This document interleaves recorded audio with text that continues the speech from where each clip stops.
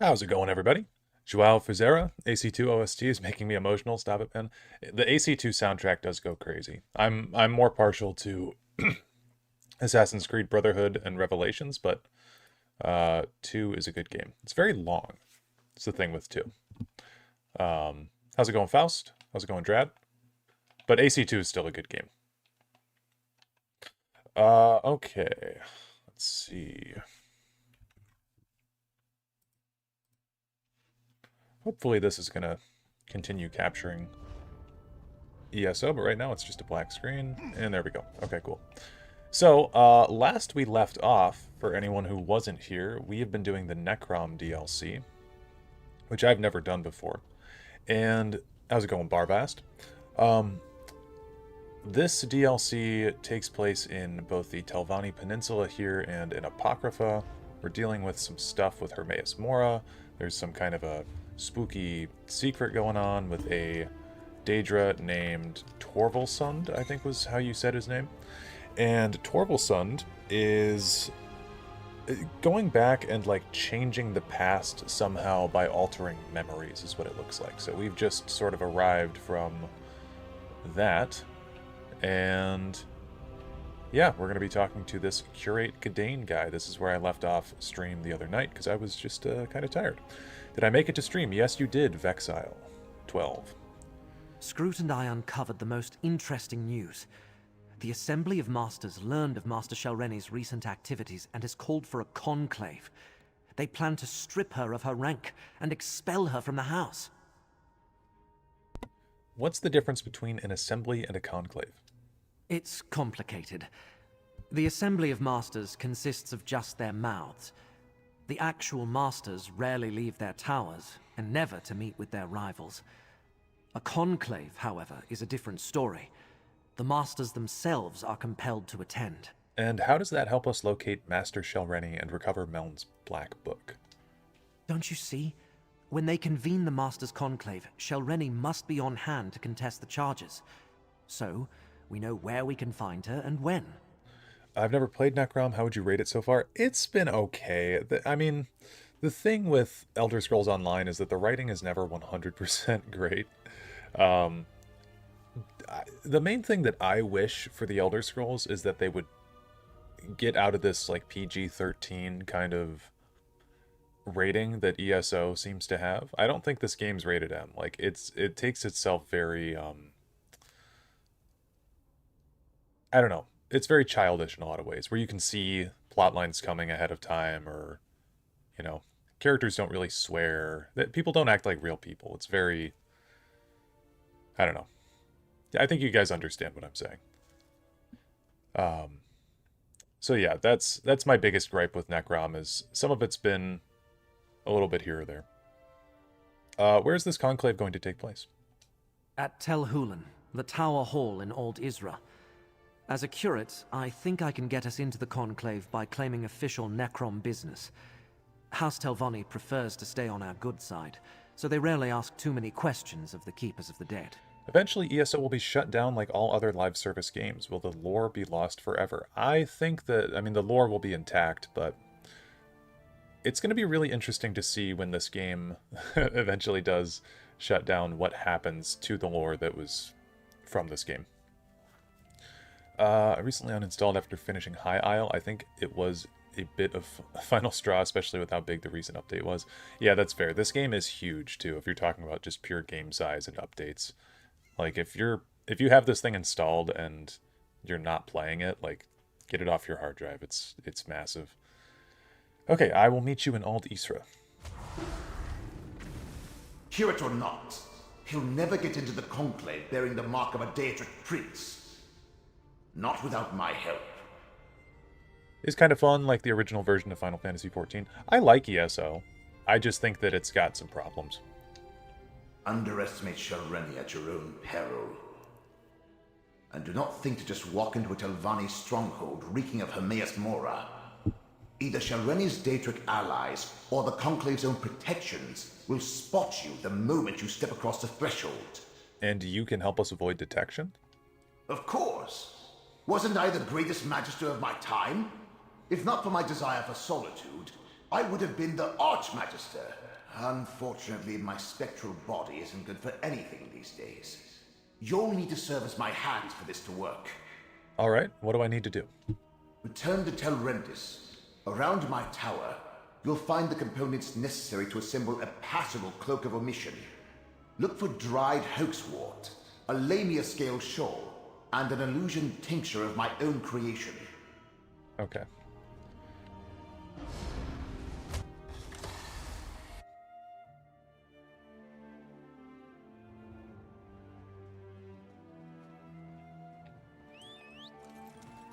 So, how's your guys' weekend going so far? Mine's been okay. I woke up super late in the day. Got out of bed at like, I don't know, 2. So, it's been pretty uneventful. British Rogue, back in a bit, I hope. Okay, sounds good. Where am I looking again? Conclave of Fate. Go to Telrendis. Where was Telrendis? Up here. It's Kamelzi. Al Isra. Dareloth.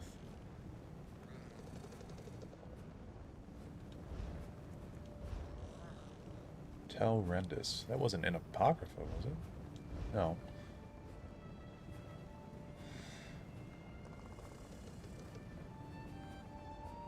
Okay. Oh, here. Telrendis. Pretty good. Going through a bit of Skyrim fatigue, so I hopped on Fallout 3. I've never been a big fan of Fallout 3. Never gotten the hype for it, to be honest, but I'm glad that you're enjoying it. Glad the sun is out. Yep, for sure. I went out to, I got myself a pizza, because I just didn't want to make any lunch. And went out to go get my pizza. It was very nice out. Now, where did I bury those components? Okay. I should have made a map. Curses and corporeal existence! I can see why most ancestors move on instead of haunting their descendants. My mortal memories are much harder to recall than I anticipated. I don't remember where to find those components. Not exactly. So we came here for nothing? Of course not. I buried the components we need in separate caches on the tower grounds. I just can't remember exactly where I put them. No matter. With your assistance, I'm sure we can find the right spots. Okay. What do you need me to do? Use my ghost sight. Not the ghost sight It again, will bro. reveal the hiding places. Remember, Telrendis is my place of power, despite Shalreni's attempts to make it her own. Here, I can easily use my magic through you, as long as you're willing. Okay, where should I start looking? I placed sigils at the spots, but on a different layer of reality. Use my ghost sight, and you should be able to see them. The caches are buried beneath those locations. When you get close to a spot I recognize, I'll tell you to activate my sight. Okay. Goddamn ghost sight, dude. It's 5:35 a.m. here in Australia. Haven't slept yet, in too much pain. Damn. Sorry to hear that. Base game is meh, but I enjoyed the DLCs. Going through the Pit DLC now. What's the Pit all about? So I know base game Fallout 3 is like finding the water chip with Liam Neeson. Another one of my sigils. There's a cache buried here. Okay, found that. See, some of these quests, like, whoever asked earlier how I feel about this Necrom DLC so far, it's like, some of these quests just feel very, like, fetch questy. This looks familiar. Activate my ghost sight. Okay, Lamia scale shawl. We can work with this. Head toward my tower, and let's find a workbench to assemble the spell. Sure. Currently trying to console command in the Gatekeeper into Morrowind from the Doors of Oblivion mod. I mean, does he look like the Gatekeeper from Oblivion? What a thieves' trove. I need to dispel Isabel whenever I open one of these, because she disapproves. Adamant Lurker Dagger. Sure. It's always polite in ESO to take all the things out of a node when you find them. I remember this old workbench. We can prepare the Cloak of Omission here.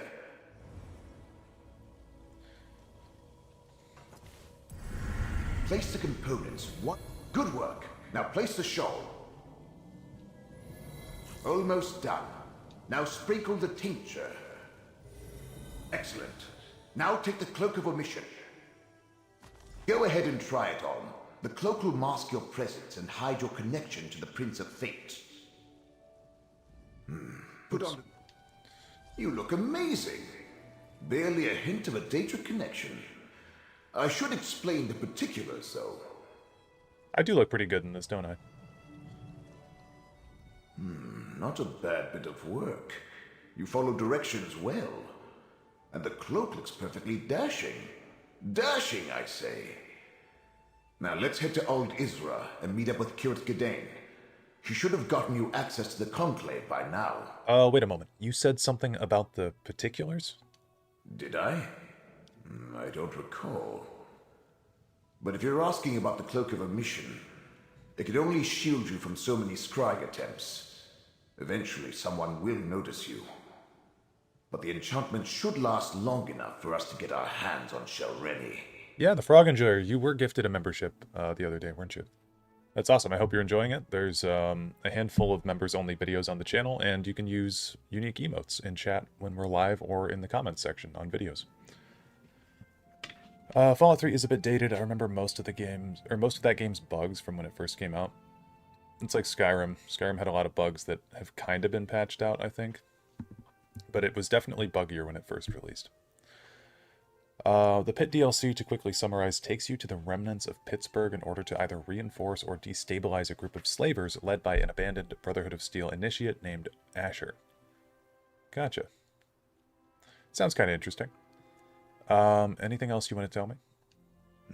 Now that you mention it, yes. Gedain can get you on the access list, but you must play your part. Dunmer laws are labyrinthine, Telvanni especially. You need to invoke the proper statue to avoid suspicion. Oh, homo, but you have a very soothing voice. Well, thank you. Thank you very much. The proper statue. Just say the following to the sentry at the door. I hereby invoke the 26th statute of the Necrom Agreement, and then demand entry to the Conclave. Can you remember that? Once we get inside, we can meet up with Kirt Gedain. All right, let's go to Old Isra. What could Shalreni be thinking? She's obviously counting on the support of two Daedric princes. But does she really expect them to magically elevate her to the rank of Magister? Let's get to Tel Hulin in Old Isra and see if the cloak works. Cool. Wait, hold on. Headed to Old Isra. Yep. Sure am. I just, like, this character. So, I played ESO on console for many, many years. And when the Necrom DLC was coming out, I had switched to PC. And they were selling all of ESO for, like, or all of the chapters. They were doing one of those bundle things. So they were selling the bundle with ESO, Greymoor, Blackwood, Somerset, Vardenfell, all that stuff. It was like 15 bucks. So I bought it on PC. Tel Hulin, the Tower of Halls, home to the Assembly of Masters. Yeah, I even remember Remember when to champion invoke the points were called statute when you veteran demand points. Me too, entry. man. And put on the cloak.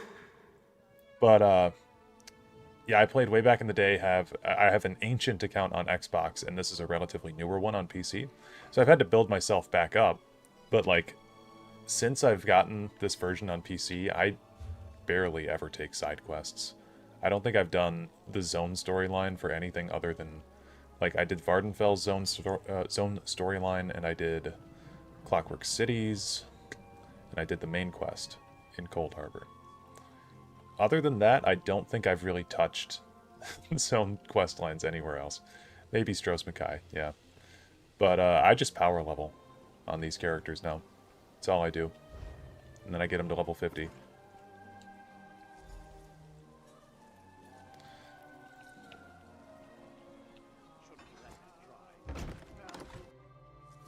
Know that, Drew? As Master Shalreni's mouth, you are prohibited from entering the Conclave. But I must warn the Masters. Don't worry. Your treacherous master will be dealt with soon enough.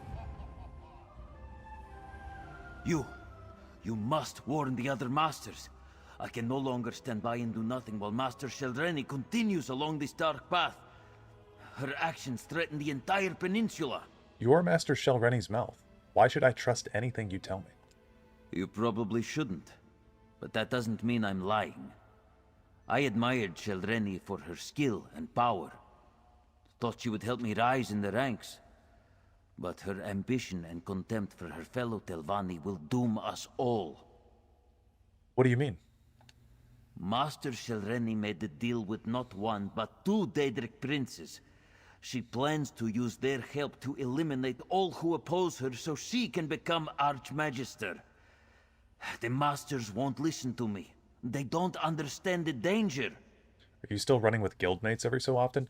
So the thing is, let me finish talking to this guy and then I'll explain the guild situation on here. I'm not sure. Master Shalreni stopped confiding in me. But I know how she thinks.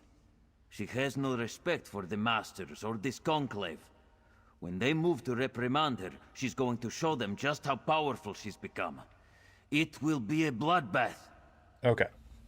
So for anyone watching who doesn't know, I do have a guild set up in this game for people that want to join. It is called the Garden of Dareloth. It only has 4 members. And the reason for that is because when I went to list the guild up, like if I put it on listed, I'll get a notification soon that says that we have too few members, basically, to list the guild publicly.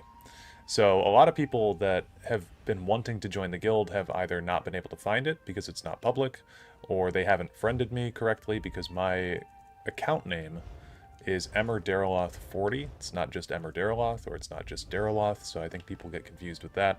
So truthfully, we really haven't done anything with the guild since it got set up, just because we don't have that many members.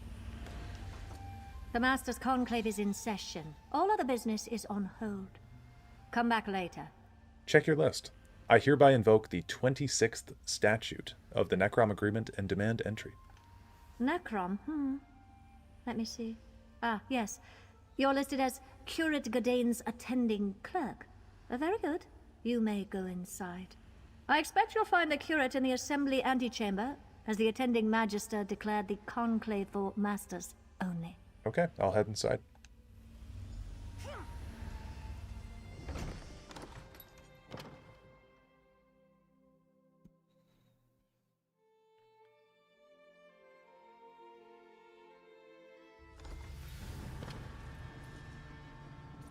There's Curate Godane. Master Morena seemed exhausted. Is she well? Really, I The must... healers recommended she I stay in bed. insist, but Curate. she insisted You do to realize I attend the wield conclave. considerable They call them so influence as rarely, Master you know. Norvora's mouth. Understandable. Of course, As but... much as our I masters could do despise much public for you and the appearances, keepers. they Now hate tell the me, thought of others what do you gathering think of without Why are they all them. talking? That's Master Norvora's mouth. We need to extract Godane this Advice instant. from Master Shalreni.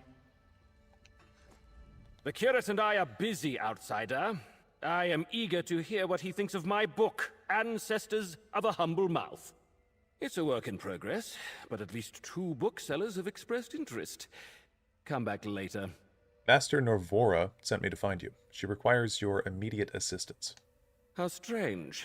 As no one but masters are allowed inside, Master Norvora explicitly told me to wait out here until after the conclave concluded its business. I don't think you understand. Leave us now. How rude! The Old Isra Committee of Social Decorum will hear about this insult. Of that you can be sure. Of course. Thank you, my friend. Follow me. I know a place where we can talk privately. Have a drink and relax. I expect the Masters to remain locked in discussion for some time. Of course.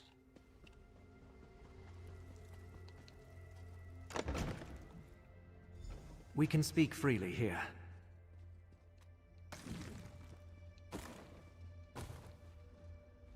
You arrived not a moment too soon, my friend. Before they decided to seal the hall, and I was trapped in that dreadful conversation with Mouth Elar, I found what we needed. Master Shelreni is here, and being held under guard until the conclave begins. Shelreni's here? I saw her mouth outside. He said the Masters are in danger. Let's go get Shelreni. Ah, and now we come to the problem. Magister Gothrin arrived from Sadrith Mora to oversee the Master's conclave. He immediately expelled all but the Telvanni Masters and placed a ward on the door. There's no way to get into the assembly hall. Is Magister Gothrin in Morrowind? That name sounds extremely familiar. There must be some way to get inside. Sadly, disabling a ward placed by a Magister is beyond my capabilities. If you have any ideas, please share them. Otherwise, I fear the Masters are on their own in there. Meln is a Magister. Maybe he can help us get past the ward. A Magister? To counter Magister magic, eh? Good idea. Let's go disable the ward. A ward needs anchors. Use my ghost sight to spot Oh my them. god. See them? Use my ghost One sight. on either side of the door. I'll lend you my power to disable them. Magister Gothrin is good, but I'm better. Let's enter the assembly hall. This is a closed session. What is the meaning of this intrusion? Now, Gothrin, surely such restrictions don't apply to a Magister and his proxy. Meln the Mouthless, a spirit. No matter. I will not tolerate your antics. Nothing in our statutes precludes a dead Magister from participating in a conclave. Now, hear what my proxy has to say. Very well. Step forward. You stand on shaky ground, Mouth for the Mouthless. What's so important that Magister Meln dares interrupt this closed session of the Master's Conclave? You're all in danger. Master Shelreni plans to eliminate all of her rivals. And Magister Meln thought us so ineffective that he had to swoop in and save the day? How presumptuous of him. Do you really think one rogue master is a match for this assembly? It's not just Master Shelreni. She has the support of 2 Daedric princes. So I heard. Hence the reason I decided to leave my comfortable tower and come all this way to personally take charge of this conclave. The Masters will hear the charges, question the subject, and render swift judgment. She's going to kill you all, just like she killed Meln the Mouthless. Is that why you're here? To add another charge to Shelreni's list of crimes? Then so noted. Perhaps that's why she turned herself over without any fuss or bother, so that she can plead for mercy. Perhaps I'll be lenient. Perhaps not. You're making a mistake. Magister Meln says you can't underestimate Master Shelreni. Enough of this nonsense. I listened to the concerns of your Magister and heard his allegation. Now we are finished.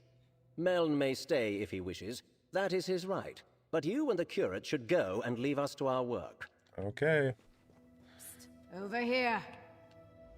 I forgot how boring my so-called peers can be. Pity Shelreni didn't eliminate a few more of my rivals before we noticed. But your master, Meln. I have fond memories of his many antics. That's why I wanted a word with you. What did you want to talk to me about? Your master has delayed these proceedings long enough. Master Shelreni reached above her station and must be dealt with. Anything that postpones that and increases the time I must spend in the company of my so-called peers will not be tolerated. Master Shelreni murdered Magister Meln. He has the right to confront her. Murder, you say? That is serious. I suppose anything can be expected from a master who makes pacts with Daedra. We really need to strip her of her rank and exile her. Yeah. Well, if you must see her. She's being held in a meeting room down the East Hall. Yeah, the Telvanni are supposed to be pretty chill with murdering people through the ranks, right? I don't really get why they're so up in arms about that. I don't understand this necessity for debate. If it were up to me, we'd get right to the vote. Nothing anyone has to say will change my mind about Shelreni. Now then, is Magister Meln really dead? Magister Meln was murdered by Master Shelreni. He needs to see her right away. Meln may have confused Magister Gothrin, but there's no provision for a dead Telvanni participating in a conclave. It's just not done. Look, if we don't find Shelreni, there's no telling what may happen to you and the other masters. Is that a threat? Master Morena led Shelreni through the east door for making... Okay, they just give us the same information in 2 different ways. So down the east door. There's a meeting room just to the right. This must be where they're holding her. Shelreni's gone, but what's that tipped-over bottle over there? Suspicious vial. It's purple, so that's telling me Vermina, right? I mean, we know that she's involved in this plot, so... What's the thing that you take in Skyrim to enter the... dream? It's like Vermina's torpor or something? That's pure essence of dream. There we go. Let me cast a spell to see what happened here. What was that? Just a little gift from the Prince of Dreams. Soon, you will do exactly as I say. You won't get away with this. I already have. And with your help, I'll get away with so much more. Now let's go attend the conclave. My ascension requires participants, willing or otherwise. We must get to the conclave. It's held in the Master's private hall to the north. Use my ghost sight to see. Something's going on to the north. I think the conclave is starting. Must be done with their own power, not through the assistance of the princes, I think. I mean, I don't think she murdered him through the assistance of the princes. I think she just, like, stabbed him, is what it looked like back at Tel Rendis, if I'm not mistaken.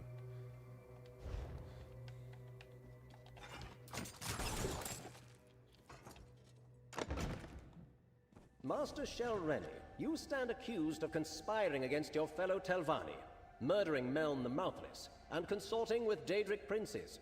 How do you plead? A Telvanni doesn't plead. But I will kill you all before I take my sacrifice and depart. Help me, Magister. Shelreni, cease your actions this instant. Use my ghost sight to Oh my disable the wards and get down God, there. bro. Okay.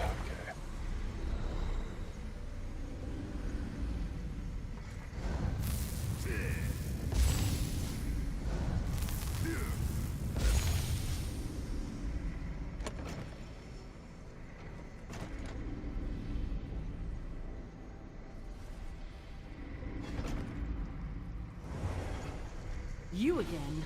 If these fools can't stop me, what hope do you have? Yikes. Come on, get up! I'm not ready to die a second time. You're finally awake. Thank the Oh, ancestors. he said the line. I thought Shelreni killed you. We should talk, Mouth of Meln. The Mouth of the Mouthless. I suppose you want me to say that you and Meln were right. That I should have taken Shelreni's threat more seriously. Well, let's pretend I said that and move on to what needs to happen next. I remember rushing towards Shelreni when suddenly everything went black. Yes, quite a display. She used the conclave to formally announce her intentions. Her spell would have killed everyone, and positioned her to challenge the Archmagister for rulership of the house. Luckily, I was on hand to save the local masters. What did you do? Shelreni may be a powerful master, but I am a magister of the Telvanni Council. It was a simple matter to deflect her attack while the conclave dispersed. Then, I stabilized the portal she fled through, assuming you would want to follow her. Why do you assume that we want to follow Master Shelreni? Really now, Who do you think Meln consulted when he first invented his Cloak of Omission? I see the mark of Mora upon you. House Telvanni wants no part in the machinations of Daedric princes. Just make sure to kill Shelrenny when you find her. What about Master Marina? Master Morena revealed her inadequacies when she allowed herself to be captured. The other masters survived.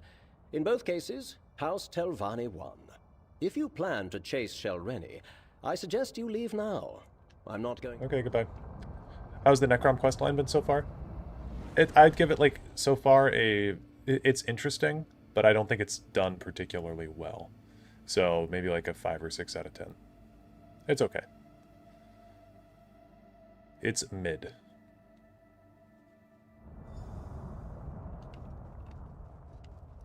This ancient ruin.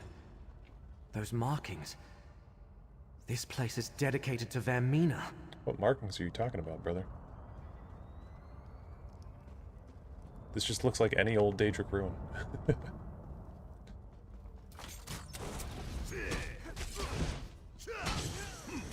Laramil's amulet can protect us both. This, on the bottom here, it says L. Is that a V? Is that just random? Hold on.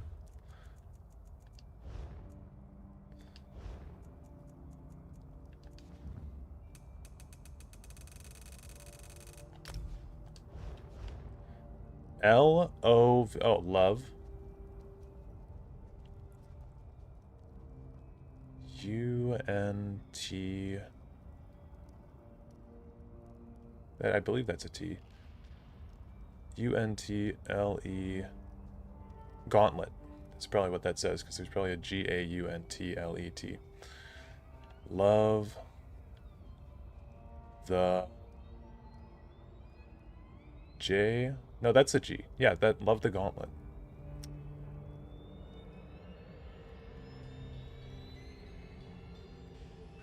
Interesting. Love the gauntlet. Well, I don't think that has anything to do with Vermina, so I don't know what this guy was talking about.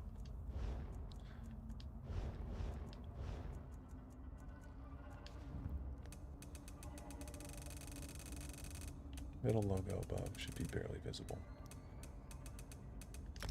That's fine. This place. I think we visited the memory of it in the Eye of Mora.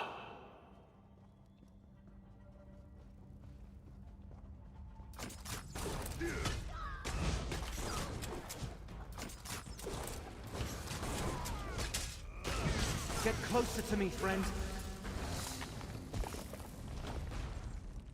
This chamber appears promising. We should look around.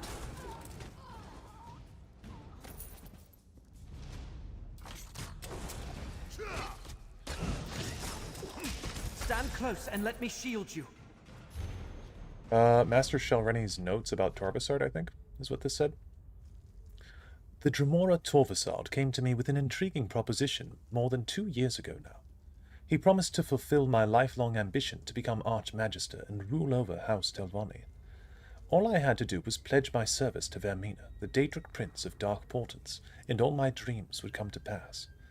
He explained that something had been taken from the world long ago, that it was his destiny to restore what was stolen, what was lost. He said that restoration began with a dream, hence his alignment with Vermina. For in a dream he recalled a shrine to the Dreamweaver, a shrine that it was imperative I help him repair. After much research and investigation, we have come to this ancient site. Now, all we need to do is find the shrine Torvasard saw in his dreams. After long months of preparation, we are finally ready to begin the work to fully restore the ancient statue of Vermina. While I still don't understand the significance of this effigy, I have devoted myself to determining exactly how to rebuild the statue and restore it to its former glory. Torvasard works by my side, learning all he can. When I ask why, he refuses to answer. He just says that restoring the statue is the key to restoring what was lost. And now I have an army of Vermina's followers, bolstered by those devoted to Periite. Blightcrown disgusts me, but I cannot fault his brilliance or the strength of his charges. The supply of malachite from the Alavelis quarries have finally arrived, and we can begin. Soon Vermina shall reward me with the power I need to become Archmagister of House Telvanni. Anything relevant in those papers? Yep. Was there anything in those papers about Master Shelreni or where we might find her? These pages talk about Master Shelreni's arrangement with Torvasard. She writes about how Torvasard came to her, indoctrinated her into Vermina's service, how he was consumed with restoring something that was either stolen or lost, and how he insisted they find this ancient shrine. You know what's funny? Interesting. Is, like, this is just for people who don't want to read. Like, when he's like, hey, what did those papers say? Like, he's just summarizing what the paper said. You know, I think we can just safely skip this dialogue. So they sent the malachite mined from the... This must be where that original memory took place. Okay, Find Shelreni and stop her from completing this rite. Like, just a total recap of everything the papers said. Kind of a waste of my time. There's Shelreni and Master Morena. We need to free her. Yes, but before we do Black that... Book! Looks like Shelreni got past my safeguards. Yep, before we do that, I do need to repair my armor.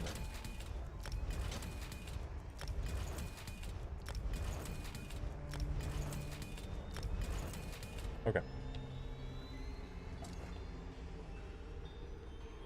Ingenious, Torvasard. Using the restored memory to open a path to Apocrypha. All we need now is for Shelreni to finish the rite and perform the sacrifice. And Shelreni's using the restored statue as a focus for her rite. Away, agents of fate! This vessel will help me restore what was taken from us all!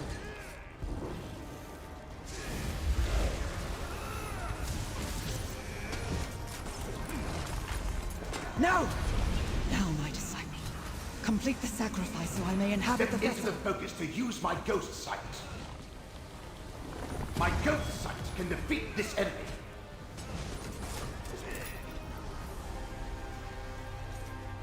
Now, friend, free Morena from the binding. Is unstable. Save yourselves. No! Not when we're so close. Close my black book and take it. That should end the rite. Taking the Black Book won't stop us, and one of you will serve just as well as a sacrifice. No need to involve outsiders, Shelreni. Prince Vermina accepts your sacrifice and deems you a worthy vassal.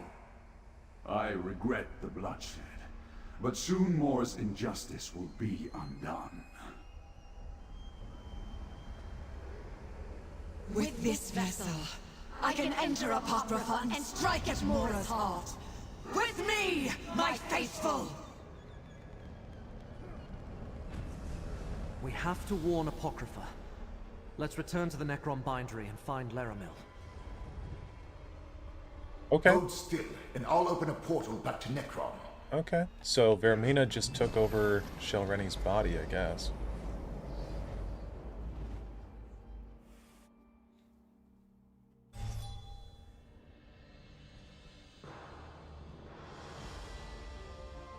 Neither Scroot nor I can feel Hermaeus Mora's presence. We both find this unsettling. Good, you are here. Both Scroot and I felt a sudden disturbance in the tides of fate. Something terrible has happened in Apocrypha, and Scroot and I no longer feel the presence of the one who knows. Shelreni performed the rite. Blightcrown sacrificed her, and Vermina possessed her body. Another significant event in the annals of fate, and I missed it. But Master Shelreni is dead, and Vermina did what? Start from the beginning, Proxy. What happened at the Master's Conclave? We warned the Masters, which helped save them when Master Shelreni tried to kill them all. So that was Shelreni's plan. Use whatever power the Princess provided to eliminate her rivals and move up in rank. I am glad she failed. But what happened after that? We followed her to the shrine we saw in the memory. We saved the master she planned to sacrifice. And Blightcrown decided to complete the rite anyway by sacrificing Shelreni instead. Ruthless, but in keeping with a follower of Periite. And you say this allowed Vermina to possess Shelreni's corpse? What happened next, Proxy? Vermina used Shelreni to open a path to Apocrypha, but can princes enter a rival's realm uninvited? They cannot. Not usually. Hence all the trouble that Torvasard and his allies went through to reach this point. At least you saved the Telvanni Masters and recovered Meln's Black Book. Well done. While I ponder next steps, take this. You earned it. Now, so I've been doing a lot of thinking since the last stream 2 days ago when they brought up this Pact Primordial thing that keeps Daedric princes from entering one another's realm uninvited, because that seems kind of like BS to me. Even in the main quest of this game, you see Meridia enters Cold Harbor to destroy Molag Bal. Like, is this a binding pact between these princes, or is this more of a gentleman's agreement? Hey, we signed this pact, don't enter into one another's realms uninvited type thing. Because it seems to have been broken in the past. Both Scroot and I felt the tides of fate churn and boil. Worse, neither of us has been able to commune with Hermaeus Mora since the Black Book's rite was completed at Vermina's shrine. And you say you saw Shelreni's body walk into Apocrypha? Yes, Vermina possessed her body after Blightcrown sacrificed her. Giving Vermina access to Apocrypha and a host to work through. They must know where to find the memory they seek, or they have a good idea where to look. Apocrypha is infinite. Without fate to guide us, we are lost in the dark without a candle. Well, there must be some way to follow them. Blightcrown and Torvasard have ways to avoid detection. Only one viable option presents itself. We must ask Master Shelreni where Vermina has taken her body. Will you see this through, Proxy, before the disaster Mora foresaw comes to pass? Yeah, I'm with you, but how can we ask Master Shelreni anything? She's dead. Fortunately, we have 2 conduits to spirits not yet bound for Aetherius at our disposal. Magister Meln and Curate Gadain. Okay. Laramil's idea is a good one. Master Shelreni has the answer we seek, and I know how to reach her. How's the stream going so far? Well, for one thing, welcome TJ. And for another, stream's going fine. Okay, we'll talk to Mel. No Telvanni master worth their weight in Quama cattle would relinquish their hold on this plane without a fight. I have no doubt we can contact Master Shelreni's spirit. Whether we can get her to cooperate, well, that's an entirely different matter.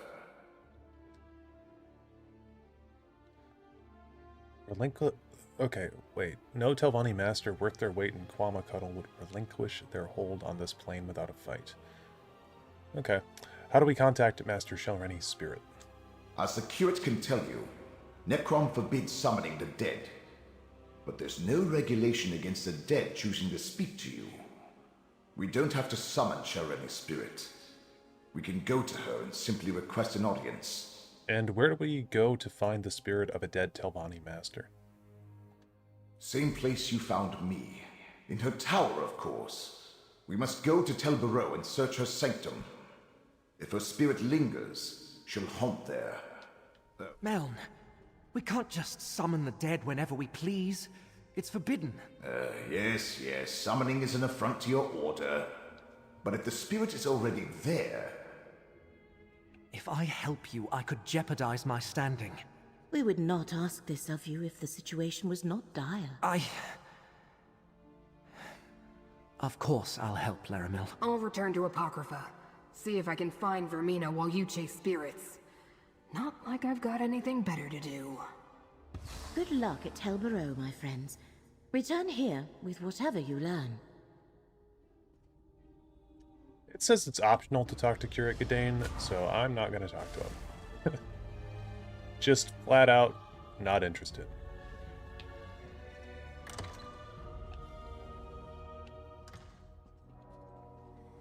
I heard you were there when Molar Grunder was defeated. Well done. Okay, we'll go to Tel Barrow.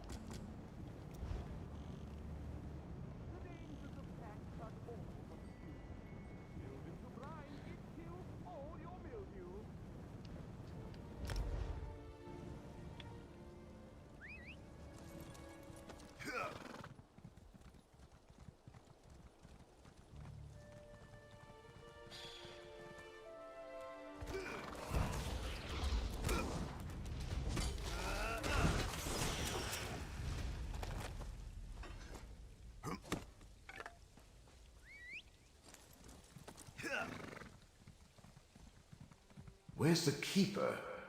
He should have been here by now. The tower's locked tight. We need another way inside. Telvanni towers always have more than a single ingress and egress. Look around. Over there. Just let me... There. Easy enough for a Magister to remove a Master's ward. Let's go inside. Shalreni's private study. Her presence is strong here. My ghost sight allows you to see it. Move closer, and I'll try to get her to manifest fully.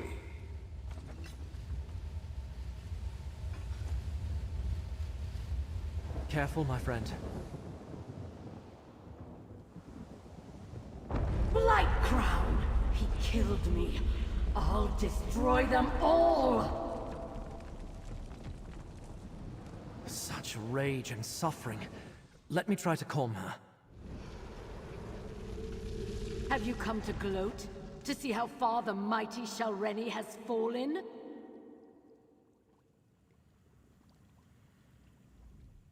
I would have led House Telvanni to new heights. Instead, I lost everything. All my work unfinished. My legacy in ruins. This is your fault, outsider. You and those duplicitous Daedric princes! Blightcrown betrayed you and Vermina stole your body. You can help us stop them. Now why in the name of my despicable ancestors would I even consider such a notion? You're my enemy! I'm content to sit back and watch as Vermina and Peryite steal back whatever they think Hermaeus Mora took from them.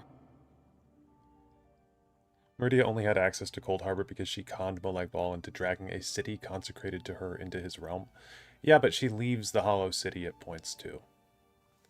You know, I don't know.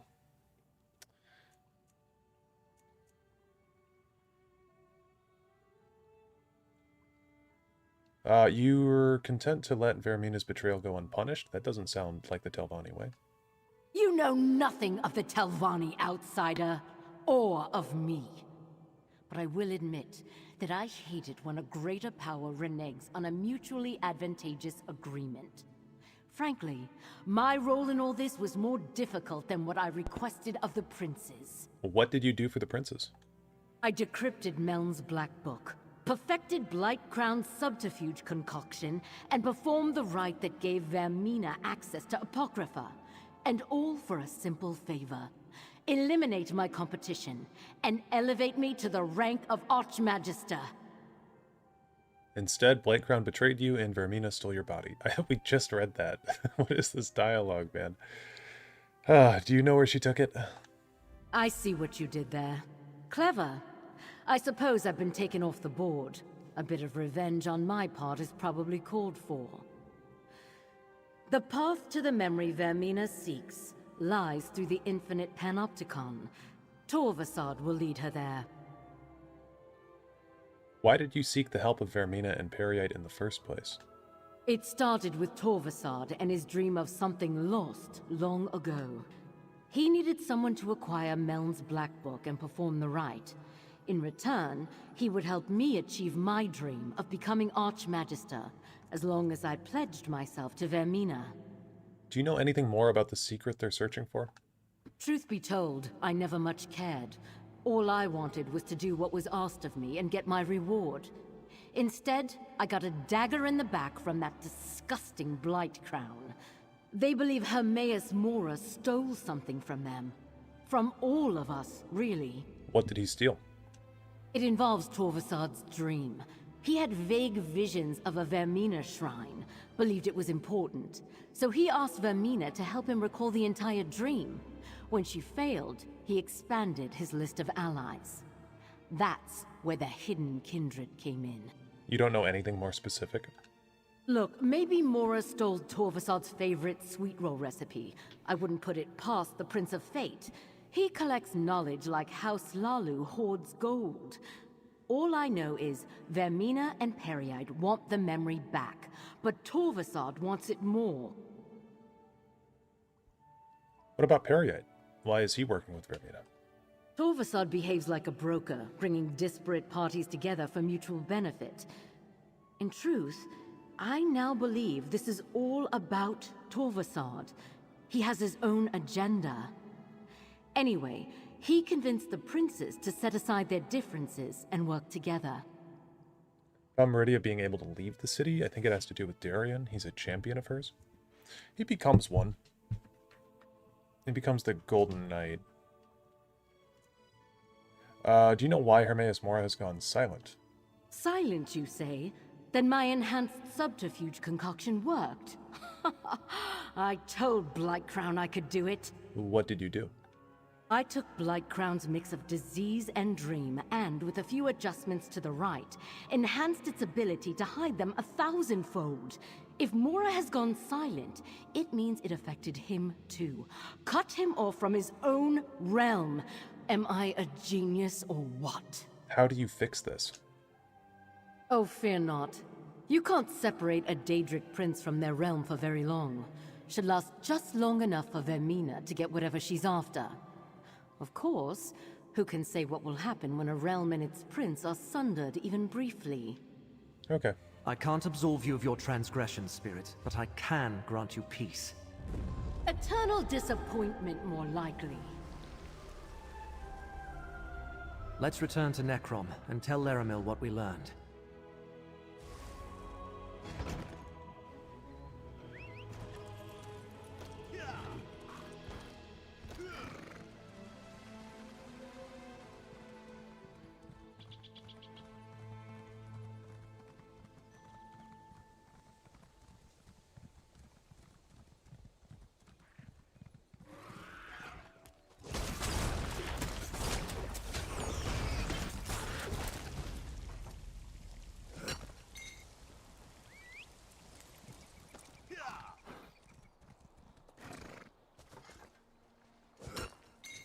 I thought princes were their realm. How do you separate them, even momentarily?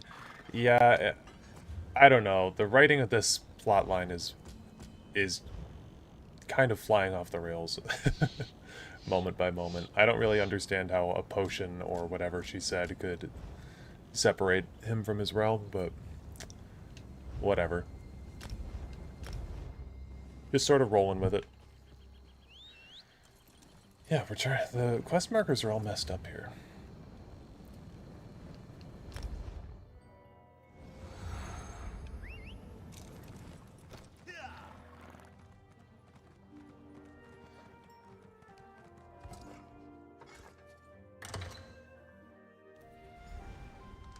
I don't think he became the Golden Knight. He was always the Golden Knight, just not aware of it. I'm pretty sure he became the Golden Knight because he got saved by Meridia, and then she forced him into a contract that he didn't want to be a part of.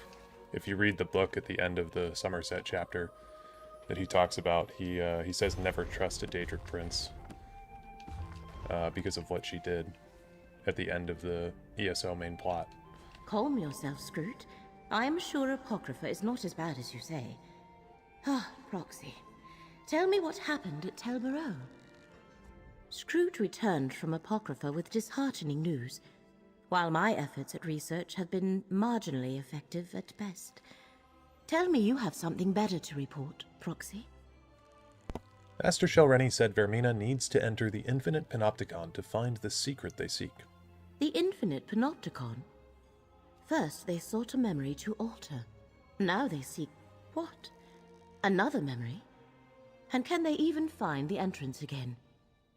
Well, we have a destination. Now all we need is a plan. Do you have something in mind? Oops, I skipped her body is mortal. dialogue.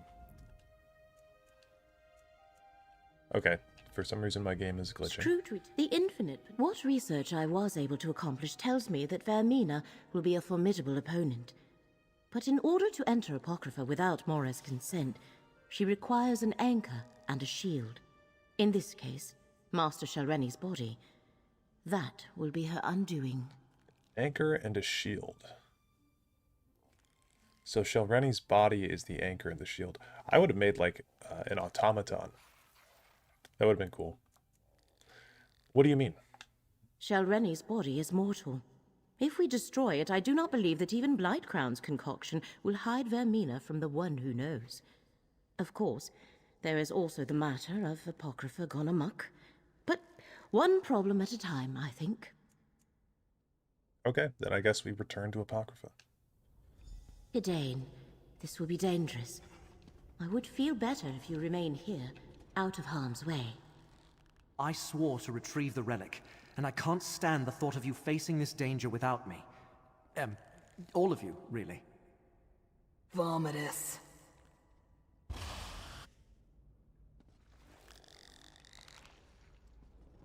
Okay.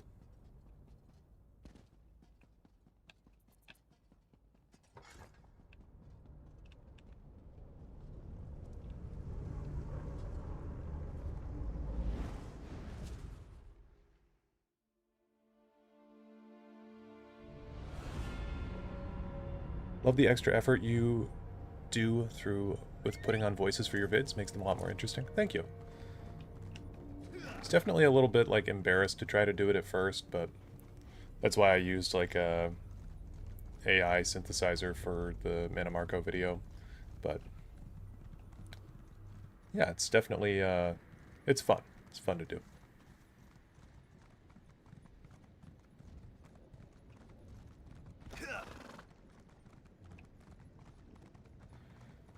I do love the way that Apocrypha is designed here. It's very creepy and alien-like.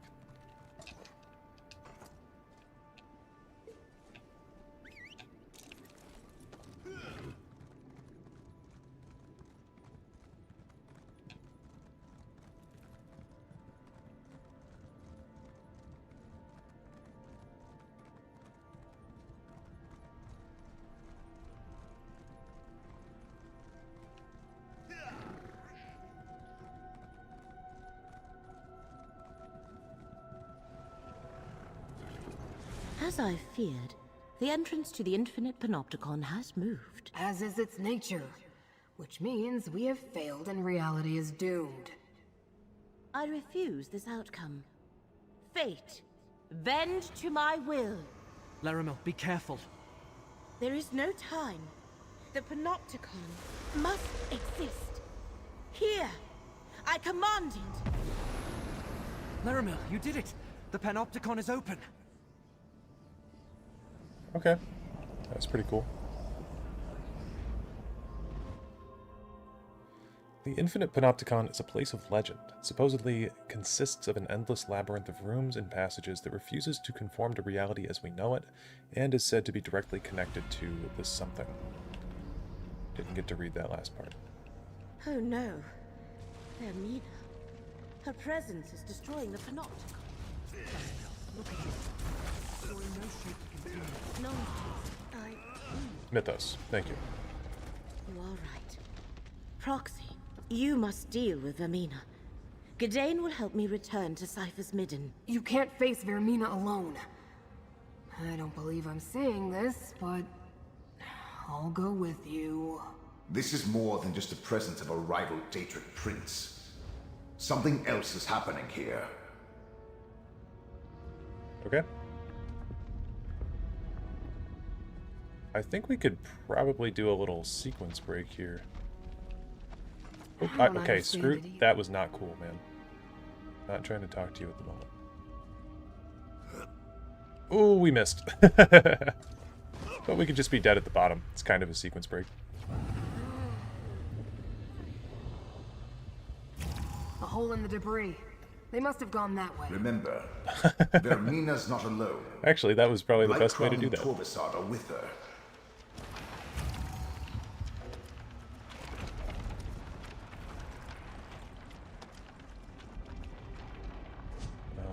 Potions back on. Here, mortal. Let Apocrypha smite your foe.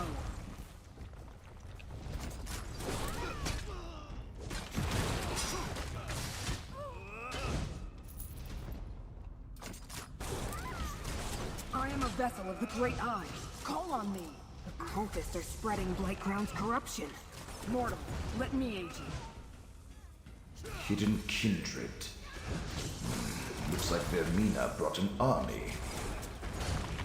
Here, mortal. Let Apocrypha smite your foe.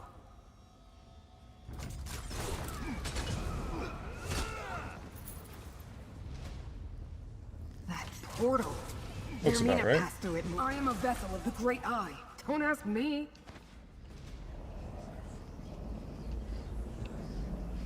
Best ESO storyline in your opinion? I like the Vardenfell storyline the most. I think that one's probably the best one.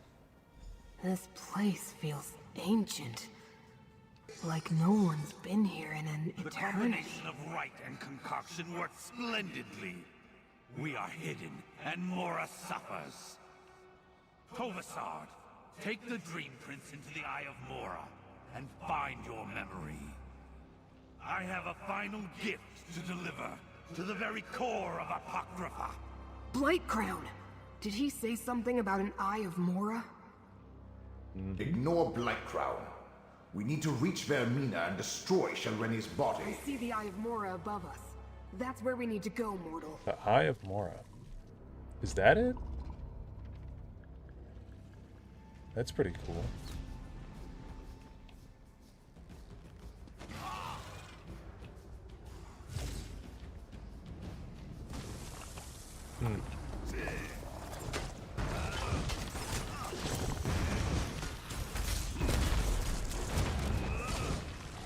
Yeah, but I like the Vardenfell storyline a lot.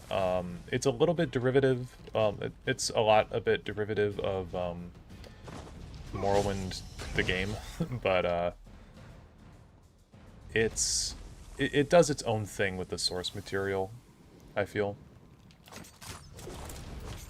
Mortal, let me aid you. I wasn't a big fan of Blackwood. I felt like that one was extremely derivative of Elder Scrolls 4 in a lot of ways.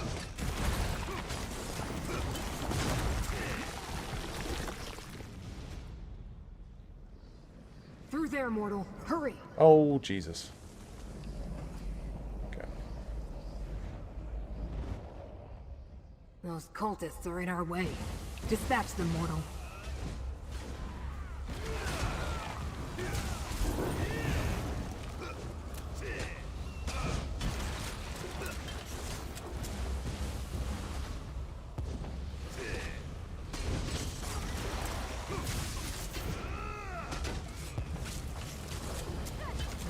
Mortal, we need to talk. Blightcrown's a threat, but Vermina's a prince.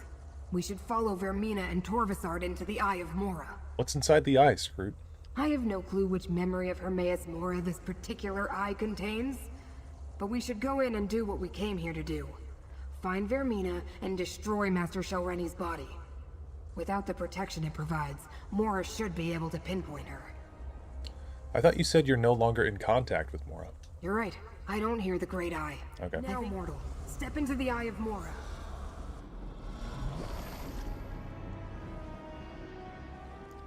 What happened to this memory? It looks more like a dream. Or a nightmare. Another Daedric Prince memory? You take me to the nicest places. This has to be Vermina's fault. Stupid Prince of Dreams. I sense a flaw. Use my ghost sight to reveal it. I have wrapped it in a dream of my own creation. I have done the unthinkable. Now, I must make sure it cannot be undone.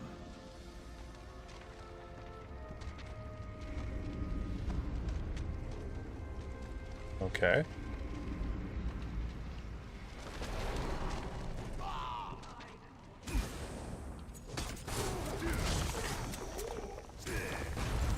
How's it going, Ikaro? Listen carefully, mortal. Vermina's power is limited here. This isn't her realm. It's only due to the necromancy they used on Shalreni's body that she made it this far. She's placed a dream around us, but the true memory is still here. At this point, we need a ghost sight counter for how many times he says it. I know, it's ridiculous. Use my ghost sight. It's like the same line every time. Like, this guy says it the same way every time. How do we find the true memory? Vermina hasn't been in here very long. She didn't have time to craft a perfect dreamscape to hide within. Look for flaws in the illusion, the cracks in the facade. See, I just find it odd that a Daedric Prince of Dreams would... Like, Vermina hasn't been in here very long. She didn't have time to craft a perfect dreamscape to hide within. I feel like she should be able to just make a pretty good dreamscape without flaws in it. She is the source of dreams. Is that Hermaeus Mora out there? What's he doing in here? We're inside one of the Great Eye's secret memories. That's just an echo of him, part of the memory. Like I said, Vermina's overlay of dream stuff isn't perfect, and we can take advantage of that. Okay. Let's see if we can spot any flaws we can exploit. Well, maybe Meln's ghost sight can help. Good idea. If you can find the weak points, I can break them open and expose the true memory beneath. Of course, knowing what the Great Eye values, that will probably drive us insane. Okay. Once again, Meln to the rescue. When you get close to a flaw, use my ghost sight to spot it. Okay, as if on cue. Use my ghost sight.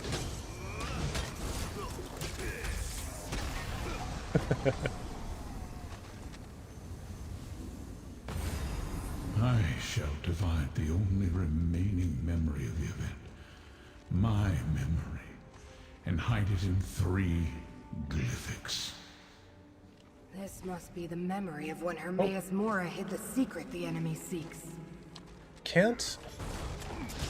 Couldn't Hermaeus Mora just have... Maybe it's not in his nature to delete information, but couldn't he have just, like, I don't know, erased the memory from existence instead of hiding it in places?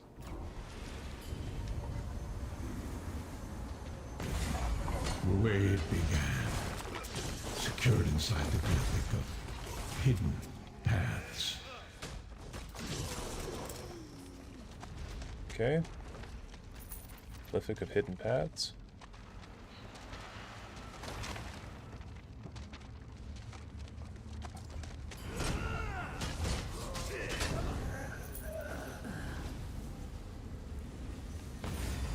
The arguments that followed, locked within the glyphic of lost memories. Okay. Oh, are we gonna die again? Oh, Jesus Christ. I always forget, like, I think you need to put your weapon away when you jump to jump farther.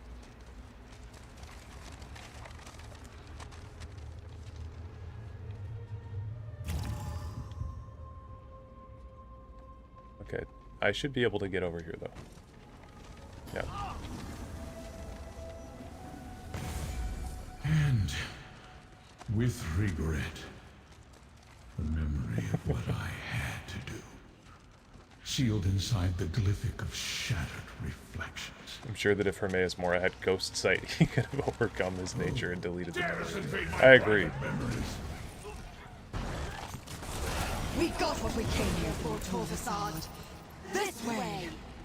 How dare Vermina enter my realm? Find her! Protect the 3 glyphics. Go and enter the mythos! Okay. Alas, only the Mouthless has such power. Meln is truly the most powerful being in all of Elder Scrolls. I don't think they've ever once defined what fucking ghost sight is, too. I don't know what that means. Another memory or more of the same?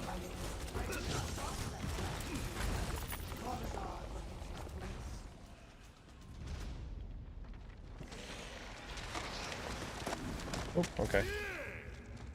This is the core of Apocrypha. Remember how Torvasard altered a memory and changed the past? The damage they can cause here is enormous.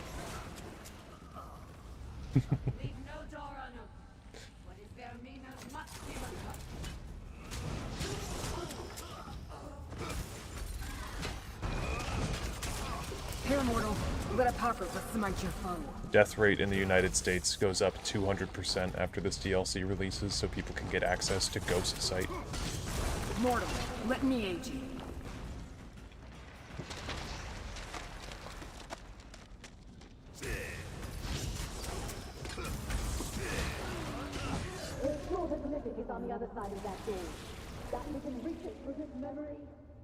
We need to hurry, mortal.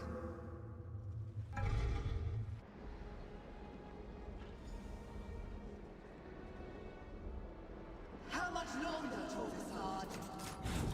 These locks of health. What is that? Oh, it's a lurker. Call on me. Fate's mortal. Again. Destroy them, my pet. This is Vermina's champion? Feel the power of fate. A lurker?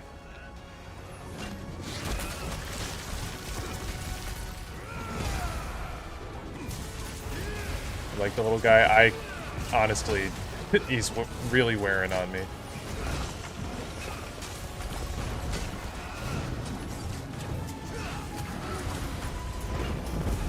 Man, this guy does have a lot of HP. Enter the focus point. Apply my ghost sight. Oh my god. What's that, 4? 4 ghost sights? Since we established the counter.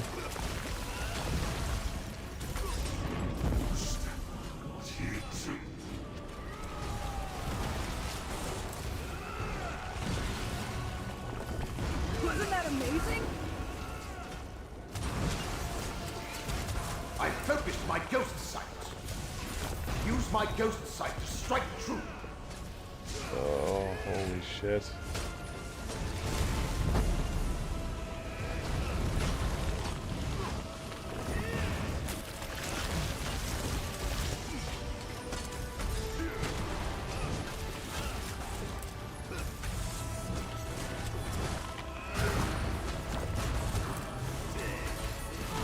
I focus my ghost sight can defeat this enemy. Hermaeus Mora approaches. Ah, but we're so close. Damn you, Mora! We must slip away while we can, Torgasard. The Dreamweaver flees. But what of the Glyphic Vault? Vermina will pay for the damage she has wrought on my realm. Approach, Chosen, and hear my words. Cool. I'm gonna turn my HUD off for a second just to get a an image of this. Okay.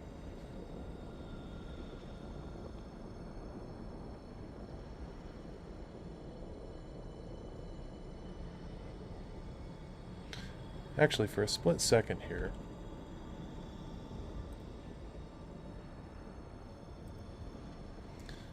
Okay, I'm going live on Twitch for literally like 2 seconds just to get footage of this.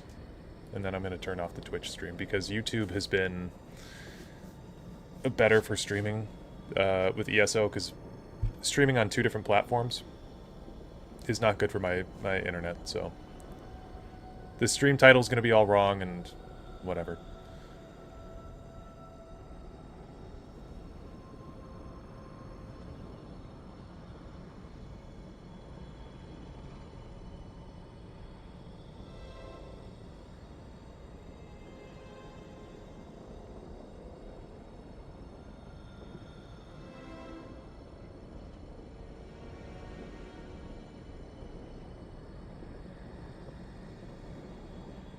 Okay, that should be enough. Those tentacles look fun, though. Indeed they do. Alright, Mora. What's up? I shook off the worst effects of Vermina's corrupting presence, but not soon enough. The intruders have fled. But the vault of the Glyphic! You must determine if the secret remains secure. You hid this dangerous secret in a glyphic? Not just any glyphic. One of 3 primordial glyphics that in total contain the entirety of the memory I made everyone forget. A memory that, if restored, will destroy reality. Enter the vault. Check on the glyphic. What will I find in there? That which I cannot see. The corruption coursing through Apocrypha continues to weaken me. I must do everything I can to maintain a connection to my realm. Enter and examine the glyphic. I give you permission to gaze upon this portion of the memory. Isn't that dangerous? It cannot be avoided. Fate's chosen must make sure the glyphic is secure and the memory intact. We shall talk again when you are done. What should I do beyond that door? Examine the glyphic of hidden paths. It will reveal its portion of the secret to you. Regrettably, there is no other way to determine if the glyphic remains intact. But fate will survive a slight fraying of its fabric. It has to. Now, go. Okay. Mora needs us to delete his internet history. Honestly, been there, man. Gotta delete that browser history. Examine the glyphic and see how this all began, Chosen.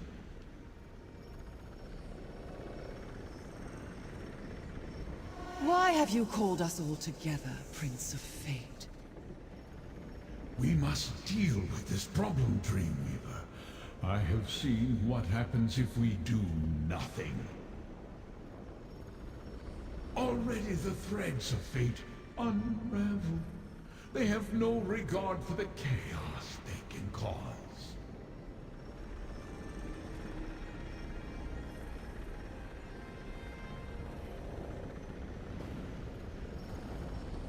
Ah, that's it!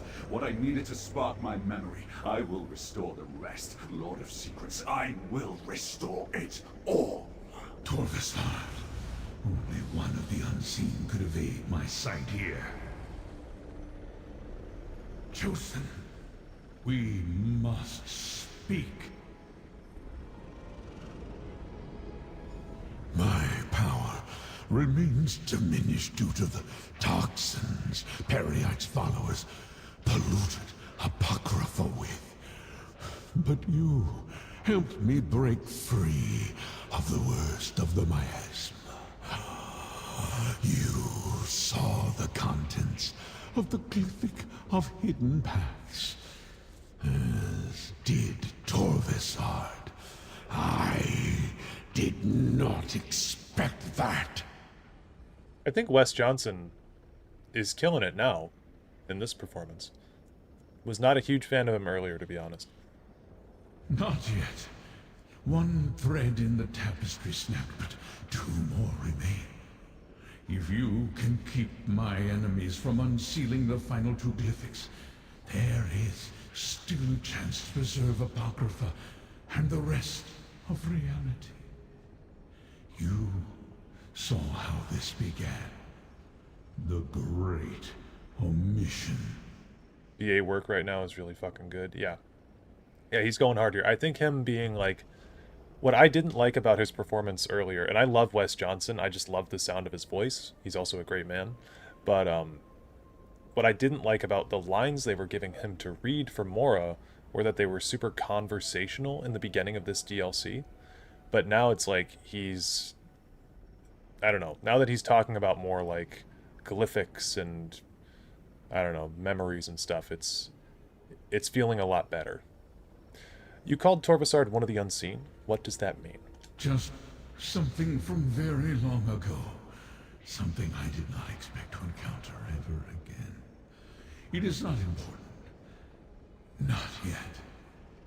Right now, fate requires a champion, mortal.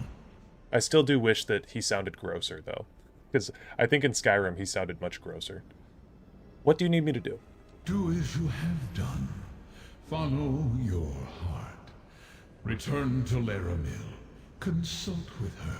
Defeat those who oppose us. You will know the best course of action when fate requires it. Now, I must conserve my strength. Apocrypha is under attack, and I feel its pain. Leave this memory, mortal. Take the portal and return to your allies in Cypher's Midden.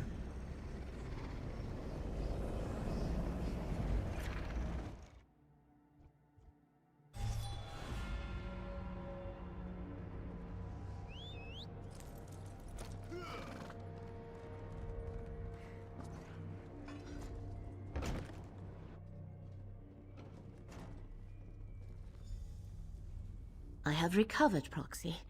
Now tell me, what occurred after we parted ways in the Infinite Panopticon? We freed Hermaeus Mora from Vermina's dream, but Torbessard recovered part of the memory. Part of the memory has been remembered, but reality has not unraveled. So we must still have time to make this right. Vermina and her allies continue to assault Apocrypha, but freeing Hermaeus Mora was a victory. Well done. This is for you, Proxy. She gives me some tattoos. Cool. Secret and forbidden knowledge. Something so terrible that Hermaeus Mora wiped the very memory of it from all existence. But now Tolvasard has plucked a thin sliver from the darkness, urging us to remember. Though it pains me, we cannot allow that. Hermaeus Mora sent me to check on the glyphic that held the first part of the memory. I saw it too. You did? I am unsure how I feel about that. I want to ask you 1,000 questions, but the corruption plaguing Apocrypha grows worse with every passing moment, and Vermina still roams free. I am torn as what to do. The rest of the forgotten memory is contained in 2 more glyphics. An opportunity, perhaps. It shall take Vermina time to locate the remaining glyphics. That gives us a chance to end the corruption and restore Hermaeus Mora's power. Are you willing to hunt down Blightcrown while I try to locate Vermina? Yep. What started in the Panopticon has spread beyond into other parts of Apocrypha. Gadain and I have seen its effects here among the stacks. While you investigate the corruption in Cypher's Midden, I shall try to determine where to find Vermina. What do we know about this corruption? We know it is a vile combination Hold on, of let me back up. I don't even have to talk to her. It's not like I have anywhere else to be. Oh boy, Meln the Mouthless and his ghost site are going to be on our side. Investigate the Cypher's Midden. Okay. Well, found a guy on the floor. Poor woman. The Seeker just swooped in, struck him down, flew off. They've never attacked the settlement. One The of revelation... Blightcrown's sensors. Oh. They're not even hidden. Destroy it. Okay. The revelation that Mora can just wipe the memory of someone from existence and therefore wipe it where it is crazy. Does that make him one of the strongest beings in the verse? I'd say among the Daedric princes, I've always felt like Hermaeus Mora is one of the more powerful ones, but what I'm unsure about is if this power is unique to him or if other Daedric princes could do the same thing too. Keep taking the books I want. Because it seems like he's not using any sort of divine power to do this. It seems like he's got these little glyphic things. Like he's using devices to do this, you know? So potentially maybe other princes could do this as well. Also, the memory of Jigalag seems to be wiped off of the planet. The wagon's running late again. It rushed to attack and then just froze in place. I think it's sick. Let's return to Leramil's study and tell her what we found. Okay.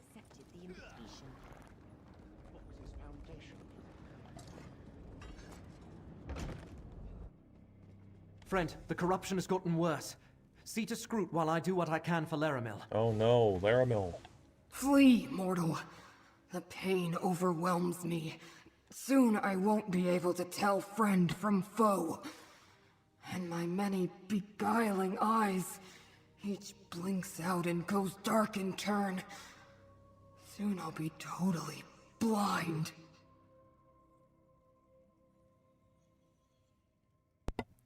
What can I do to help, Scroot? I don't know, but the pain and the blindness... Is this what caused the Great Eye to disconnect from his realm? To allow Vermina's dream to envelop him in order to escape the suffering? You don't suppose she has a dream for me, do you? Gadain's a monk. Maybe he'll come up with something. The other mortal? Oh, to have my fate rest in such fragile hands. Really, you should go. Apocrypha is no longer safe, and I don't want to hurt you. Wait. A barely perceptible ripple in the threads. Someone approaches. I'm guessing it's Torvasard. Who's coming, Scroot? Your allies suffer needlessly, mortal. Allow me to aid them. This affliction is beyond my skills, friend. See what the Dremora has to offer. Yep. Telling you guys. I'm not saying that it's like impressive that I was able to guess that. It kind of supports my idea that ESO is written for a third grader. It's a little predictable in a lot of places. What's up, Torvasard? Vermina and Periite have gone too far with their corruption. It works its way into the very fabric of Apocrypha. You only need to look to your two allies to see the harm it causes. I can ease their suffering, mortal. You've been working with Vermina and Periite the whole time. Why should I trust anything you say? It was an alliance of necessity. I needed their assistance to recover that which was taken from us in ancient times. Hermaeus Mora did what he thought right, as have I. I have no desire to punish him for following his nature. Elder Scrolls for children? You sure about that? Perhaps. Perhaps just a bit. So what exactly are you offering? I know where to find Blightcrown, so that you can stop him before he does irreparable damage to this realm. And I can show you where Vermina has gone.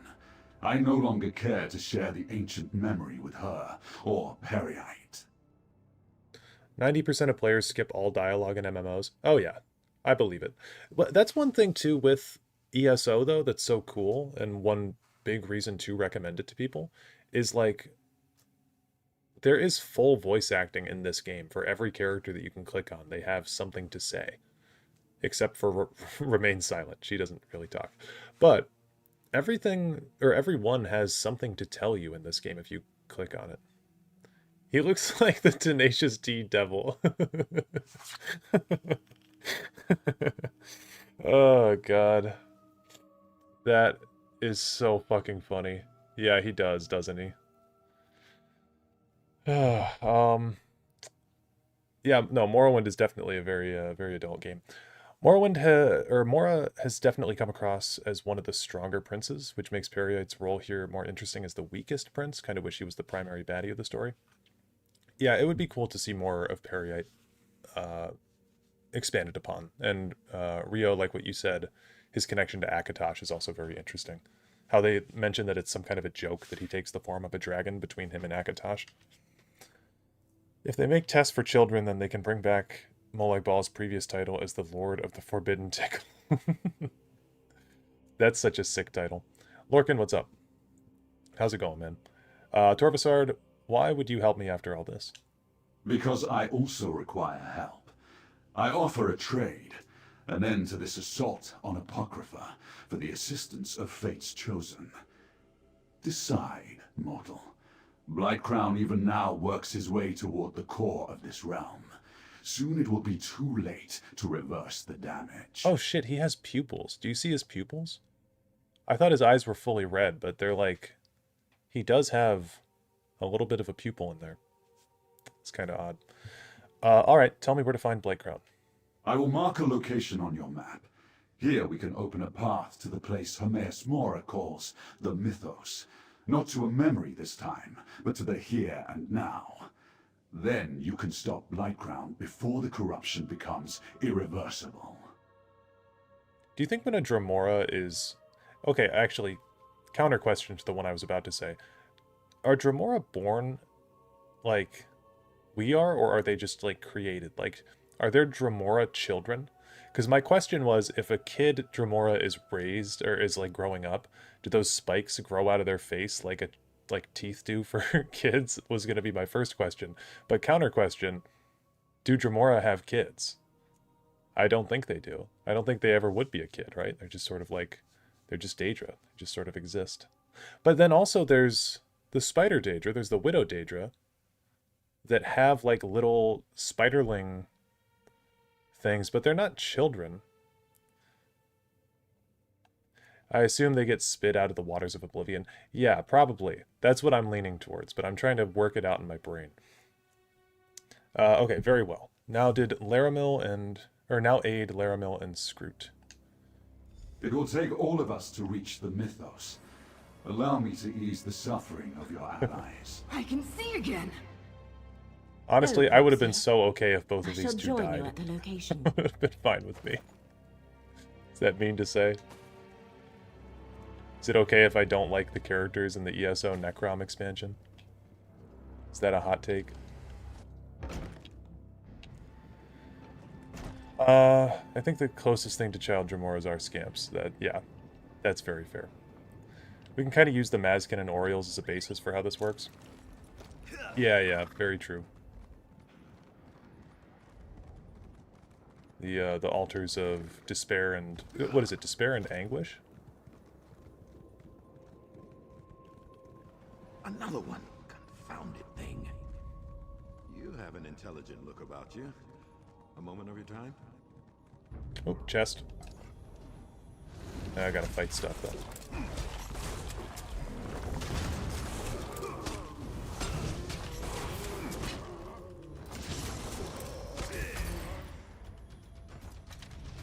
Maybe that'll be my next video. After this one, it'll be, do Daedra have kids? Do Daedra reproduce? Get 1 billion views. I just put the Spider Daedra on the front.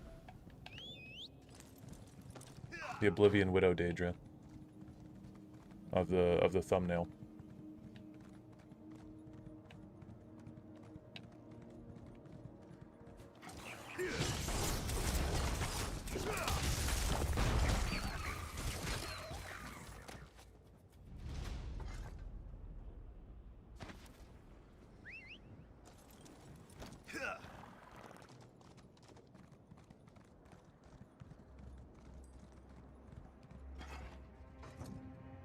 It brings an interesting question. Can Daedra mate? Molag Bal had a daughter, and she herself had a Frost Atronach as a lover.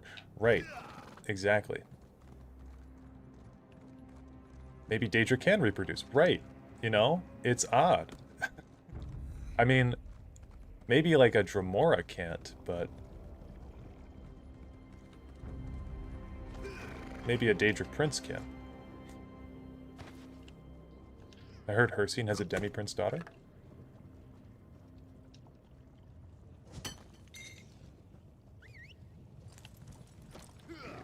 Ooh, shit. Wasn't looking where I was going. But even though you have to wonder if she's his actual blood daughter or some kind of sick game... well, the daughter in question is, what, Molag Kenna from Molag Bal? Or Molag Grunda, right? And she's like a...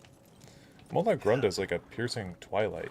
She's not really like... she doesn't look like him. Yeah, I don't know if it's a blood daughter or some kind of adoption.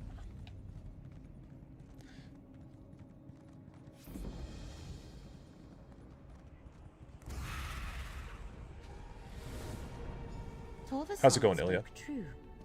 We can reach the Mythos from here. But first, we must align the threads of fate. Assist me, Proxy.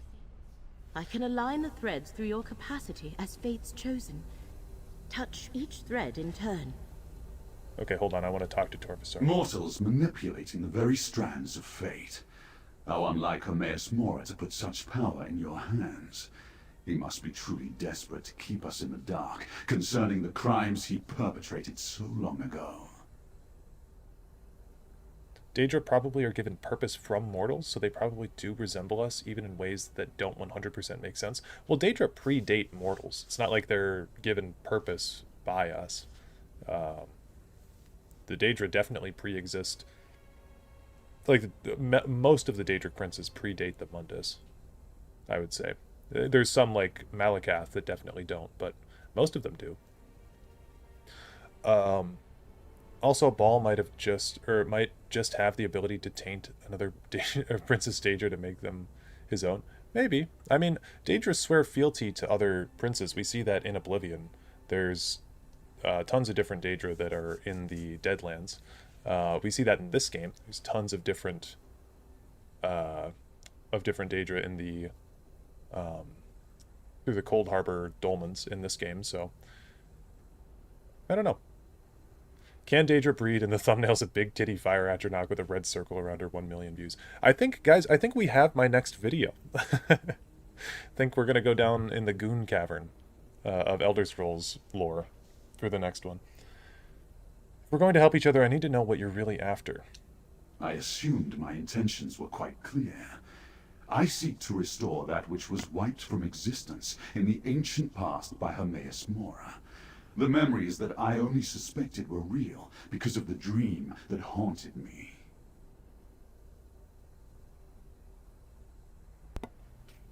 Why did you think this dream was so important? Because Daedra do not normally dream, and this one was relentless, recurring night after night. A vision of a statue of Vermina and the ever-present gaze of Hermaeus Mora. I originally sought out the Prince of Dreams' help to make sense of it all. Yeah, wait, do Daedra have to sleep? Now I'm just like, I'm wondering, I feel like I've seen sleeping Daedra before, right? But that is odd. Why would a Daedra not dream? Occurring night after night. Like, it's the night after night part that is interesting to me. So Daedra are on a circadian rhythm style sleep schedule. out in Oblivion. Mortals give purpose to Daedra comes from my interpretation of Lorcan and why he made Mundus. Like they're drawn to mortals working on the... Oh, okay, I see what you mean. Sure. I can get down with that, June. So that's how you got involved with Vermina and the Hidden Kindred. Obviously. But all Vermina was able to do was determine that she and Periite shared the barest recollection of the same memory. That knowledge bound us together. We pooled our resources and planned to recover the stolen memory from Apocrypha. I don't think most planes have day-night cycles. Right, but then Torvasard said that he was having dreams night after night. So he's going to bed at night. Like, imagine him with a little Victorian sleeping cap and a robe and a little mug of tea, reading a book and going to bed in whatever Daedric plane, in the Mirror Moor or whatever, wherever he's from. Who are you? You have no clan, and Hermaeus Mora called you one of the unseen. I cannot answer those questions. I have no memory of life before I lost my clan. I don't even know where I originally came from. A part of my past is missing, a part of me, and I won't rest until I recover it. Some memory returns, but not enough. Okay, cool. I like Torvasard. He's the first character I've been truly down with this whole DLC.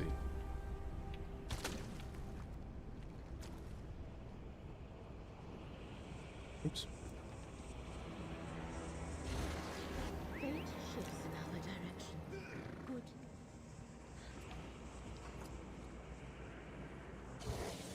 Another layer Is there a Daedric plane for beds, since most realms don't have any? There's a fun fan theory I saw one time that since there's like not really toilets in the Elder Scrolls, like we see stools set up with buckets under them in Skyrim, but like Oblivion I don't think has a single toilet in it. So there's a theory that people in Mundus don't poop, just their shit gets sent to a Daedric plane of shit. It's probably my favorite fan theory I've read ever. And then that gives way to the question, why do we have sewers? Chosen of fate, speak with me. Oh, what's up, buddy? Corruption wreaks havoc with my realm, Chosen. Any relief I experienced after breaking free of Vermina's dream has left me. My connect. Hold on, I gotta stop Hermaeus Mora from talking. Hear me out. Crap Atronachs. Honestly, what did they say in the Shivering Isles? Relmina, I don't know her last name, but she's the Dunmer chick that builds the flesh, and she says that flesh is the secret fifth element in the Elder Scrolls. Which, by the way, that is something that's insane. I want to cover that at some point too. Flesh being an element in and of itself. But a poop Atronach, is crazy. We humans use sleep to repair our bodies and sort of compile our brains after experiencing events during our waking hours. Daedra may not sleep like we do, but maybe they need rest in a similar way. Right. Yeah, I get that. I just think it's funny that it's on. Like, I don't have a problem with them sleeping. It sort of reminds me of, like, how in D&D, elves don't need to sleep. They just go and they trance for a couple of hours. So I think, like, that would make sense for Daedra. But the fact that Torvasard said night after night is what was funny to me. That it's like on a day-night cycle. The corruption wreaks havoc with my realm, Chosen. Any relief I experienced after breaking free of Vermina's dream has left me. My connection to Apocrypha grows ever more tenuous, and the vile poison debilitates me. The great eye is blind. Torvasar might just be a freak. Yeah, call him Freaky Sar. Freakasard. Is there anything I can do? While Vermina hides from me, I glimpsed Periite's lapdog break into the mythos before my sight faded. He spreads corruption into the realm's foundation. As Apocrypha succumbs, the realm will crumble. Such destruction will ripple throughout reality. Yeah, so apparently you can just destroy all of Nirn by poisoning Hermaeus Mora. Very, very interesting bit of lore here. All you need is a little bit of poison, and you can crumble all of reality. Nice. We were about to enter the mythos to deal with Blightcrown. Good. Once inside, you will be my eyes. I will not be able to assist you directly, nor show you where to find the invaders. Torvasard says he can help us with that. Torvasard? Of course. The unseen. I cannot sense his presence. The black book you carry. Use it if you need my strength. Just do not look directly into the pages. Even Fate's Chosen can be harmed by the briefest of exposures to forbidden knowledge. How do you poison an immortal Daedric prince? Yeah, I don't know. There's some bullshit that someone said earlier. What was her name? I'm already forgetting her name. Master Selreni? And how is a Daedric prince's fate tied to the health of the Mundus? This is what I've been saying. Mankar Cameron was onto something. You know, every single DLC proves it further and further. Well, to be fair, Sheo's realm has a day and night cycle. That's true. Because he likes it that way, so probably other realms have their cycles and the need to sleep just because the princes like it that way. I wonder, too, if... I mean, Oblivion is closer to Magnus, so maybe they... Like, can they see the sun? I always assumed that it was just Magnus that we were seeing in the sky in the Shivering Isles, but we can't see it here in Apocrypha. Right? I call forth all whose fates are intertwined with yours. And we don't see it in the Deadlands. Only together. So what's the sun in the Shivering Isles? Reality. And why can we not see it how here? much I detest teleportation. You certainly do tend to collect an odd assortment of companions. I guess because of the way that the The wheel mythos is constructed, we wouldn't always have to Let us see... not linger too long. We wouldn't always have to see Magnus, would we? Very interesting. Something I'm a bit fuzzy on is how does magicka regenerate in Oblivion? If it comes from the sun, does Oblivion orbit around the same sun Mundus does, or are the stars enough for magicka to flow? Might just be the stars. I don't know. I think one thing that they said in... So in the Tower lore video that I did, we talked about how there's excess magicka that is picked up from Aetherius that resides in Oblivion. So there is leftover residual magicka in Oblivion. I think it's specifically Creatia is what it's called. And that's what sort of like siphons through the White Gold Tower. Also, isn't it a plot point that you can't kill Daedric princes? That's why Mannimarco needs the Amulet of Kings to contain the Light Ball and steal his power. Yeah, I think that like a Daedric prince is kind of immortal in that sense, but maybe they can die. We haven't seen it before. An odd collection of allies for someone so formidable. You may count me among them.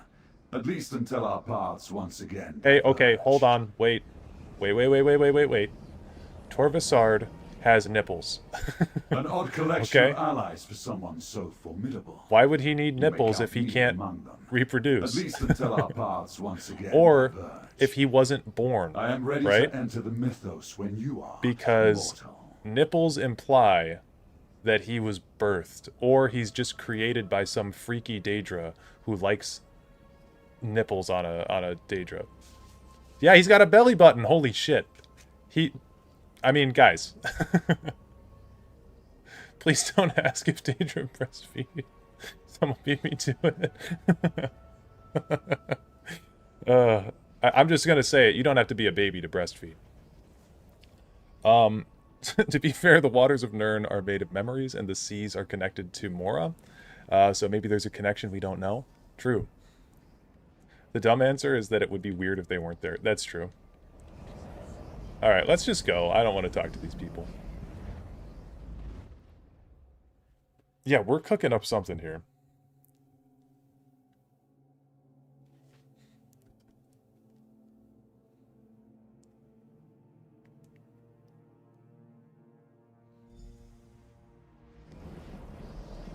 We still have 2 quests to go. Fate's champions pursue us, Blightcrown. Deal with them while I locate the glyphics. Oh, my manufactories of corruption will keep them busy, Prince Vermina. Disable Blightcrown's manufactories, and the corruption will dissipate. Just shatter the dream crystal that binds them to the mythos. Save Apocrypha while I pursue Vermina. Come, Gadain. We'll take the west portal and leave the east to Laramil and Fate's Chosen. Well, since they have belly buttons, we now know Daedra, or at least Dremora, are mammals and don't lay eggs. Yeah, I think that much is fair to assume. I think probably, like, the Widow Daedra lay eggs, right?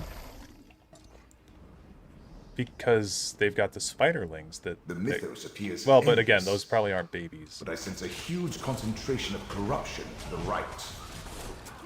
Definitely, as much as people would like them to, I don't think Flame Atronachs reproduce. I think they're built. The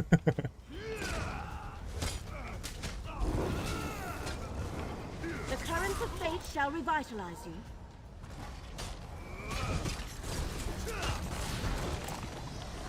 Although, if Daedra could breastfeed, I wouldn't question it. The real question is if they need to.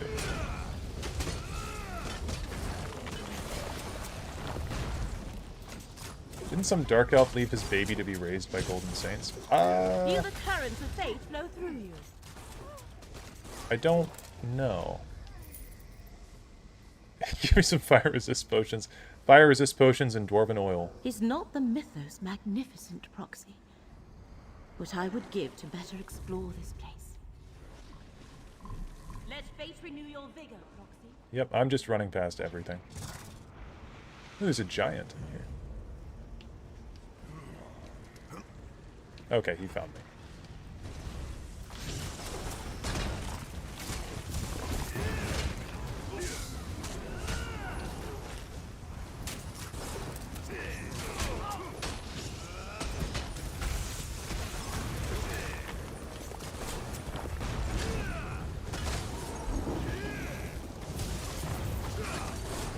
Let the threads of fate restore your strength. This edifice of corruption has been dealt with. Let us traverse to the western side. Now I misheard her saying the currents will fertilize you. the chat is getting too freaky. Abort, abort. Lightcrown must have shattered the path. Simple enough to rectify. Speaking of Golden Saints, if Daedra are kind of whatever about gender, why do they have gender discrimination? That. Well, definitely those Daedra are not whatever about gender. Follow the path, Proxy. They're very hierarchical in their gender structure.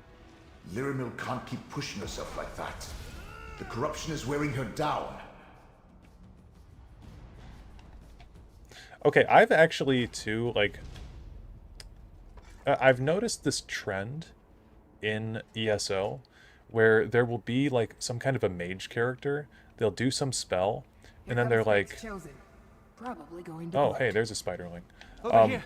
But they'll do some sort of a spell, and then they're like, oh, my power is out. I feel so spent, and I need some time to get my health back. Like, basically, there's a recurring plot line of like characters expending so much magicka that they'll die. It kind of happens to Abner Tharn. Seems like it's happening to what's her name in this DLC. Thank goodness you showed up. We were set upon as soon as we arrived. We never reached the manufactory. The way is blocked. Let me summon a portal. Ugh, I'm exhausted. Here comes Laramil. You and Gadain go on ahead. I wouldn't mind if some of the Daedric princes switched their gender presentation beyond just Boethia in Test 6. I mean, oh, me too. I'm a big proponent of female Sheogorath. Now is not the time, Gadain. I think that would be really cool to see. Periite just adds a pink bow, yeah. Periite would get like one of those Pokemon features, like how female Pikachus have a heart-shaped tail. Looking at it makes my head spin. You get something like that.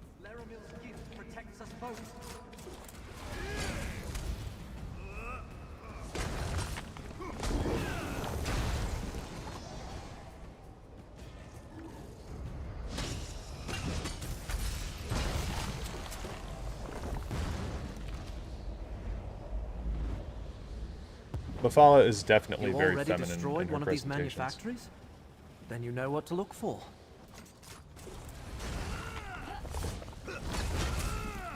Laramil's amulet can protect us both.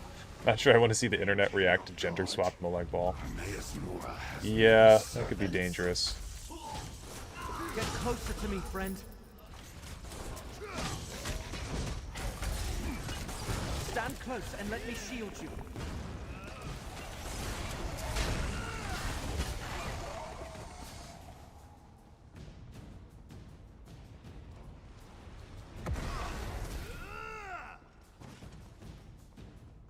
I appreciate like the spawn-in animations for these Seekers, because I don't have to fight any of them. Or maybe they're just sweeping down and hitting. I don't know. Laramil's gift protects us both. Yeah, see, we can just skip those Spider Daedra. Why, yes, that was me who realigned the path. Ooh, Hermaeus Mora Thanks with for asking. eyelashes. That's funny.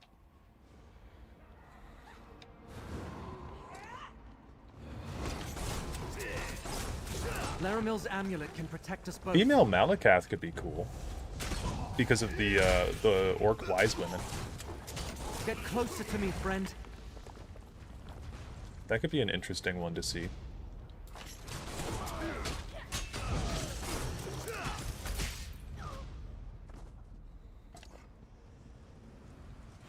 By the ancestors. That's horrible. Stand close and let me shield you.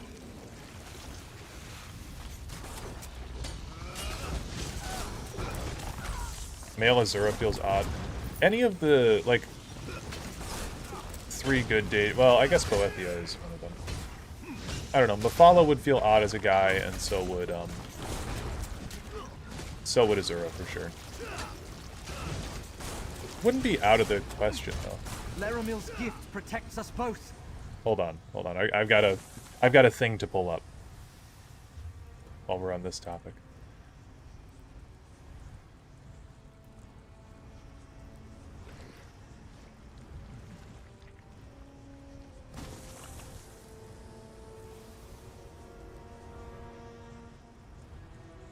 Go here.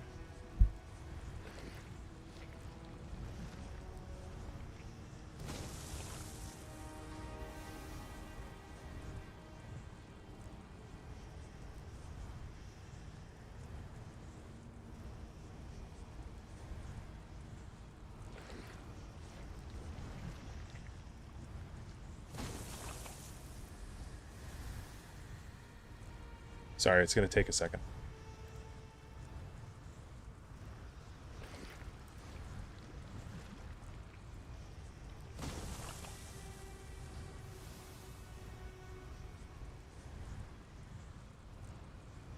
We just have this on the screen as I'm playing. Female Hermaeus Mora sounds like.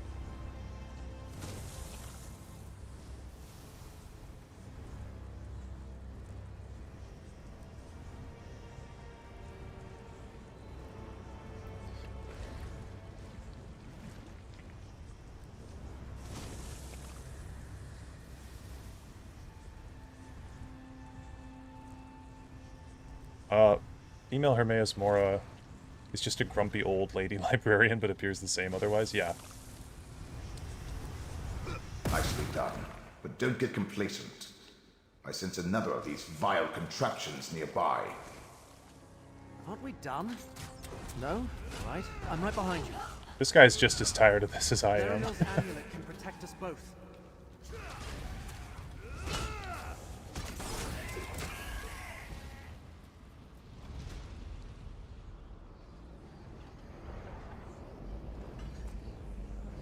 Skipped.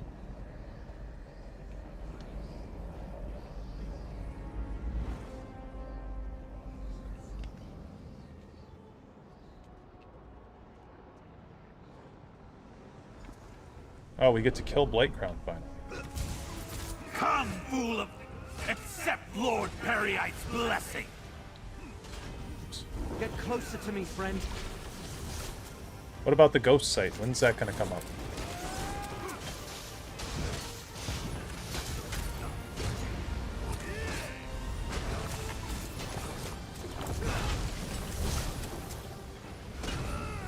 I need power!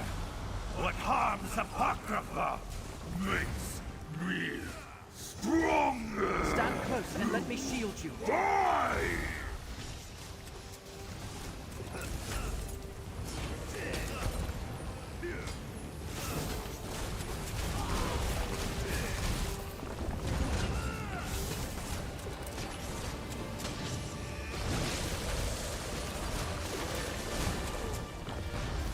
Well done. Of course, it may take a week of hot baths to get a stink off Just as Torvasad said. Quick question. Now After I the can events return regarding it to the Umbra, Abbey. does Clavicus get his power back, or is he weak forever? When you are After ready, the This portal shall events take you of the to Elder Dareloth. Scrolls novels, Laramil. he is Thank the in ancestors, you're a all pretty right. bad state, actually. That's why we see him weakened in Skyrim.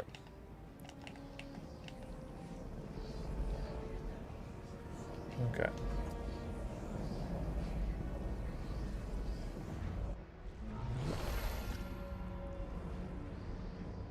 Alright, I'll remove this image from the screen.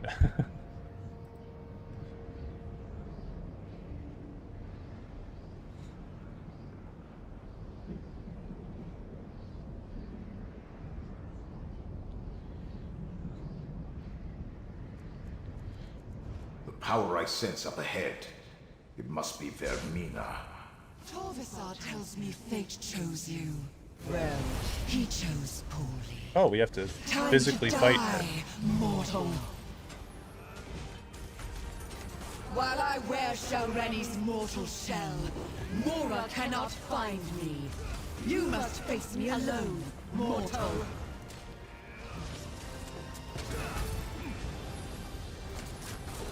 Every dream becomes a nightmare.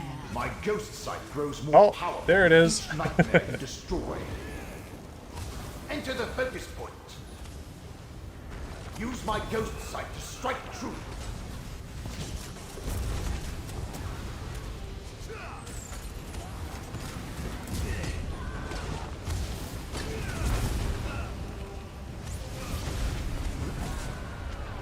Being sacrificed? I will regain what fate took from me. Now you die. Ugh. I hate how in ESO a lot of the bosses have health gates Into the focus to use my ghost. where you Fly can't my ghost sight to attack with precision. where you can't damage them anymore. Seems like hers is 30%.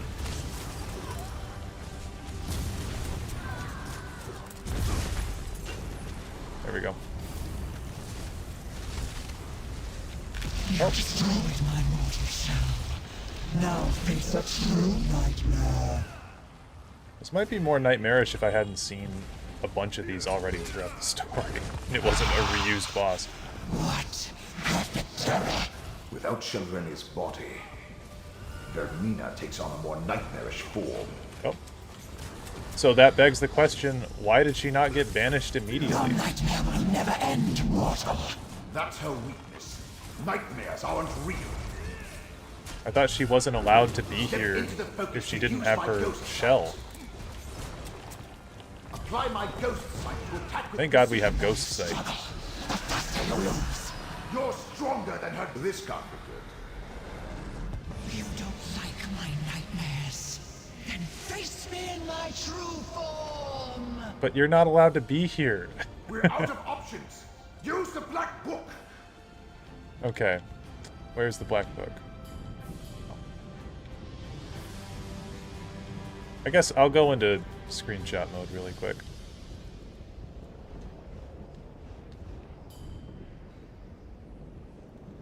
Just in case I need this footage.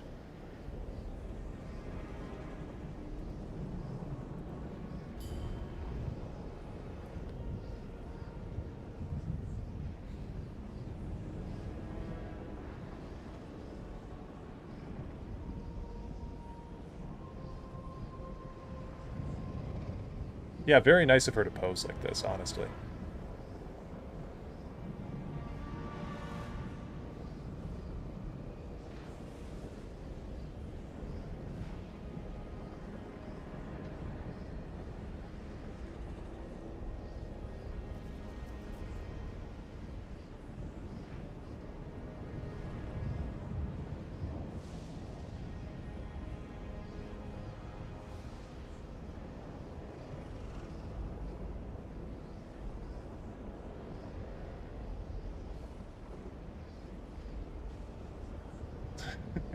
She just floats there, yeah. Menacingly. Okay. Cool. I like to get just like 30 seconds of that, and then I can loop it in the background of lore videos or something. Mora's trinkets can't harm me! Feel no, but it helped me locate a loathsome intruder. Oh. I am here, Chosen. Unleash my power as you will. Can I emote during this? I spawned in my chair. Vermina has been cast out, and Periite's contamination wanes. Well done, Chosen. Now, enter the second vault, and make sure the glyphic is secure. Glyphic is secure. Oh. Yeah. And in the second vault, and make sure the glyphic is secure.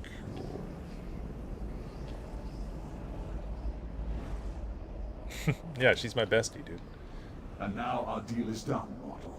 I helped you save Apocrypha, and you helped me enter this vault. I will unlock this glyphic and recover the second part of the lost memory. Okay. I'm trying to figure out really quick how to emerge from the mythos and speak with me. Wanted to get that chat window down.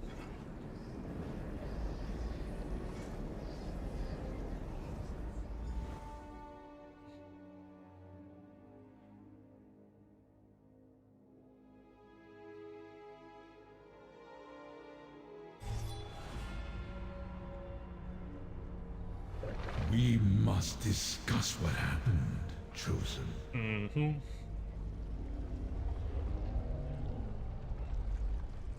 Periite's plague dog defeated. Vermina expelled. You did well, mortal. Fate chose wisely when it selected you to aid me. But Torvasart acquired the second glyphic. He escaped with it. What has occurred is what was meant to be. All the potential futures coalesced into a single point in time to render a moment in fate absolute. absolute. It was inevitable.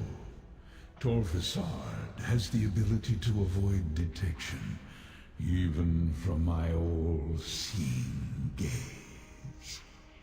Still thrown off by this younger, more hip, and less depressed Hermaeus Mora. Yeah, me too. Totally. I'm really not a huge fan of this version of Hermaeus Mora.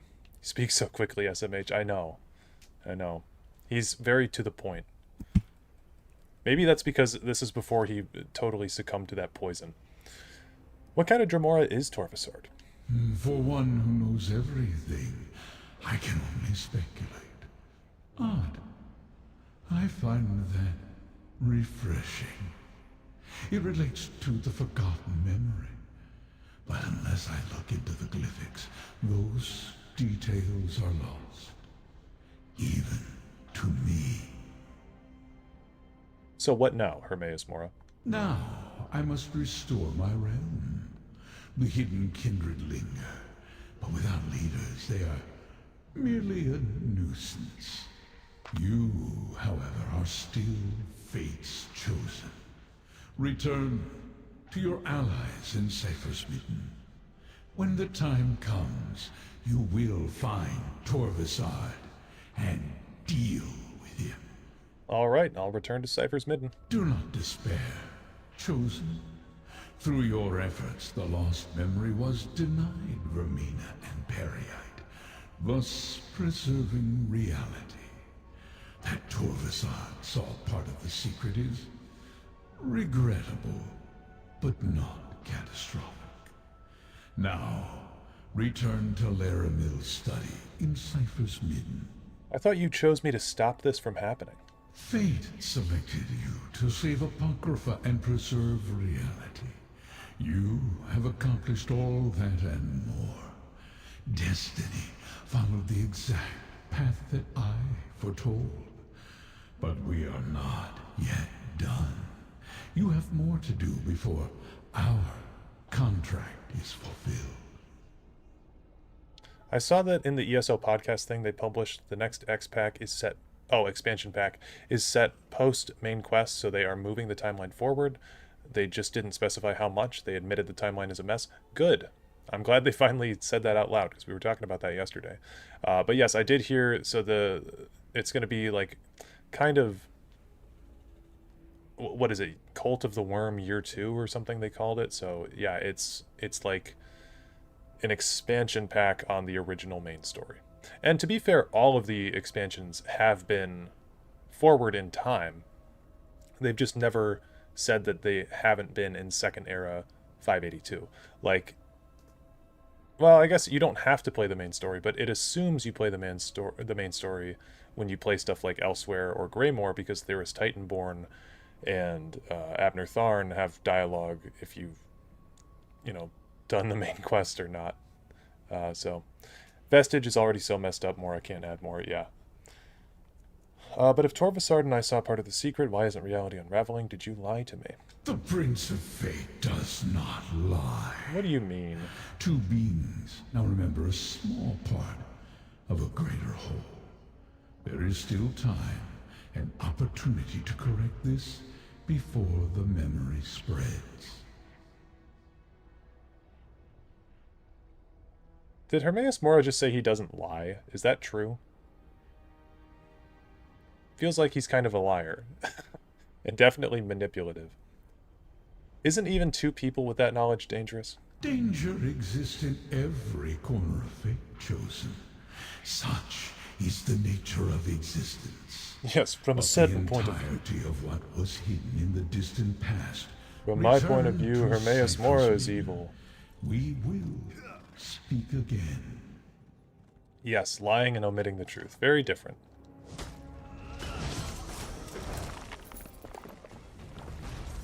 Also, Dragonborn DLC makes a big deal about Hermaeus Mora's influence is poisonous and warns you not to serve him anymore. Meanwhile, this content, lol, you can chill with him as long as you want. Pretty much.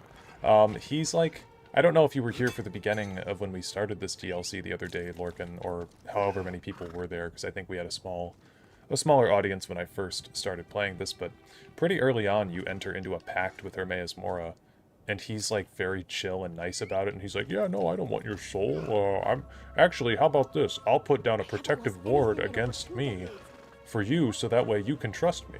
And it's like, this is not the same guy. You can definitely tell the quality of writing has declined.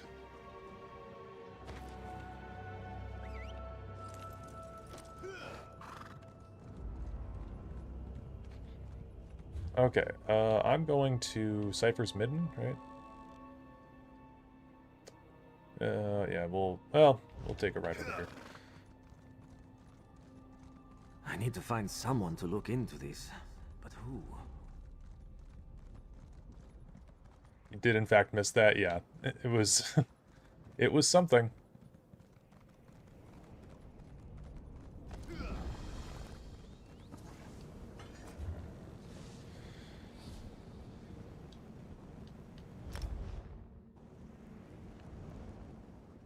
Feels like the plot should have been Mora has been playing you all along. Maybe it will be when we get into the next couple quests here, but I doubt it. ESO is very black and white. It's like, here's your good guys, here's your bad guys. Proxy, I am glad to see you unharmed. I look forward to hearing about your encounter with Vermina. Oh, let me! We defeated Vermina! I didn't get to see you beat the Dreamweaver? How unfair is that? So we can relax now? Friend, you have that look. What terrible news are you about to tell Laramil? I kind of like the way Mora's Realm looks in this more than Skyrim's. Me too. I think they upgraded it quite a bit. What happened after you entered the portal, Proxy? Scroot tells us the one who knows has reconnected with his realm. But beyond that, we are in the dark. I used the Black Book to help Hermaeus Mora expel Vermina from Apocrypha. Of course. He needed you to lead him to Vermina.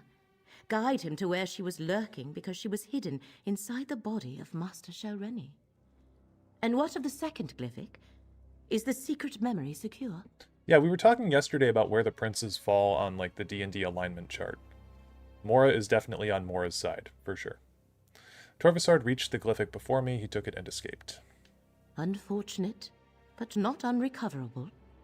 Now that Hermaeus Mora is restored, he can locate Torvasard and deal with him once and for all. Unless... Does Torvasard still have some way to elude the one who knows? Even without Blightcrown's corruption? Yes, but Hermaeus Mora said that everything that was supposed to happen occurred just as he foresaw.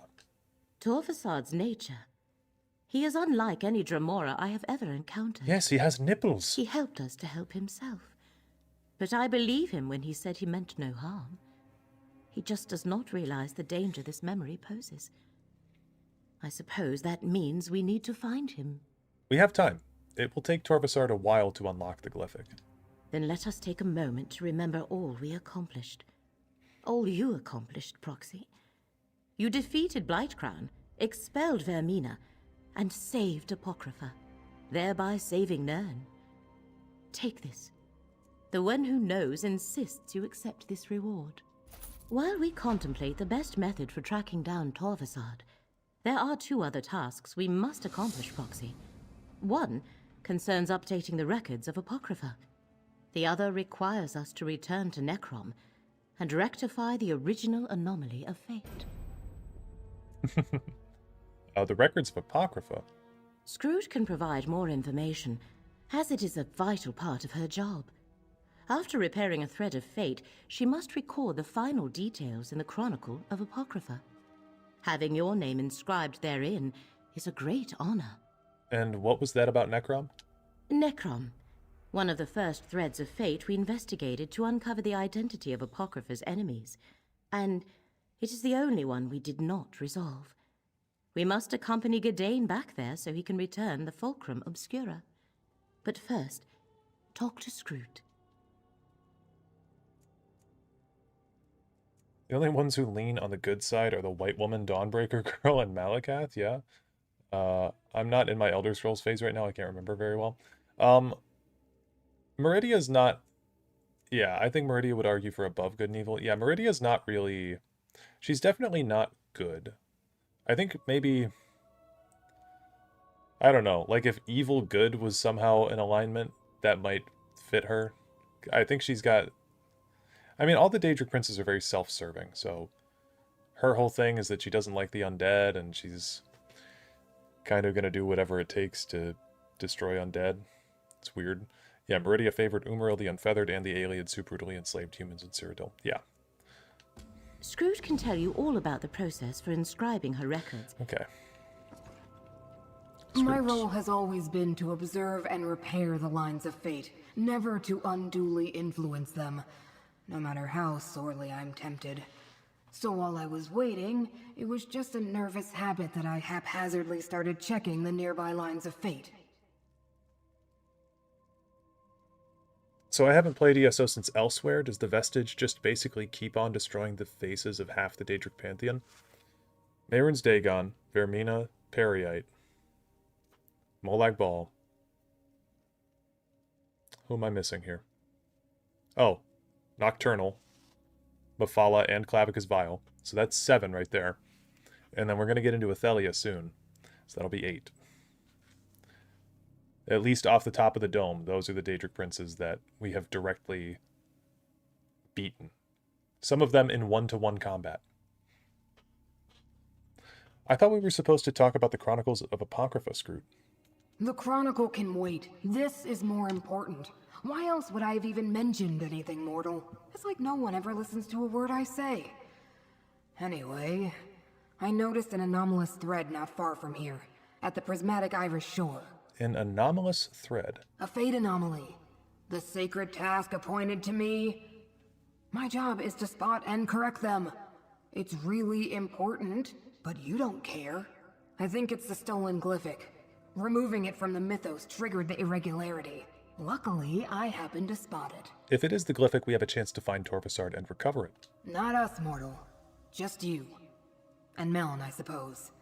Only Fate's Chosen can resolve this, and that's still you. The prismatic Irish shore is north of here.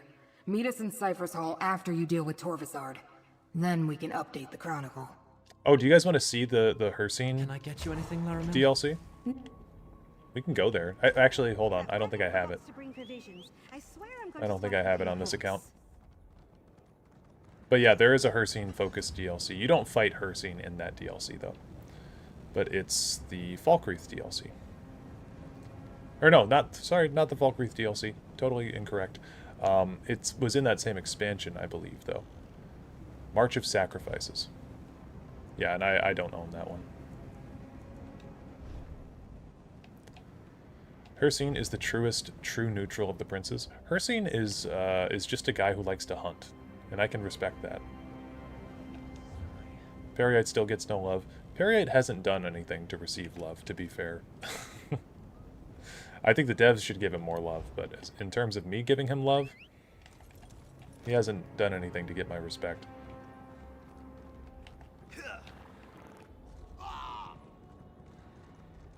Scroot's penchant for noticing anomalies of fate is impressive.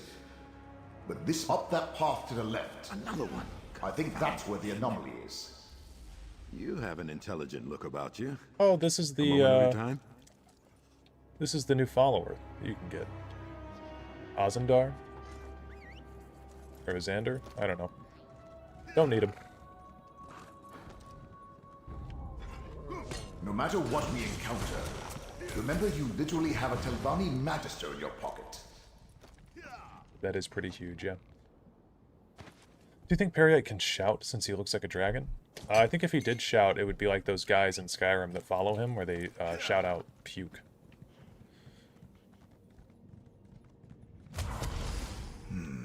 I sense something amiss. Use my ghost sight to look around. Oh, okay. I am going to start a ghost sight counter. I know we're near the end of this DLC, but let me just set it up.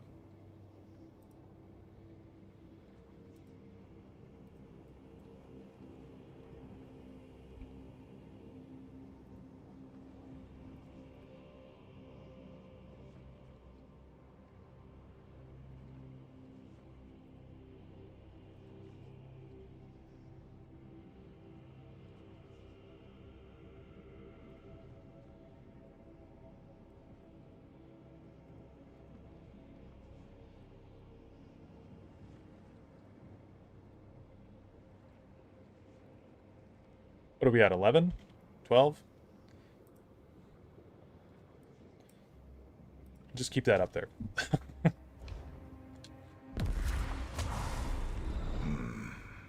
This bridge wasn't here a moment ago. I suggest we cross it.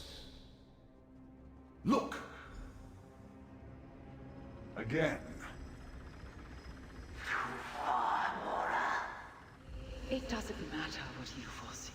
Reality, you must all forget. And there it is. Another piece of my memory restored.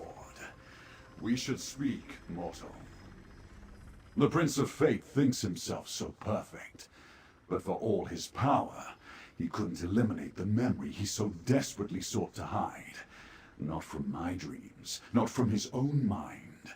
And now I remember most of it. Only one secret remains to uncover. I don't understand, Torvasard. Why would you? You are merely mortal. But I have wandered the plains of oblivion for eons, an outcast with no clan.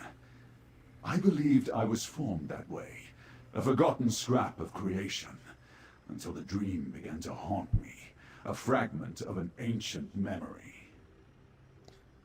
So he was formed. Oh, okay. I've wandered the plains of oblivion for eons, an outcast with no clan. I believe I was formed that way, a forgotten scrap of creation. Is he saying he's basically built from this forgotten memory? No. The dream that will end it. That will finally restore all that was lost. Hermaeus Mora caused all this with his greed and selfishness. He made us all forget. He made me forget. Fusro blah. That's really funny. Tell me, what secret was so dangerous it had to be obliterated? What did Mora make you forget? There was another Daedric prince. My prince. A prince that saved me and preserved just enough of my memory so that I could one day save them in return. A prince whose jealous, craven siblings cast them down and wiped them from the annals of history. The Ideal Masters could be a cool group to see eventually. Another Daedric prince. Do they still exist? No Prince of Oblivion can truly be destroyed. The final glyphic contains that secret. How to find them and restore them to their rightful place. And then Mora will answer for his crimes. See for yourself. I leave the glyphic for you to examine. Okay.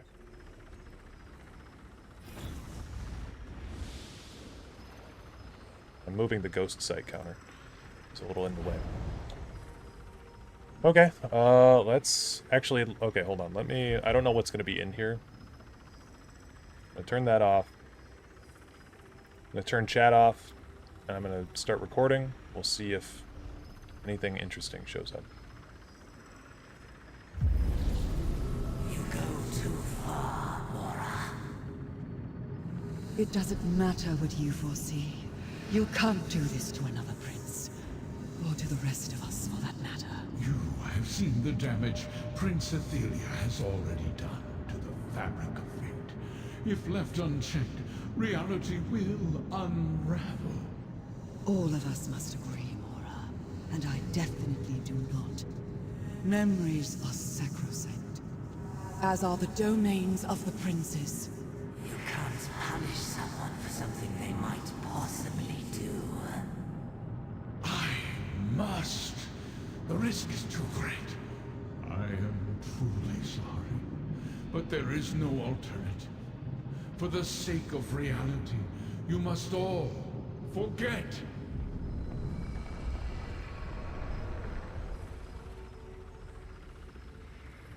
What was forgotten has been remembered. We must speak. Okay, well that was pretty cool. The Gaming Hippie, how's it going? How's my Enwa Dareloth going? It's going pretty well. How about you?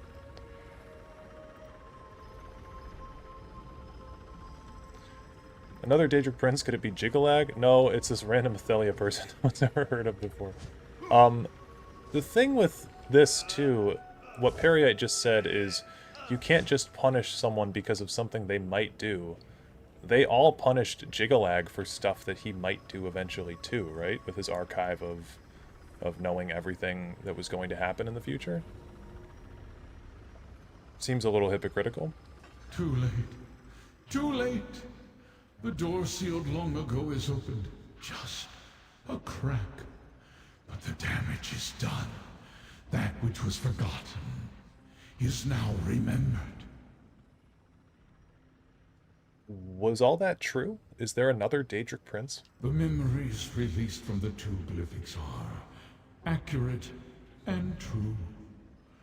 Ethelia, the Prince of Paths, the mistress of the untraveled road, the unseen. Her ability to alter fate, to shape destiny to her liking, was a threat to all reality. It still is. I don't understand. What mortal could? The Fate Changer is an arbiter of chaos, who can unravel the strands of fate and rearrange them to suit her every whim. Her very existence endangers everything. I saw no other way to preserve reality than to do what I did. The difference is Jigalag would have conquered them, bit different when you were in danger, not your followers? Perhaps. You know something I noticed? Peryite still looks like a four-legged dragon despite Dove and Akatosh being retconned into looking like wyverns. What's up with that? That's probably because nobody's thought to change it. This is so frustrating. This DLC could have set up the origin of Jigalag's original curse, and Termaeus Mora being the one behind it would have fit. It really would have, yeah. You took away everyone's memory of Prince Athelia? I gathered my fellow princes and revealed the danger I foresaw. Most agreed to aid me. Some refused. In the end, it did not matter. I erased Athelia from history. But I could not erase my own memories. Those I sealed in the 3 primordial glyphics. Yeah, this would have been much better if Jigalag was involved. Just because Jigalag is the GOAT. What about Torvasard? What's going on with him? Torvasard. Something I did not foresee. An agent of Athelia, hidden for all these eons. Her contingency plan. Her revenge. At least the final glyphic is secure. Until it is found and opened, reality remains safe. For now, return to Cypher's Midden. Okay. You know the easiest way to get somewhere in ESO? Oh, man. I thought this was solid ground. I was just gonna jump off and die. Well, we'll go back there.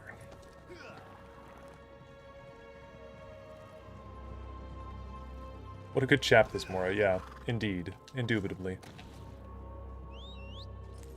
I would like the Athelia idea more if she had a better design. She is really boring to look at, isn't she? I hope old Jiggy gets a quest in Elder Scrolls 6. Yeah, me too. You can get jiggy with it. Doesn't Hermaeus see everything? I mean, I think poetically he's mentioned to see everything, but not literally. Okay. That. And this is the final quest here of our band of extremely unlikable people. Sure. Magister Goreth referred to you as the mouth of the mouthless. I suppose that fits. Look, I've never been very good at this, but I wanted to thank you. In life, I was a secluded old wizard who cared nothing for anything but magic and my own studies. Yep, we couldn't have gotten through this without you, Meln. Nonsense. My enormous intellect certainly came in handy, but your fate's chosen You would have found a way, with or without me. But I'm glad you rescued me from Shelreni. That you took me on this adventure. If I never escape this soul gem... Perhaps Laramil knows a way to free you, and Curate Gadain has experience with the dead. Maybe. I'm in no rush. Adventuring is a new experience for me. I'm content to follow along for now. I'm going to rest for a while. Remember, as long as you have my gem, if you ever need me, just call. Now, talk to Scroot about the Chronicle. Your ghost sight truly did save the world, Melton. Thank you. Hello, mortal. The Great Eye told me what happened. Even though things didn't go exactly the way we hoped, we're all still here. That means reality is stable. For now. I'm as surprised as you, but existence is resilient. At least, for another day. Why did you want me to meet you here, Scroot? Laramil and I spoke with a few of the ciphers, and we're all in agreement. We want to add your story to the Chronicle of Apocrypha. Only the most momentous events make it into that sacred volume. I also wanted to say... you expanded my outlook. What do you mean, Scroot? I always saw fate as black and white, set in stone, unchangeable. But now I see that not every aberration is a disaster. Not every surprise a mistake. Thanks for that. Now, let's inscribe you in the Chronicle. Then Curate Gadain wants to see you. Oh my god, I don't want to talk to this guy. Let it be known that the name of Fate's Chosen shall be entered into the Chronicle of Apocrypha, to be remembered forever for actions accomplished in service to Fate.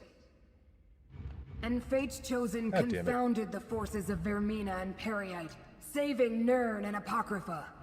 Let this record describe it in flowery, yet justified praise. All hail Fate's Chosen!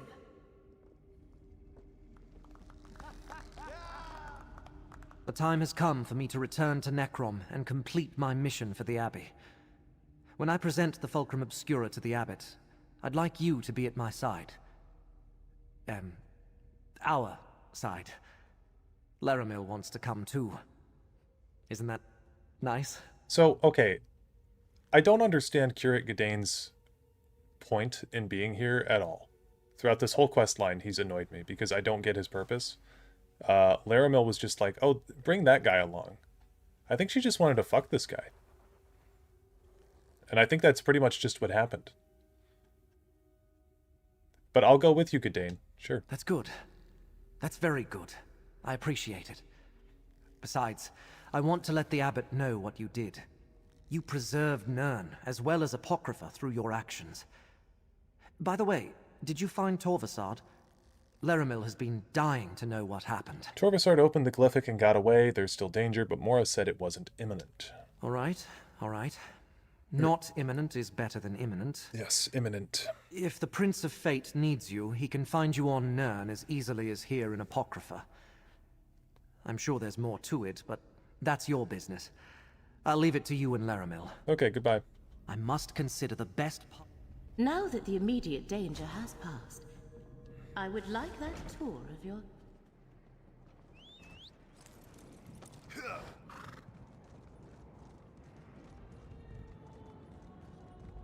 So much to learn, so little time.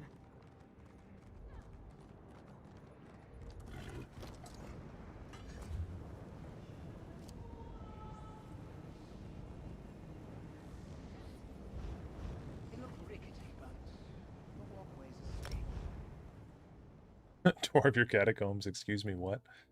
Yeah, I'm just trying my best to ignore those two characters. I thoroughly hated both of them. It's true. No rest for the weary. Have you heard? Necrom Abbey will soon reopen.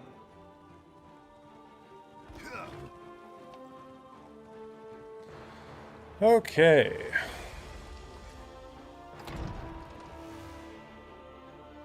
Oh, not this place. Oh, okay. This room's fine. Curate Gadain asked me to watch for you. He's waiting for you through the door to the east. Alrighty.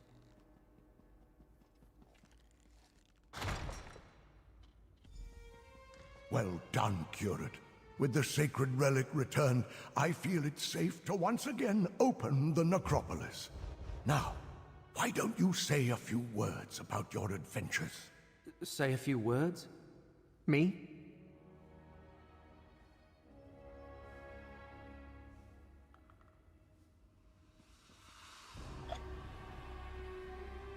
You gonna say anything? No. Okay. The abbot insisted on the immediate return of the relic, friend. Sorry you missed that part of the ceremony. But now he wants me to give a speech? I'd rather go back to Apocrypha with you and face a horde of corrupted lurkers. Just tell the crowd what's in your heart. You'll do fine, Gadain. Right. What's in my heart? Helpful to the end, that's you.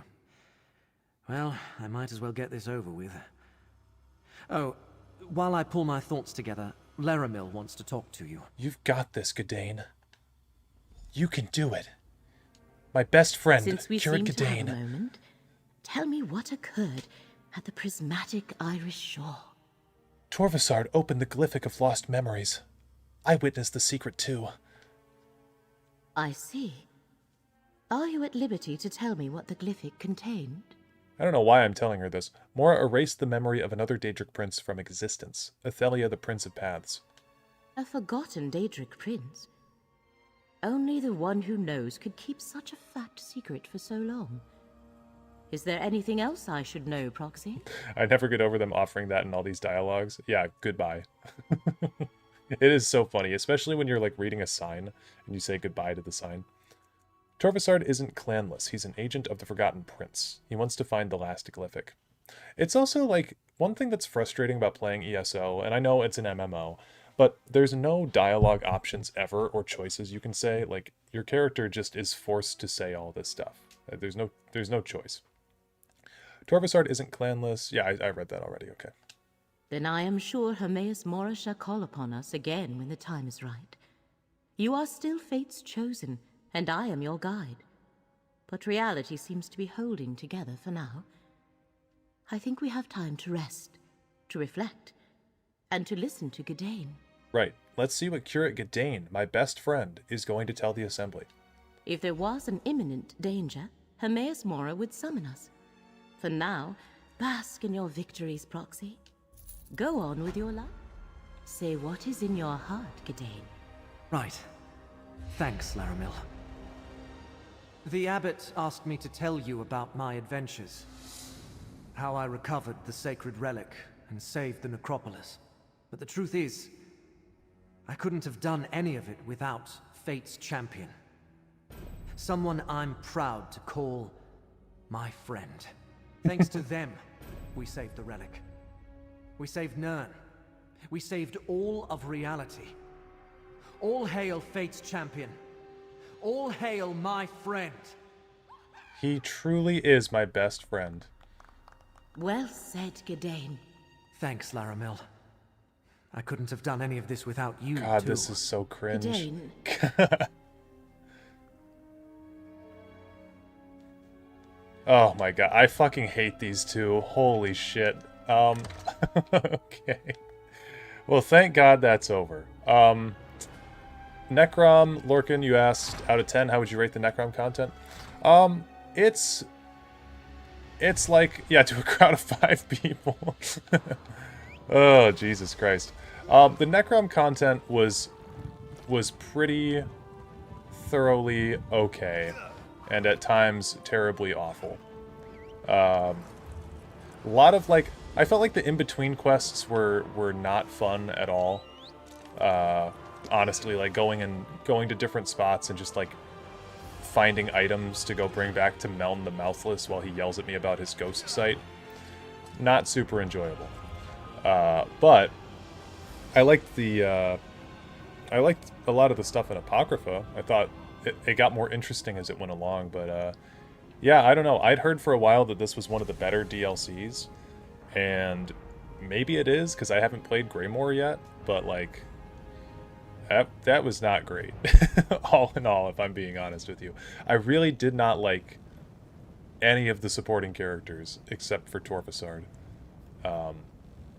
Laramil gave me no reason to ever like her. Scroot was kind of funny, but just started wearing on me. And Curate Gadain just shows up at some point, and he just inserts himself into the story. So, yeah, kind of a rough one. But now we get to go on to the West Weald for the next part of the DLC, which I actually have to buy currently. And I am going to make a new thumbnail for this part of the video. How's this outfit look? That's a pretty cool outfit. So I'm going to make a new thumbnail because we're going to be switching over to the Gold Road. So we'll just sort of hang out here for a minute. The best chapter, it had Ghost Sight. Nothing can top that. Yeah. The West Weald is in Cyrodiil, yeah. So we'll be making a run over there for the continuation of the Athelia chapter. Let me go to just chatting right now.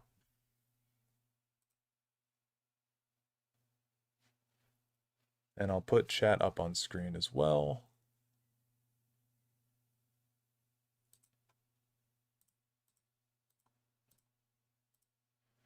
Okay. So yeah, let me get this stuff done, and then we'll be good to go. And I have to buy the Gold Road. Oh boy.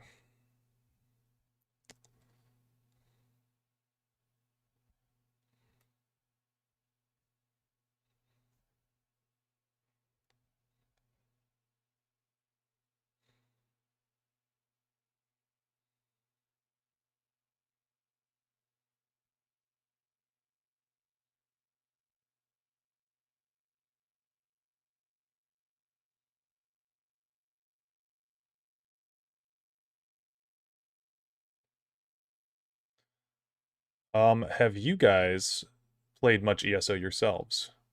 So I know we've got some people that have and some people that definitely haven't.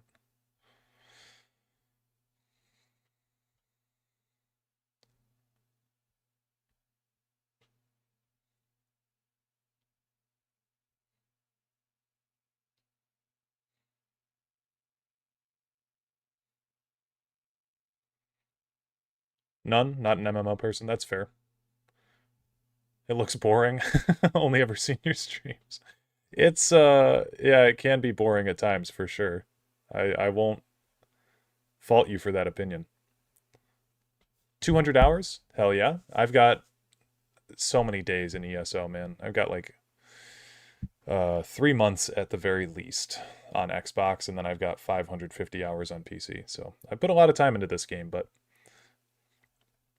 I always will say that ESO is a MMO first and an Elder Scrolls game second. So you kind of have to like MMOs if you want to play ESO.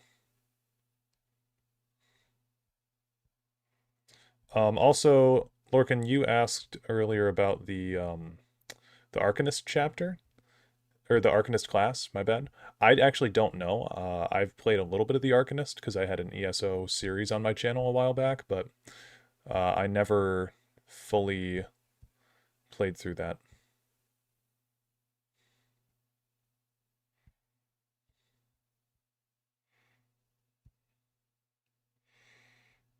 Picked it up, or back up 2 days ago. I had stopped around Elsewhere. Nice, nice. Elsewhere, like I said earlier, it was way better than it had any right to be. Way, way better. I mean, for like dragons in Elsewhere coming back being the plot, it was pretty good.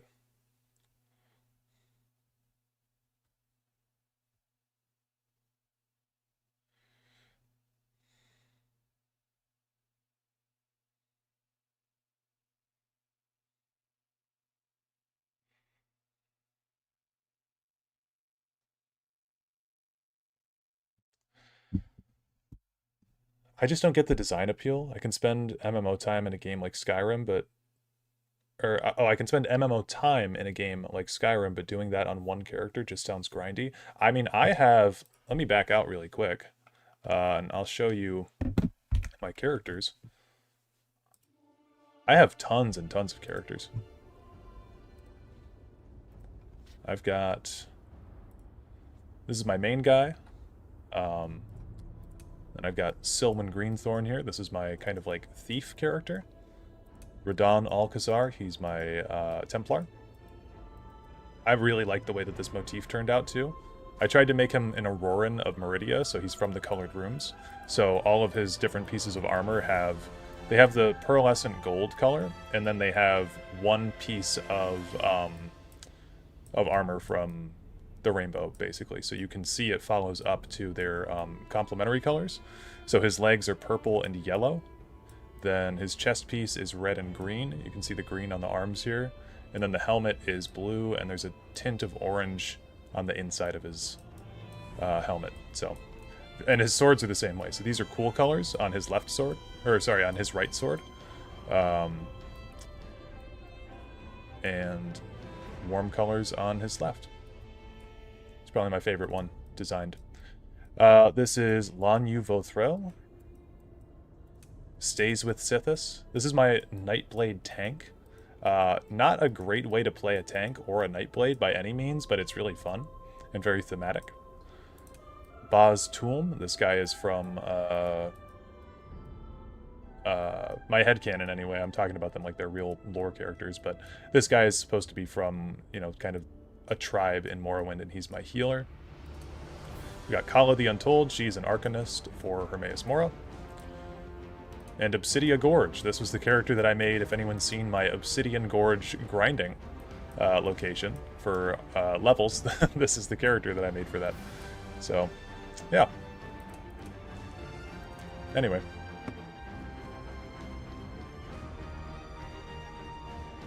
Yeah, I'm going to swap back over to this. I'm almost done making the thumbnail, guys, and then we'll get back into the stuff. But yeah, I think that making multiple characters is one of my favorite ways.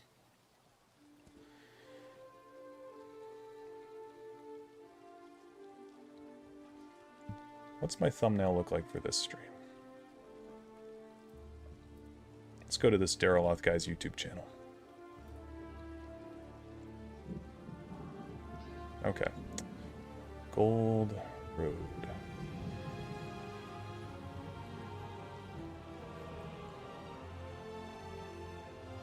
Make it very similar to the last one. Not bad at all. Expensive, but what else am I going to spend my coin on? Yeah.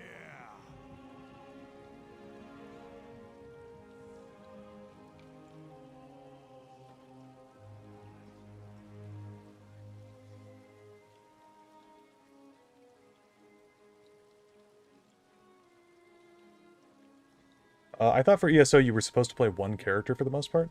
No, I would say diversify, because you can have characters that do many things. Like for me, each of those characters does something different. Like I said, my Nightblade is a tank. My main character is a solo DPS, and then my I've got a healer, I've got a couple Magicka DPS, so there's differences between Magicka and Stamina-based characters and what your abilities can do. Stamina-based characters use weapon attacks to regain their ability bars. Meanwhile, Magicka-based classes use staves and restoration staves to get back their resource bars. So you get accesses to different skill trees by how your build is diversified. And ESO, one big thing with ESO is that it's very good about letting you customize your characters any way you want. Like, my tank is a Nightblade, which is supposed to be a stealth-based, like, Magicka stamina DPS class, but I've turned it into a tank. Because I use a sword and shield bar, which gives me access to a bunch of defensive abilities, and the Nightblade does have some good stuff, so yeah. Just fun times. Okay, I need to swap here. Uki, how's it going? We're going to be starting up in just a second here.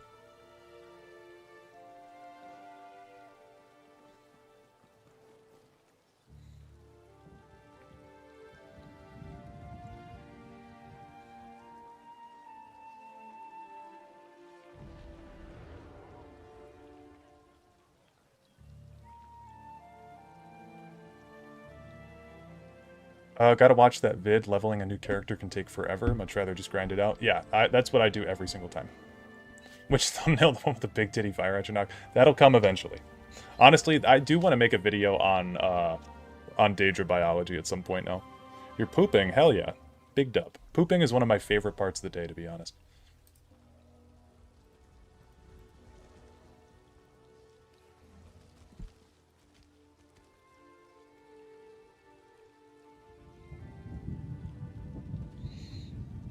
Oh, this... Okay, that's actually a terrible looking thumbnail now that I'm seeing it. Now that I'm looking at it. Yikes. The image is really, really grainy. So give me a second here. It looks fine on mobile, but whatever. I don't know. Most people are going to see it on mobile. Who cares?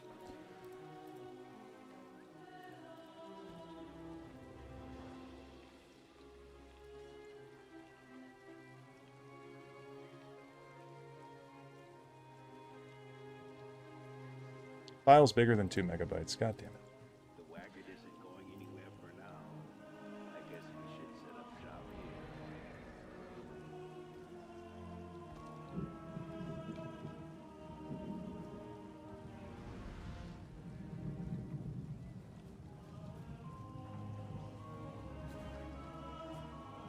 I should travel light. Whatever I get, I'll have to carry halfway to solitude.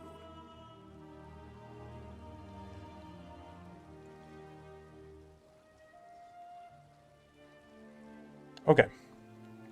All that effort to get hit with the too big SMH, it hurts. Yeah, I know. The 2 megabyte upload size is so annoying. Okay, let me see if I can buy Gold Road from within game or if I have to buy it on Steam. Because I think it's like 30 bucks, unfortunately. Oh, the Fallen Banners DLC is out already. Okay. Necrom, Scribes of Fate. Yeah, because it's still technically the last chapter, so I think I have to buy it. Oh, well. Very excited for Narcissus coming soon. Did not know that Narcissus was coming soon.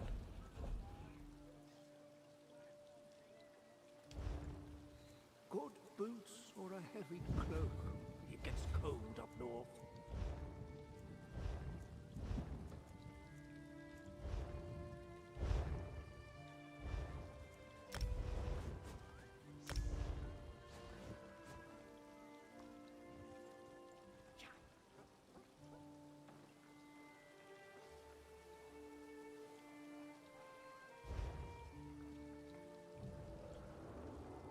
I heard the OC mod stuff for Morrowind's mainland is almost done, which will be cool. I think Oblivion's map and Morrowind's engine would be godly. Yeah, it'd be really cool.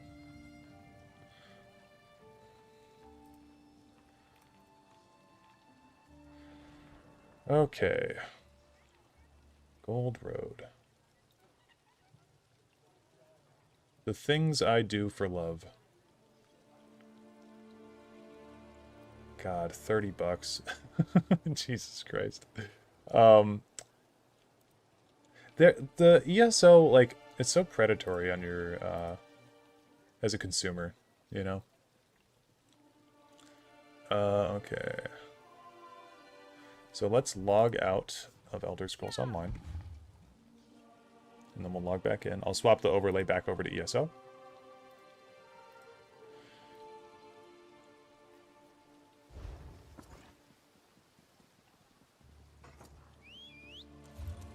So I don't think the game updates. Bethesda being predatory couldn't be. Yeah, I mean, unfortunately, we can't even really blame Bethesda for this one, because this is ZeniMax. This is a, I mean, it's a Bethesda Softworks issue, I guess. Well, I haven't trained my horse today. Don't ask me about him. MMOs be money hogs, yeah. I was really looking at Gold Road when it was on sale, like, last month, and I was considering buying it, but then I didn't think I was going to be doing anything with it, and then turns out I am doing something with it, so it's fine.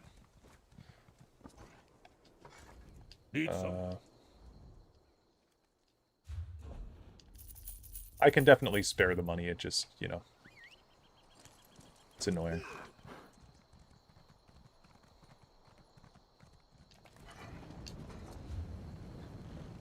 So, yeah, Westweald is not unlocked yet. Let's log out.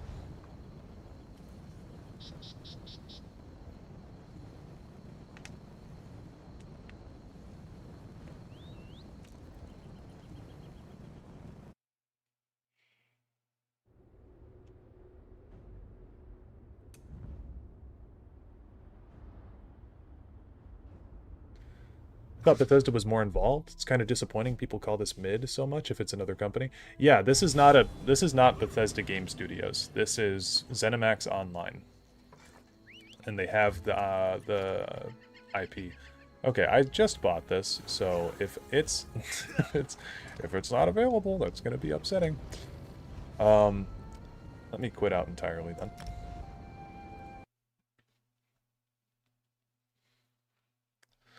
But that is a common misconception with Elder Scrolls Online.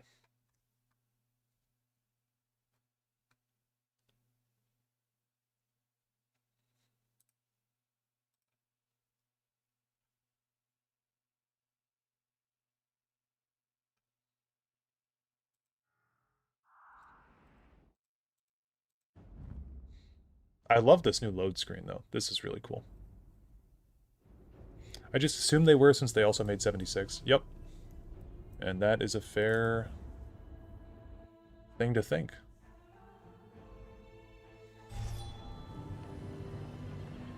Okay, do we have... Okay, the Westweald is unlocked. Cool. Gold Road chapter added. Let me go do some inventory management stuff really quick.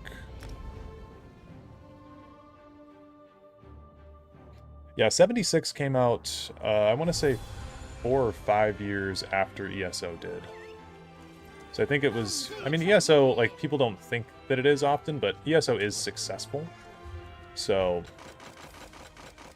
a lot of people play this game.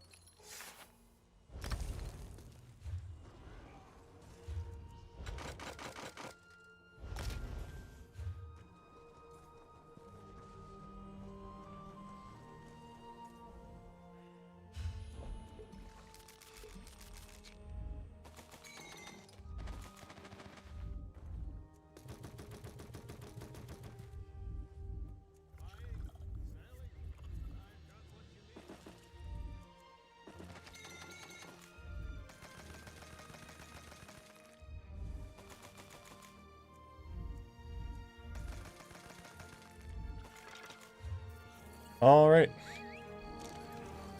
Let's head on out.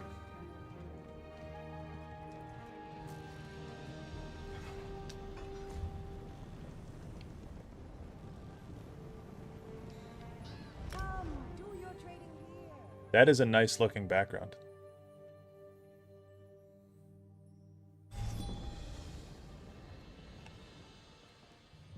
Oh, there you are. I have been expecting you. There she is. Ah, Proxy, I bear grim news. The secret Hermaeus Mora guarded has escaped, and Athelia is forgotten no more. Strange disturbances and disorder. Actually, now hold wrap on. These Hold on, hold on. Before we start this proper, let me play the trailer for people so we're all caught up.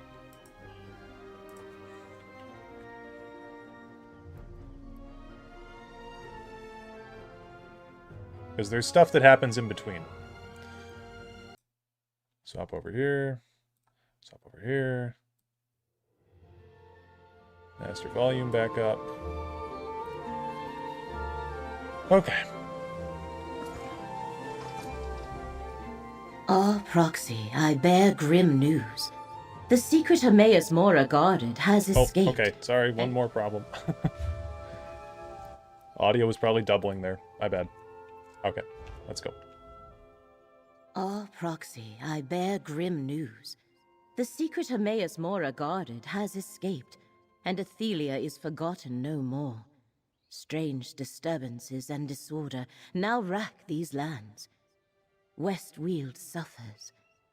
But by following these occurrences, we may just find her. What sorts of disturbances and disorder? A secretive and violent order called the Recollection scours ruins throughout the Weald. Strange Daedric creatures harry the region, and the wood elf King Nantharian reigns over a newly grown forest, a sure sign the threads of fate have frayed. What was that about the threads of fate? The lines of possibility that weave through reality and hold everything together. Athelia, the Daedric Prince of Paths, has been set free. Her presence threatens both our world and the realms beyond. Help me meet this threat, and you will be rewarded. Yeah, the ESO cinematics are really good. I'll help you deal with the threat of Athelia. Where do we begin? Let me mark your map. Frayed threads of fate point to Rustwall, the Ellenglin ruins, and Ostermere. And take this relic, the Echonir. You might find it useful. My friend Baragon offered his townhouse in Skingrad. Let us meet there when we are done. I'm not sure I understand how Athelia escaped. It began with Torvasard, a clanless Dremora tormented by a dream he could not remember. He came to suspect that something had been taken from him, and that Hermaeus Mora was responsible. So Torvasard sought allies. Okay, this is just a recap of the Necrom DLC. So I'm going to click allies, and she's going to say Vermina and Periite. The Daedric princes Vermina and Periite. Okay, go fuck off. Oh my god. The great irony is all this was that Athelia was a major supporter of dealing with Jiggy. You know, probably. I've got to find some help for Uncle Octavius and Pym. Yes, the vestige has the memory of a goldfish. Okay, the Gold Road area.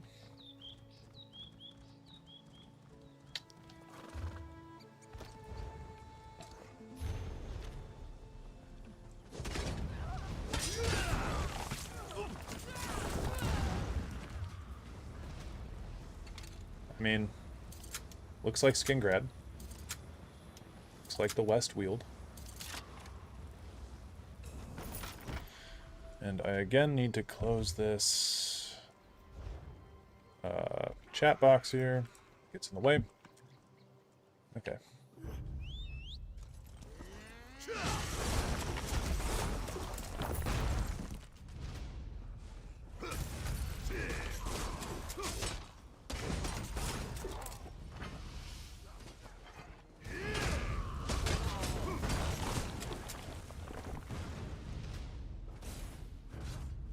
Do I have to go up in this tree to discover that location? Oh, okay.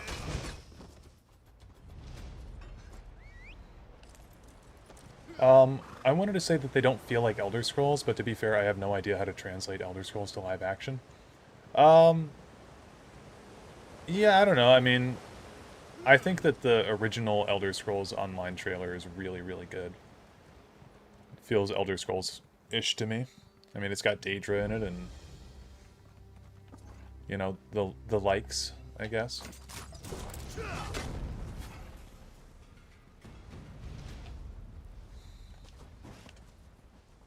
Welcome, Proxy. Let us speak before we go inside. Mm-hmm. This is Ellenglin, an Ayleid ruin. I expected to find the Recollection here, as they have been searching similar ruins throughout the area. They did not disappoint. I sense an aura of Daedric power as well. Perhaps that aura drew them here. I think an anime-style adaptation would be great for Elder Scrolls. I don't really want to see it in live action. I'd much prefer, like what you said, a CGI film or some kind of animation. I think that trying to push things that are from like books or video games into live action is not always a good idea. It worked for like The Last of Us because that is more of a grounded kind of... I mean, it's like zombies and stuff, but it's more grounded than Elder Scrolls is. I talk about this all the time. The Percy Jackson show, I did not like that show as much as I think I would have if it was animated, because like the CGI just looked terrible in a lot of places, and it really takes you out of it. 3D Elder Scrolls is such a vibe because of the uniquely dated engines. Making it live action just sounds like the Lord of the Rings style. An aura of Daedric power. Indeed. I sense an ancient Daedric shrine in these ruins, although I have no idea which prince it honors. If we find the shrine, we may uncover the recollection's purpose here. Do you still have the Econir, Proxy? The Warcraft movie looked kind of good. I haven't seen it. I don't know. Tess anime would be great if it's made by, or if it's made true to the lore. Yeah, I mean, and there's tons of Elder Scrolls animations. Like, if you guys haven't seen the Opera of Pelennor, that shit is so cool.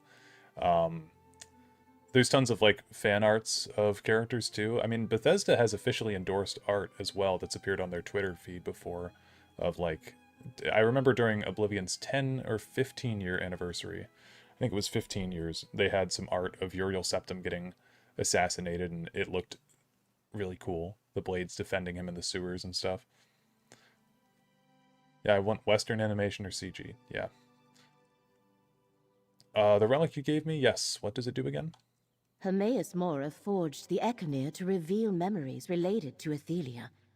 It was one of the relics instrumental in defeating the Forgotten Prince and eliminating any lingering memories. Hopefully the Econir can help us in our investigations. How does it work? The Econir causes memories pertaining to Athelia to become visible as nebulous manifestations. When you discover one, simply hold forth the Econir. The relic makes the memory unfold before your eyes. I foresee that you will need it, Proxy. Okay. Between the recollection and the dangers...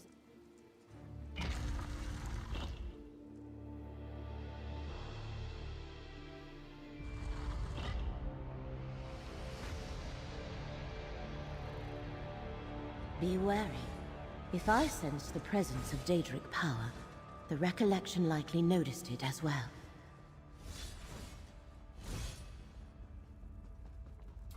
It's just wasps down here. Made it this far, if they have met some of Ellenglin's dangers.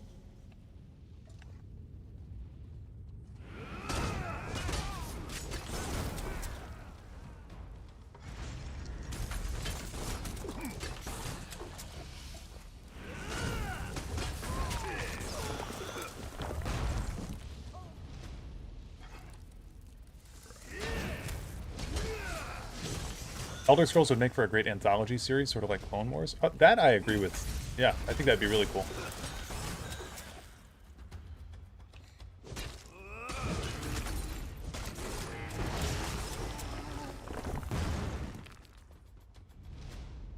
Should I drop down?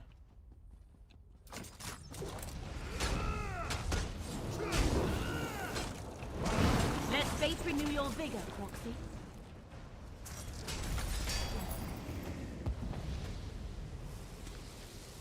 So I should mention, too, that the Westweald expansion here, the Gold Road expansion, it has shockingly negative reviews for just an expansion pack. I mean, it's mostly all negative. On Steam, at least. So...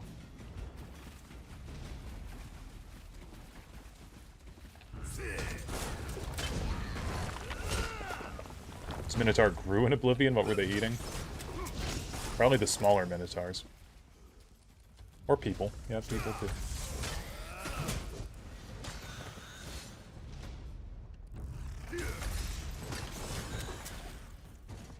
Welkind stones.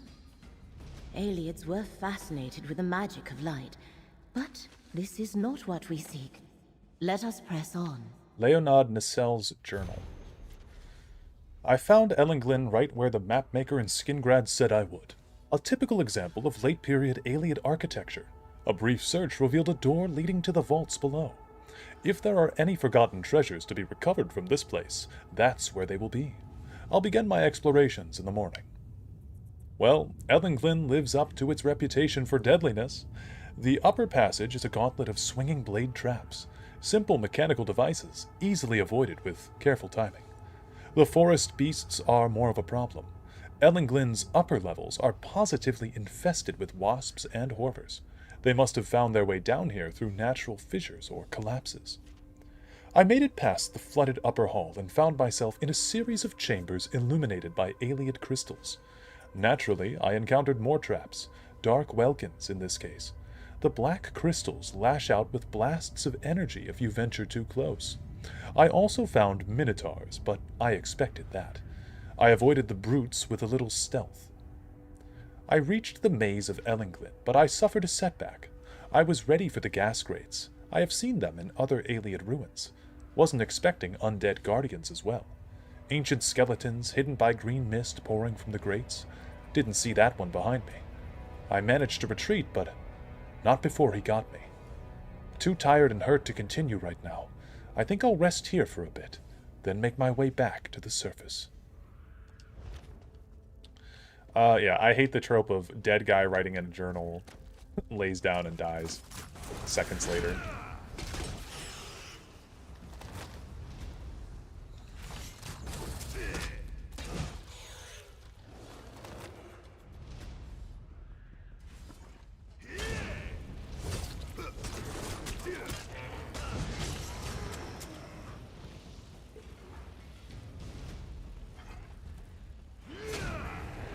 Best thing they can do is use anime to adapt stories from the books. Imagine Mirak and Balak fighting Dragon Ball Z style or showing one of Pelinal's rampages. Yeah, I mean, exactly. That's what the Pelinal opera basically is. You could do a whole thing of Shea Gorath throwing Bardal at shrine lies through the heart of the maze.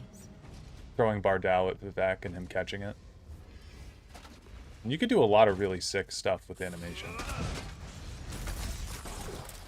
More so than live action with a shitty CG TV show budget.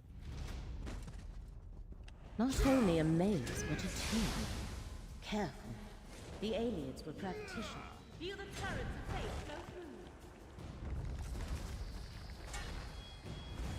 This is giving me flashbacks to the Alan Wake 2 DLC, which I know is a very niche. Oh my god, a very niche reference. But there's a moment where you're in a maze like this.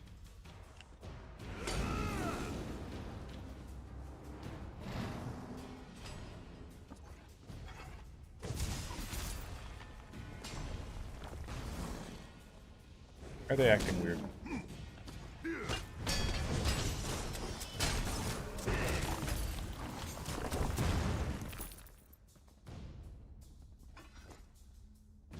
Don't have the item you need for this. Well, shit.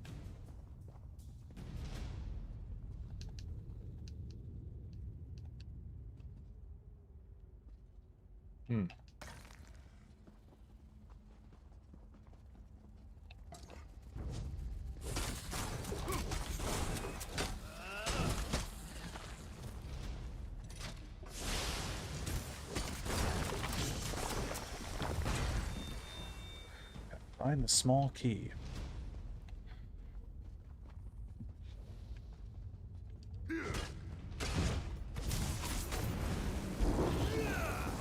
Let the threads of fate restore your strength. Honestly, we could do a drinking game for every time that they say fate as well. We don't have Magister Meln here, unfortunately, to provide us with the funny word. Oh, well, this guy's probably got it on him. He would die, yeah. How's it going, Ophelia?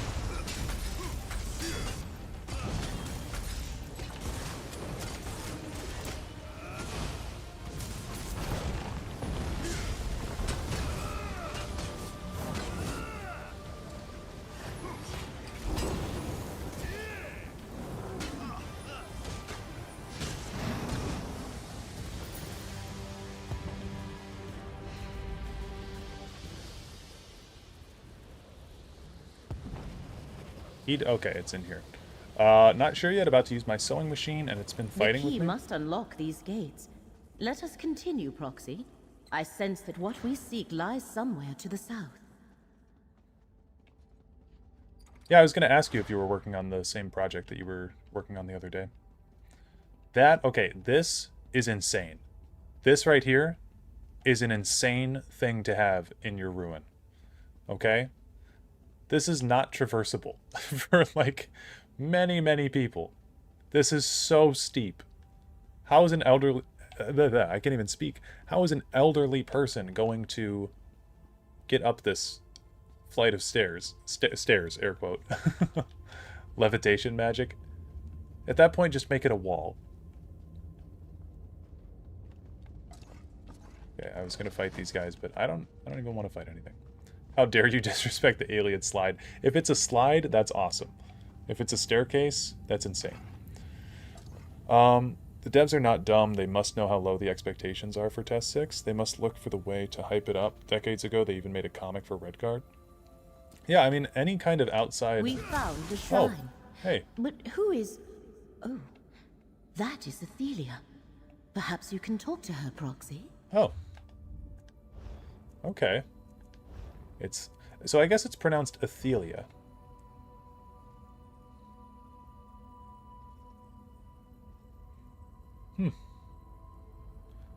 Well, there she is.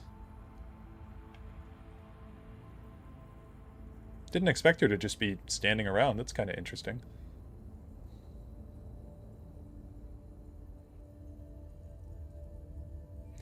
I'm in fact working on the same thing. I'm making a replica of Astarian's tent as like a bed canopy. Oh, nice. I like her robes. Very cool. I don't like that Laramil's waymarker for her being next to me, that little white dot, is appearing on the outside of my screen.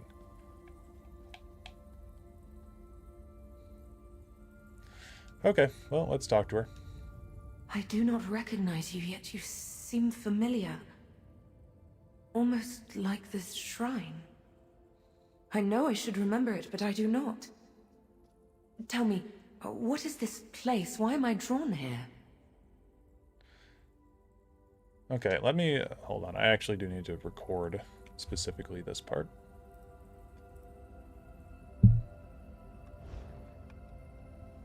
I do not recognize you, yet you seem familiar. Almost like this shrine. I know I should remember it, but I do not. Tell me, what is this place? Why am I drawn here?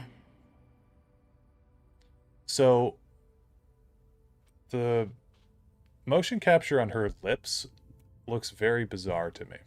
I know it's a nitpick. I mean, this game was made in 2014. Her face definitely looks like... I'm guessing with Athelia, she is not actually a player model for a base human, because her hair looks very different and her eyes and mouth look very different from how a normal human NPC character would be made in this game. So I'm guessing they constructed an individual Athelia model, and that's why it looks a little bit odd. I mean, it looks fine. Her face looks pretty good, I think, but like the mocap on her lips is a little weird. The hair is questionable. She looks like a Kardashian. Yeah, she does. She definitely does. Why do you aura farm on the pause menu? It makes me giggle every time. What, like this? I can change the way that my character stands. We've got... what is it? Customized actions? I don't know what it would be, but this is like a... This is a demeanor for my character. Personalities, yeah. He's the heroic personality right now. Could have him be a scholar. The assassin would look pretty funny too.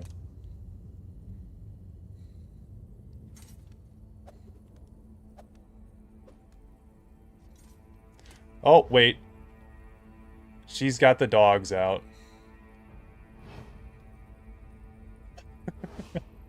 Why did they not give you shoes, ma'am? I'm sorry.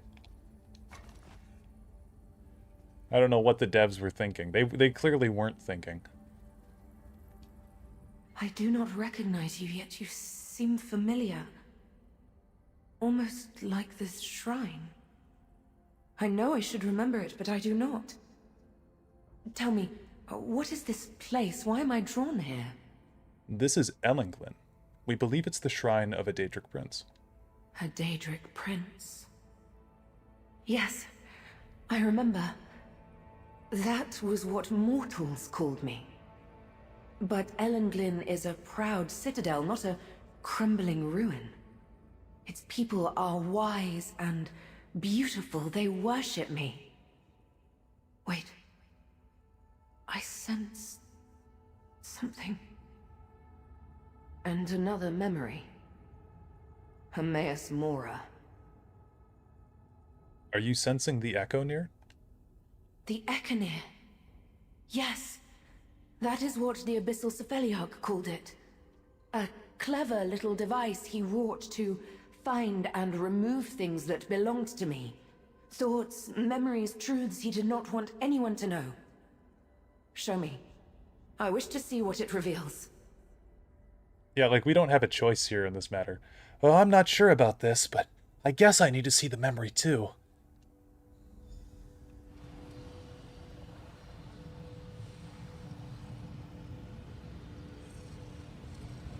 Let us see what Mora took from me.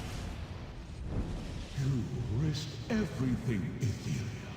You must forsake the many paths. You seek to diminish my prince. Why should she agree to such a demand? To preserve reality. Her willfulness threatens all of existence. You let your fear control you and foresee an apocalypse that will never be. Depart, Mora! Ethelia disappeared as soon as the memory ended. Let us speak outside. Okay. Gotta be honest, it's lame that she looks like a normal human. At least Sheo had crazy eyes. Yeah, they could have done way more with her, and they didn't. The crystal wings are, like, I like that idea. I think that's cool, but, like, yeah, exactly. The broken glass wings are nice. Like, those look really cool, but her base design is kind of bleh. Let us review what we saw in the ruins, Proxy. Fuck you, squirrel. Now it becomes clear. The recollection also seeks Ethelia. They hope to find her visiting places she once knew, just as we did. Yet Ethelia seems confused. I do not think she has fully regained her memories or truly understands what happened to her. What did you make of the memory the Ekonir revealed to us? I believe we witnessed the moment Hermaeus Mora first confronted Ethelia about the danger she posed to reality. And we saw that she refused to heed him. It is a hard thing for any creature to change its nature, especially for a Daedric prince. What's our next step? This is but one piece of the puzzle, Proxy. You still need to investigate Ostermere and Rustwall Estate. This is exactly how the Necrom chapter went. We had to go to 3 places, and then she followed us along, and then we did a quest at those places. We gathered allies along the way. Like, did they just do the same thing twice for 2 different chapters?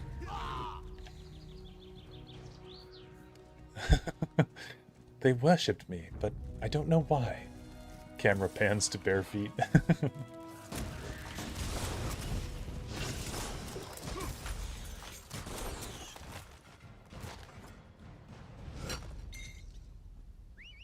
Her lips aren't synced correctly or something. Maybe her face is too stiff. Well, I don't think her face is the same model. Like, the way that ESO faces are made is on a slider.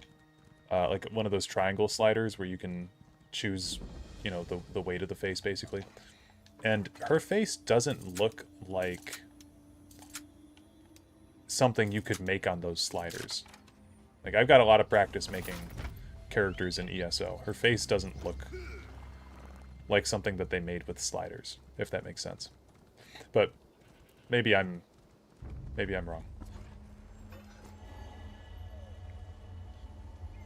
Who is this Ethelia character? Some sort of Daedra or what? She is the Daedric Prince of the Many Paths. Yes, the 18th Daedric Prince.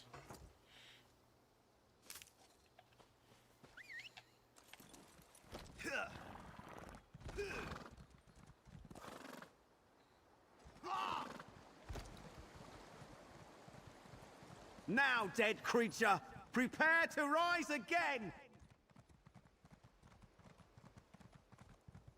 If she had the body of an alien, that might be better. Yeah, that would be cool if she was more elven instead of just like a white woman. It is funny they just gave her like white tattoos and they were like, yep, she's a Daedric prince. But I mean, Meridia shows herself just as like she's a white woman too, just in a spectral form, which honestly they gotta go back and update some of the base game models for things. Like that yellow ghost model is not unique to Meridia. The actual model that the what's she called, the Keeper or something like that, whatever model that character is unique, but like that yellow effect is not. Wow, that okay, just to remind everybody, this came out in 2024. This DLC came out in 2024. Yikes. Meridian is like an angel though? Yeah. Has she ever been in a test game before, or have I missed everything about her? Nope, she was introduced in this game.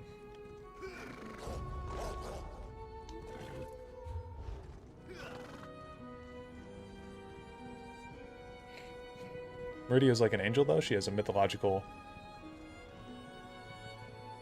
Yeah, I wasn't saying anything about her. Like, I think her form is fine. I just think that she is just like a white lady that's got a gold glow to her. So she is brand new lore. She's brand new as of last year. Yeah, or really 2 years ago with the Necrom chapter.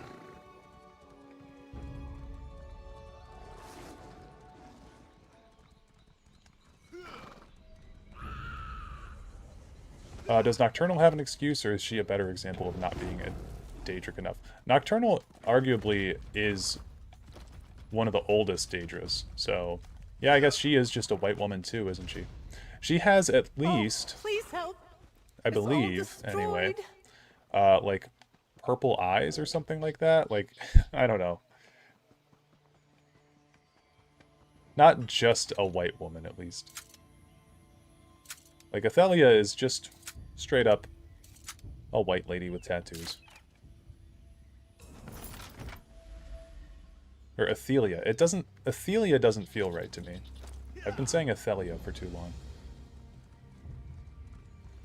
Rest easy, friend.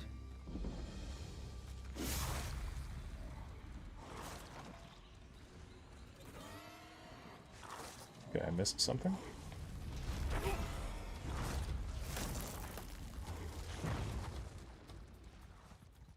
Rest easy, friend. Do I have to talk to this guy? You there! Let's help these people! Okay. I'm pretty sure my leg is broken. Not you. You there! Let's help these people! I would love to. You there! Let's help these people! Okay.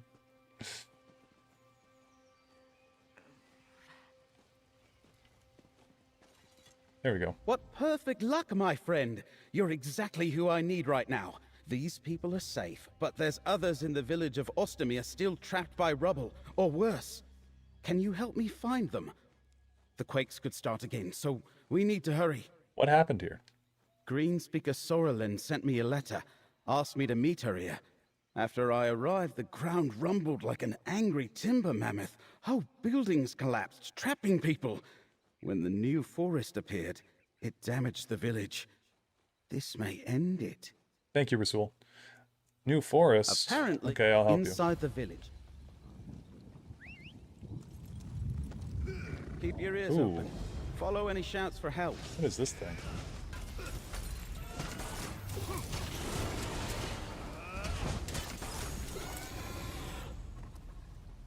First person ESO is wild. Can't get out! The door's blocked! Clear the rubble! Thank the eight. I thought that was my grave.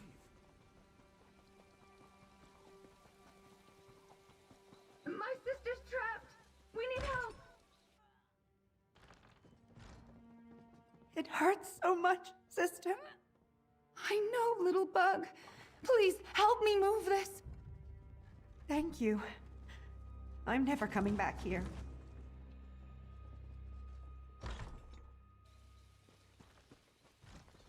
Thank the 8. Who is this chump? Or does this predate Talos? This predates Talos, yeah. This game takes place 1,000 years before only exist in the Skyrim. Won't let me go. So strange.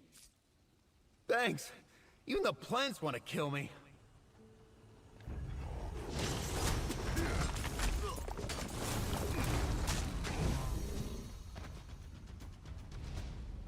You're safe now.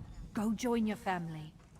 Sorelen, you're I had no idea the ground would shake so violently when I asked Baragon to meet me here.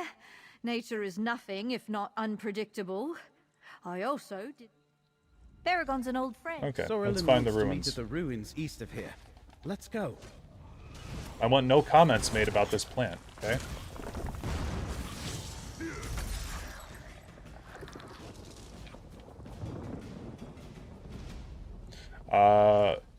Talos is the 19th Daedric Prince.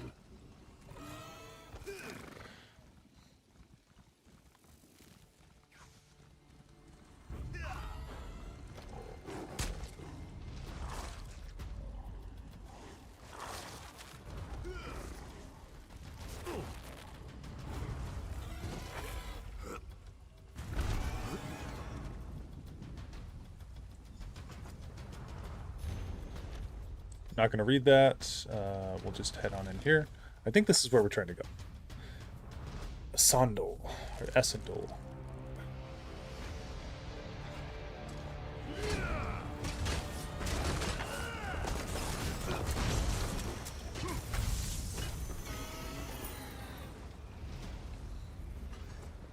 The handwriting at the bottom of the note is definitely Sorelen's.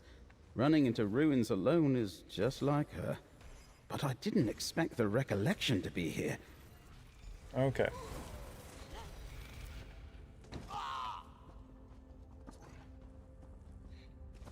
It is kind of odd that they introduce new Daedric princes in Elder Scrolls Online and we don't hear from this prince in any other test game. I wonder what kind of lore we're going to get that could explain that. Well, she was wiped away. Her memory was completely wiped away from Nirn, so... It is, they can really write whatever they want, I guess. Baragon, the grandeur of our history. You're right. These ruins are incredible. The wild burn sea. I think this is where I'm supposed to be. Yeah, help Baragon inspect it. So they're making me do a quest as a part of this quest.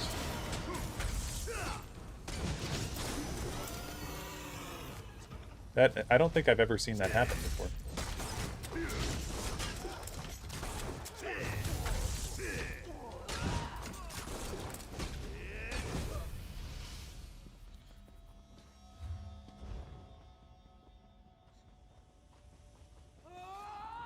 Sorelen has a point. These ruins are too wondrous to let sit forgotten.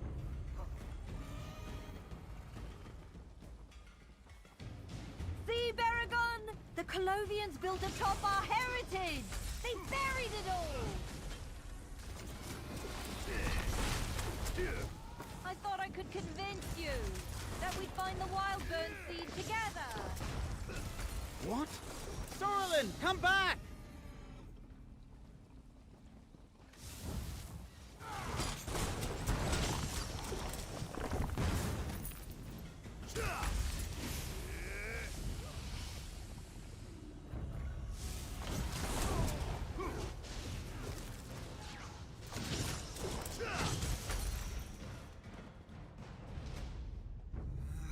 Join me, Baragon! The recollection needs wood elves like you! We can find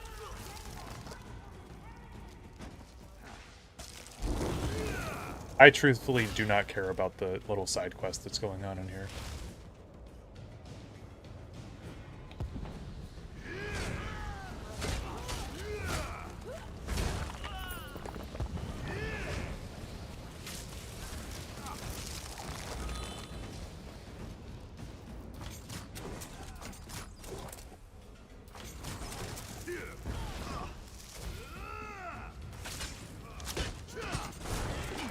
So, cosmologically, it's pretty clear that there's only 16, or there's supposed to be only 16 Daedric princes. There's definitely other Daedric lords. I don't know... I believe that it's speculated that there could be other princes, but it's been kind of like a thing for a while that there's been this established 16. And it's written that in the wheel of the Orbis, there are specifically 16 Daedric realms that make up the wheel. So throwing other Daedric princes into that throws off the cosmological scale of the universe. So it's kind of it's kind of a big deal to be just wantonly introducing random princes. I'll go after her. Grab the seed and follow after me.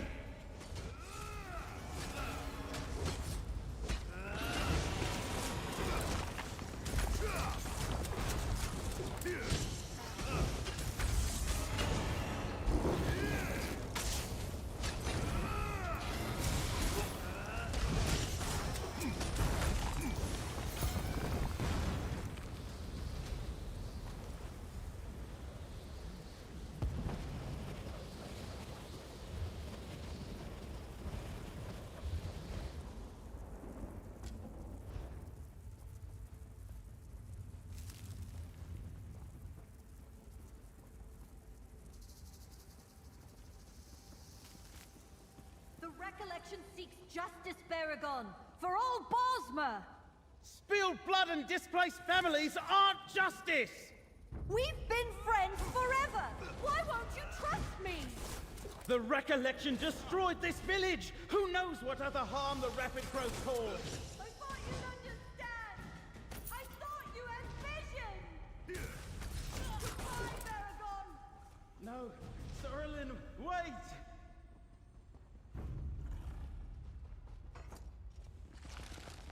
It is odd that there are no historical notes about her in some sort of book, for example. I think the idea was that Hermaeus Mora just, like, totally scrubbed her from history entirely.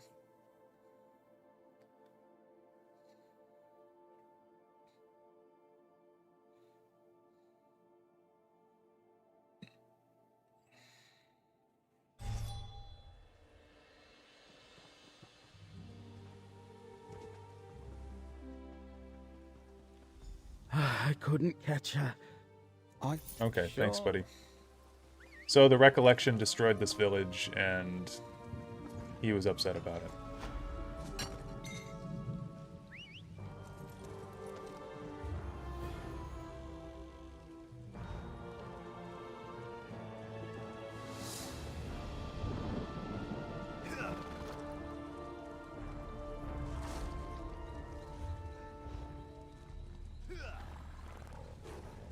Is there any reason why the Daedric princes are involving themselves with Mundus and Men and Mer? Mundus is the central hub of all of the universe, so it's contested ground.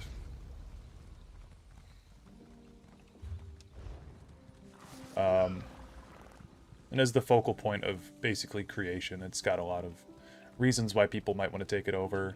A lot of powerful stuff here. I don't like this decision, but in ESO's Somerset expansion, for example, Nocturnal tries to take over the Crystal Tower. It's just, like, amplify her power.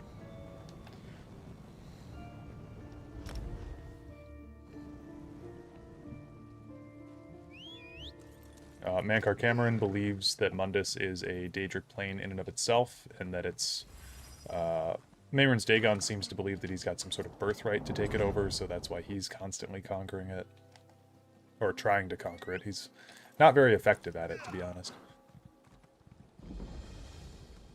Okay, we're going to the Rustwell Estate.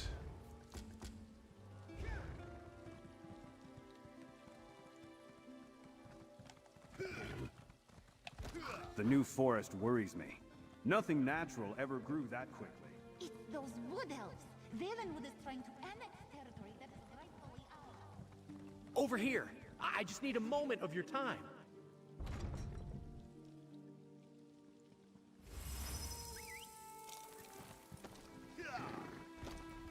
Unlock this Way Shrine.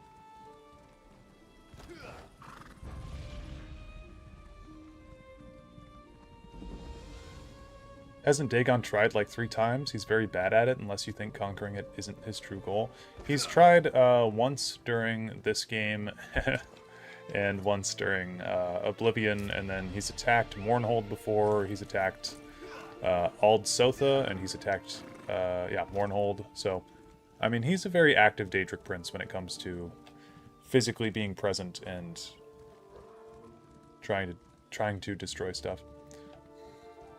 Who's the Count of Skingrad right now? Not Janus Hasseldor. Unfortunately.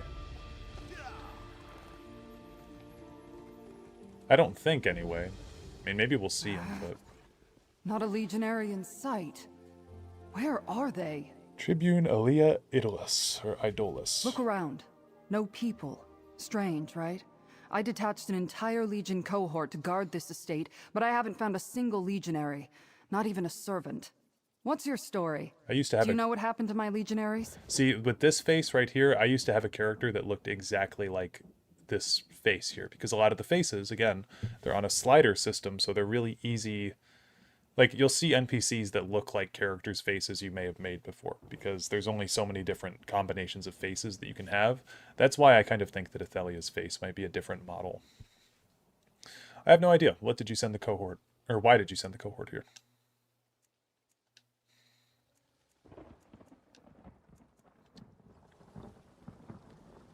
Okay, I can't click anything. Game totally froze up. Look around. Okay, game is still frozen Look up. around. To protect the estate. There we go. I don't know if you're aware, but Westweald isn't the safest place these days. Between the New Forest and the Wood Elf settlers to the west, and the rumors of cultists and Daedra stalking the land, I thought it prudent. Do they say that Janus Hasseldor is still the Count in Elder Scrolls V? Because that's crazy. I've never heard that before. If you command the cohort, why weren't you here with them? Because I handle multiple matters for Count Calantius, and my cohort should have been able to fend for itself. The estate's proximity to Skingrad makes it a tempting target for enemy forces. Listen, help me find my legionaries, and you'll be rewarded. All right, I'll help you find the missing cohort. I hereby designate you a temporary agent of the... Yep. Yeah, we're in Skingrad. We're in the Westweald region. So we're kind of bordering Valenwood. Like, this over here is Valenwood.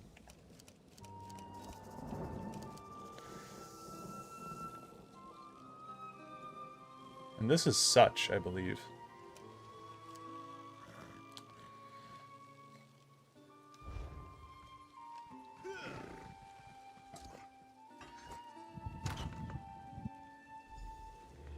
Seems everyone left in a hurry.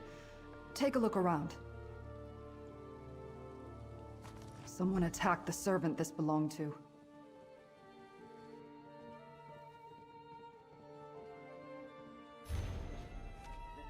Tribune Alea Idolus. My apologies if I skipped the respectful pleasantries. Rustwall is in great danger and I have little time to waste. The legionaries you stationed here have vanished along with most of my staff. What began as a full legion cohort has mysteriously dwindled to fewer than 10 soldiers, including Captain Laronis. No one knows what has become of them. The remaining staff is close to panic. We're evidently under attack by an unknown and so far unseen force. Captain Laronis has a plan. We're to hide in the... The captain planned to died hide, writing a note. But where? Okay, so that's 2 dead people that were in the process of writing a note or a journal in this DLC so far.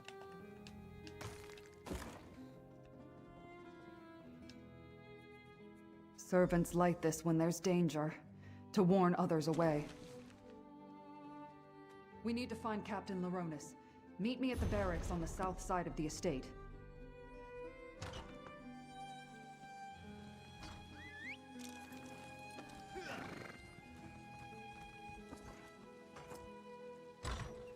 Back here, comrade. I found Captain Laronis. What a loss. I found that letter clutched in his hand. Captain Laronis, damned if your suspicions weren't true. I found a pile of bloodied armor buried in the forest. Your legionaries aren't deserting. Someone is killing them. The staff known to take refuge in the catacombs during an attack. Or the staff knows to take refuge in the catacombs during an attack. They'll be safe until you give the all clear. I have the only key, so let me know when you're ready. Stay safe, Captain. Groundskeeper Gaius. The servants are hiding. The bloody clothes and the warning candles suggest someone or something attacked Rustwall. And we know Captain Laronis was working on a plan. I hope to find him alive, but the letter from the groundskeeper tells us more than we knew before. The letter suggests the servants are hiding in the catacombs. Not as grim as it sounds. The Count ordered the catacombs converted into a shelter a while back. He wanted a place for anyone in residence to hide should war sweep over Colovia. Let's hope the rest of the cohort and the servants are safe and secure. The note says this groundskeeper Gaius has the only key. Groundskeeper Gaius is a tough old hedge snipper. We need to find him and get his key to open the catacombs. Then we can see how much of the cohort and household staff survived whatever happened here. Let's check Gaius's home first. Groundskeeper Gaius.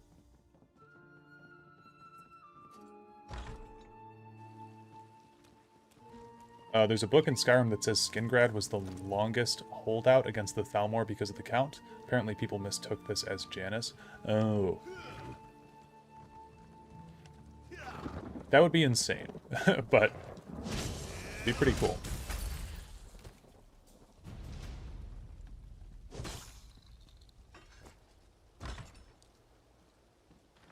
Gaius? Are you here? It's Tribune Alea. Tribune? Thank the divines. Are they gone? Who, Gaius? Who attacked Rustwall? I'm glad to see Tribune Alea, but she certainly took her sweet time. We've had all sorts of problems here. Did you bring reinforcements? Captain Laronis sent the remaining legionaries and staff into the catacombs. Then he was going to call for help. Captain Laronis is dead. Me and Tribune Alea are the only reinforcements. Dead? Damn shame. He was tolerable as far as Legion officers go. He had a good plan, too. It had to be some sort of enemy army. But all I ever saw were a few wood elves sneaking around the grounds. We need to let everyone in the catacombs know it's safe to come out. Can you go retrieve the key and take care of that? Alright. We'll go get the survivors. I stashed the key inside the old statue in the garden. Don't worry. Thanks. Being a cool vampire in the Elder Scrolls is kind of the biggest middle finger possible to my ball. We stand Hasseldor. Hasseldor's dope. I love him. I just feel like people after, you know, he'd been Count for like 100 years probably would have stormed his castle and killed him because they would realize that he's a vampire. Let's go. We need that key. I talked to him already, didn't? Oh, I skipped dialogue. Dead? I stashed the key inside the old statue in the garden. Don't worry, I'll draw you a map. Just be careful wandering. Oh, the map is... Okay, it's right next to him. Oh my god, he just drew this? This is his map? I mean, that's kind of cute in a sad way. Okay.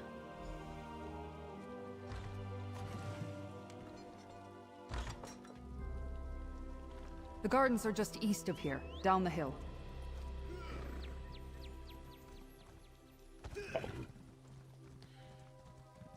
The Rustwall Gardens. Our map indicates a spot on the western side.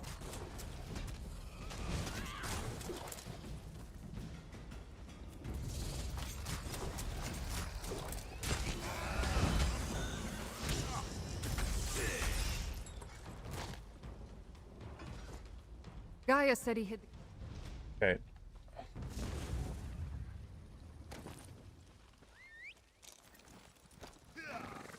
These insects, they're from deep underground.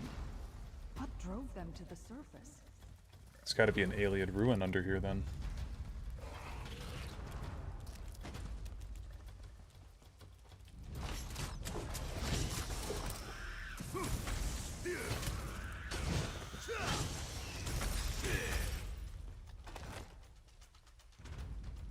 That's the key. Now let's go open the catacombs. The door is across from the barracks.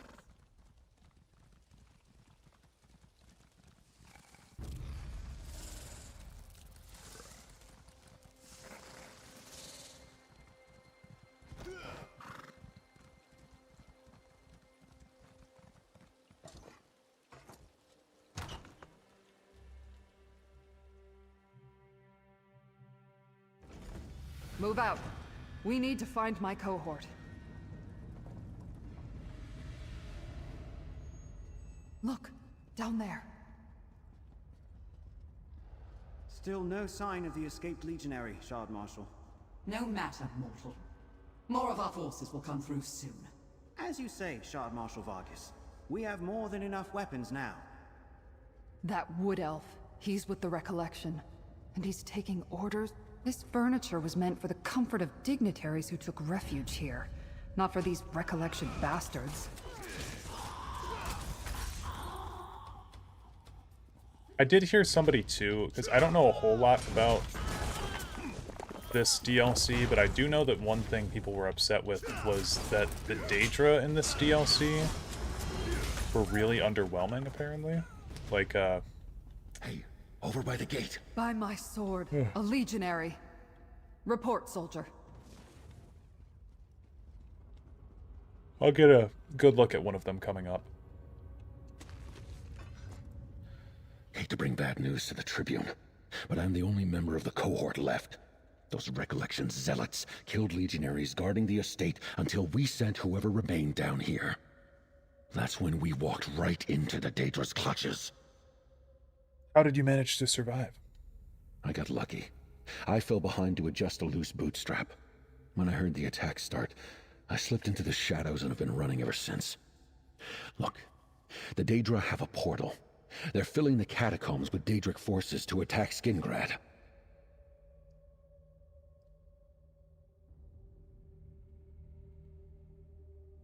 Oh, sorry, I had to yawn.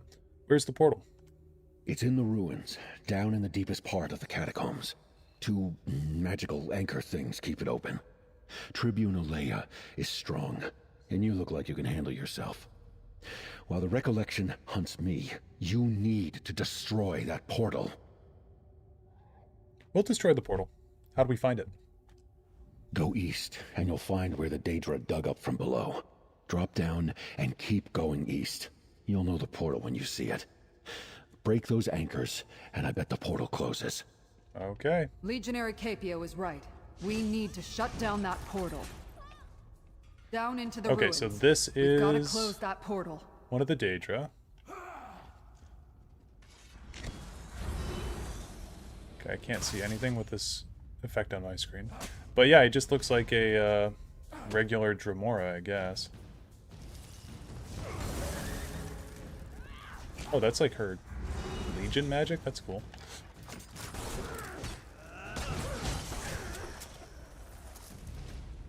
Capio said the Daedric portal was to the east.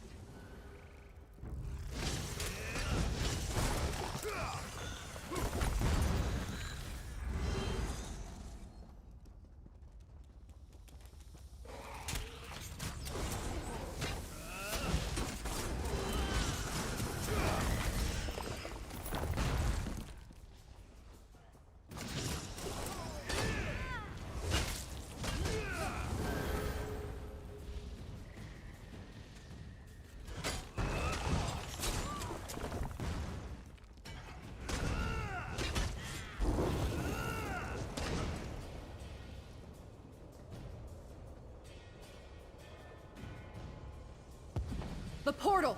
Destroy the anchors, comrade! Yeah, these even look like Jigalag crystals. Stop them!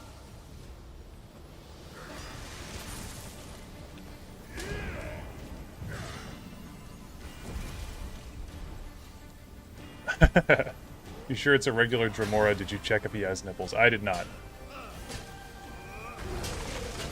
Markor Laws of Miramor.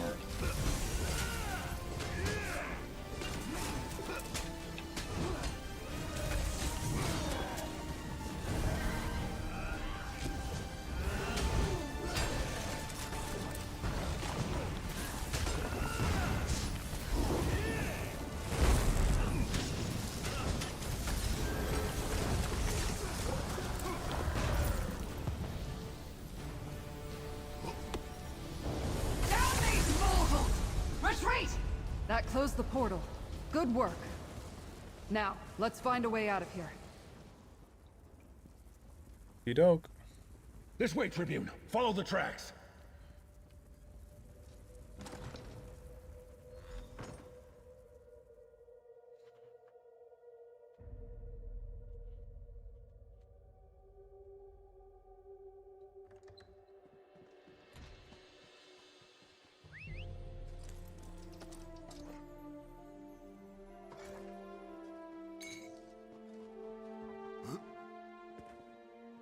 Over here, Made comrade. a Daedric Prince featuring Let's white talk. crystal thingies, and somehow didn't think of Jiggalag.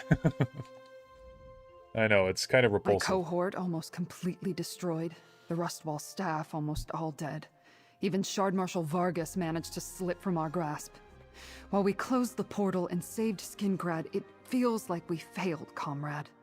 This is part of something bigger. I came here to investigate a disturbance in the Threads of Fate. The Threads of Fate? That sounds ominous.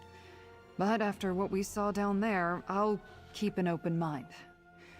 We learned that the Recollection Cult is working with Daedra and taking orders from Shard Marshal Vargas. They got damn close to invading Skingrad. So the threat here is over.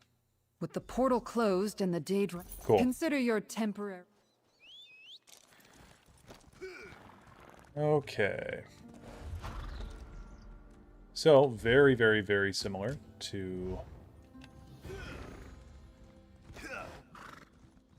our previous adventure in Necrom, where we did 3 separate quests. Unless Athelia is going to be somehow tied to him eventually, but who knows? I don't think Athelia ever gets tied to Jiggalag. Because I've thought that too. The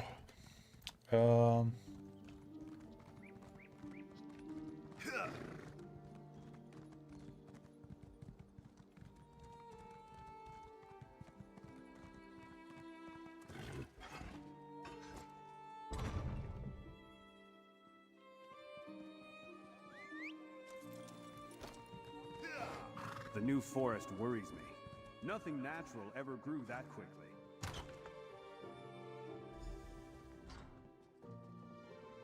Welcome to my townhouse, friends. I can't wait to hear the results of your investigations. I can't believe we found a corrupted seed at Ostermere. That the Recollection somehow caused the new forest to overgrow Westweald. Or that my friend Sorelin was involved. Laramil wants to talk to you, but I'd like to hear what else you discovered. Yeah, I know. I feel like a lot of these characters are written to... they're written like they don't exist in this world already. Tribunalia and I kept Recollection and Daedric forces from invading Skingrad at Rustwall Estate. An invasion launched from Rustwall Estate would have taken Skingrad completely by surprise. I'm glad that you and the Tribune were there to stop them. But the Recollection working with Daedra? That's a troubling new development. Do you think Athelia will even be acknowledged in Test 6? It depends on how this questline wraps up, actually. I don't know how any of this goes. I mean, this is my first time playing this, so... I've read Athelia's lore page on the unofficial Elder Scrolls pages plenty of times, but it's honestly pretty sparse. So, I know a little bit about her, but I don't know how this actual questline concludes. Do you know Tribune Aaliyah? By reputation. We only just met. I know she does troubleshooting for Count Calantius, so I figured I might run into her eventually. She apparently heard about me too, and just showed up on my doorstep. You learn anything else out there? The Recollection was looking for Athelia at Ellinglen, but we found her first, then she vanished. Athelia, the Daedric Prince you and Laramil are looking for? You met her? Incredible! But why is the Recollection looking for her? Didn't they... never mind. I think you should talk to Laramil now. I need to consider all this. Sure. Our initial investigations are complete, Proxy. Let us speak. Encountering a material confirmation of... that is, I thought it would take longer for us to find and confront Athelia in person. We determined that my suspicions about the frayed fates proved correct. Each location had a connection to Athelia. So what do those connections tell us? That the Recollection and the Miramor Daedra seek to restore Athelia to power. They cause the New Forest and Wildburn devastation. And Athelia wanders Westweald, starting to remember. For helping me reach these conclusions, take this reward. Speak with Baragon. See if he has a thought about our next steps. Athelia's presence untethers all consequences. It makes it nearly impossible for me to perceive the threads of fate, let alone determine which threads to follow. Is that a problem? Most people can't see fate. Actually, we're not going to talk with her because we need to talk with him. I've been thinking about Ostamir and your investigations with Laramil and Tribune Alea. The recollection was involved each time. We need to determine what they're planning next. Maybe the Wildburn seed we found in Ostamir can help us do that. How can the Wildburn seed help us with the recollection? I'm not a green speaker or a spinner, but I know a corrupted seed when I see one. If we can trace it to its source, I think we can find the recollection. Luckily, there are experts on this sort of thing close by, in the wood elf town of Vashabar. Could Vashabar's wood elves be involved with the recollection? Bosma, who honor the green, wouldn't have anything to do with a Wildburn seed. But I want to show the seed we recovered to a green speaker. If they can tell... Okay, I'll help you.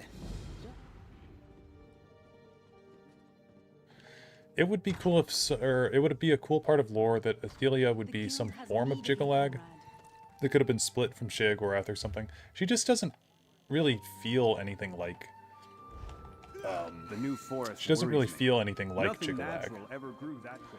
Yeah, she seems more like a hard opposite to Jigalag. Yeah, the only real connection between her and Jigalag is the crystals. Other than that, they're very, very distinctly separate, it seems. It is cool to see Skingrad again.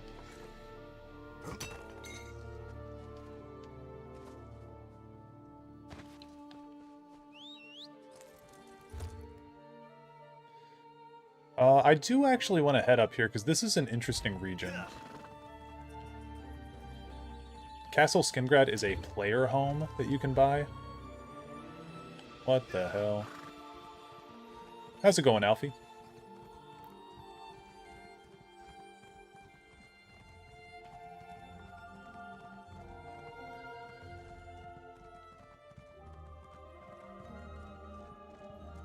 Oh shit, it's the Impresario.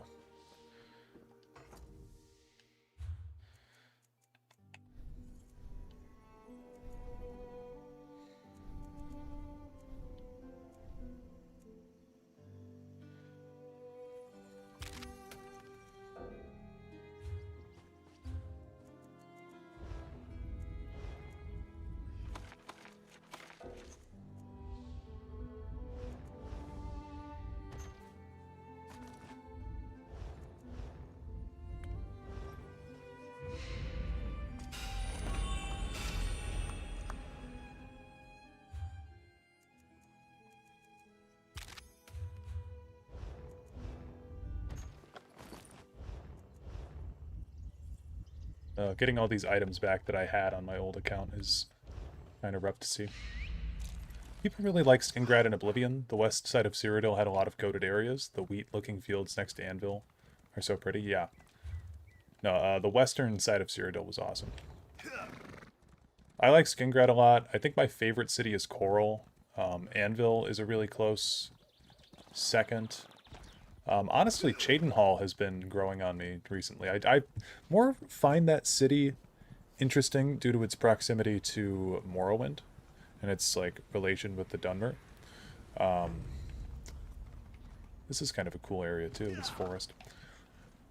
And Leowen is much cooler. Actually, if you go to Leowen in Elder Scrolls Online, it's much cooler to see than like the Leowen that we see in Oblivion.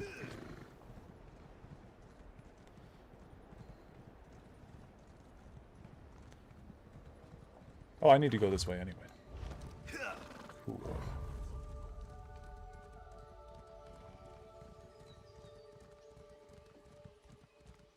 Anvil is really cool.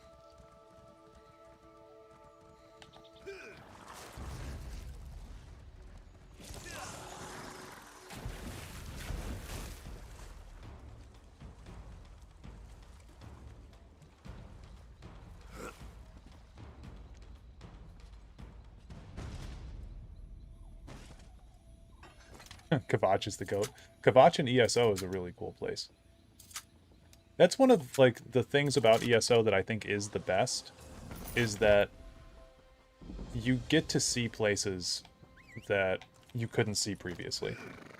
Which is one reason that I'm really kind of bummed that they haven't done Winterhold yet. I think the Winterhold region is being slept on for some reason. Whisper to me the secrets of the gold.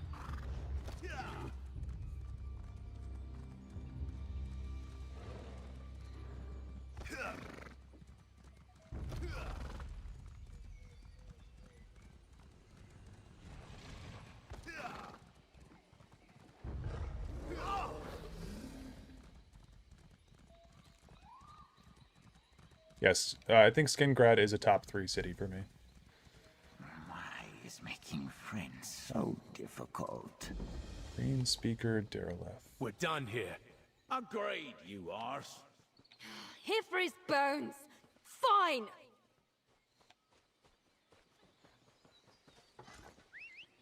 Kavach, more like Kagon.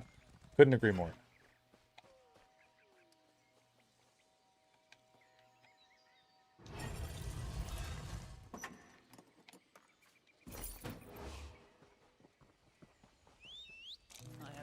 Getting to see Tamriel is really awesome. The locations look amazing in ESO. They do. They've got good locales. Breville is purely the Imperial's fault. Yeah. Breville is not nice to look at. We're done here. Agreed, you arse. Here for his bones. What exactly are you implying, Calovian? I'm not implying. I'm saying it outright. This land wasn't yours to grow a forest over. That's enough, Tribune. Fine. You and the mercenary handle it. Apologies, Greenspeaker. What can you tell us about the seed my friend is carrying?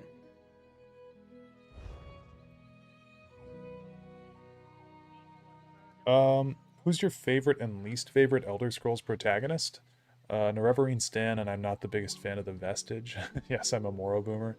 As far as protagonists go, I do think that the Nerevarine and the Hero of Kavach are way more interesting than the Dragonborn. The Vestige is not interesting. The Vestige is the most boring character in the world. But it really depends on like the writing and the choices that the characters can make. And if that's what we're ranking it on, then Nerevarine has the best slot. Hero of Kavach's story is really interesting, how it ends with them becoming Sheogorath, but yeah, I don't know. I don't really have like a favorite protagonist. I don't tend to see the protagonists as characters because the series doesn't treat them as characters. They're just vessels for the player to play as, so I don't know.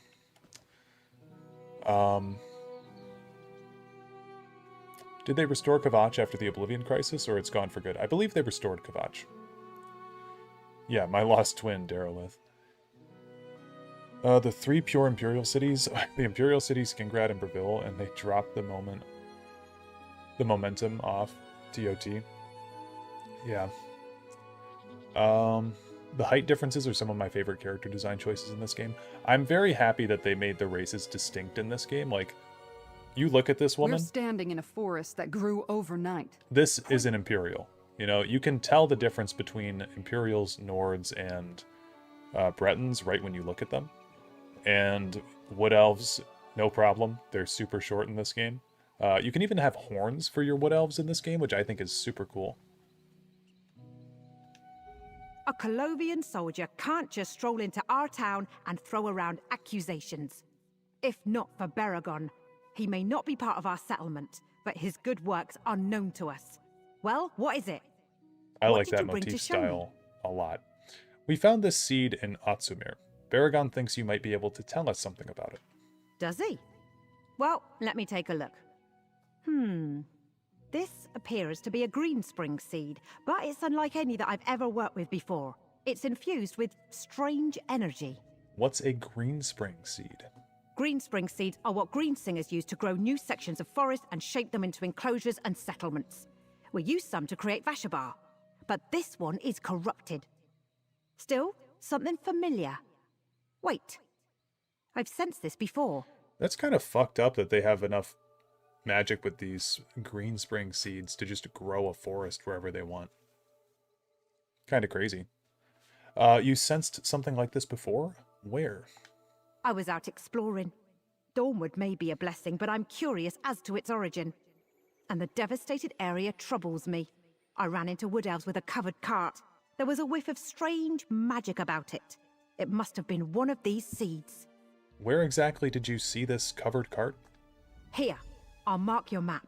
I met the wood elves with a covered cart in the hills east of Leftwheel.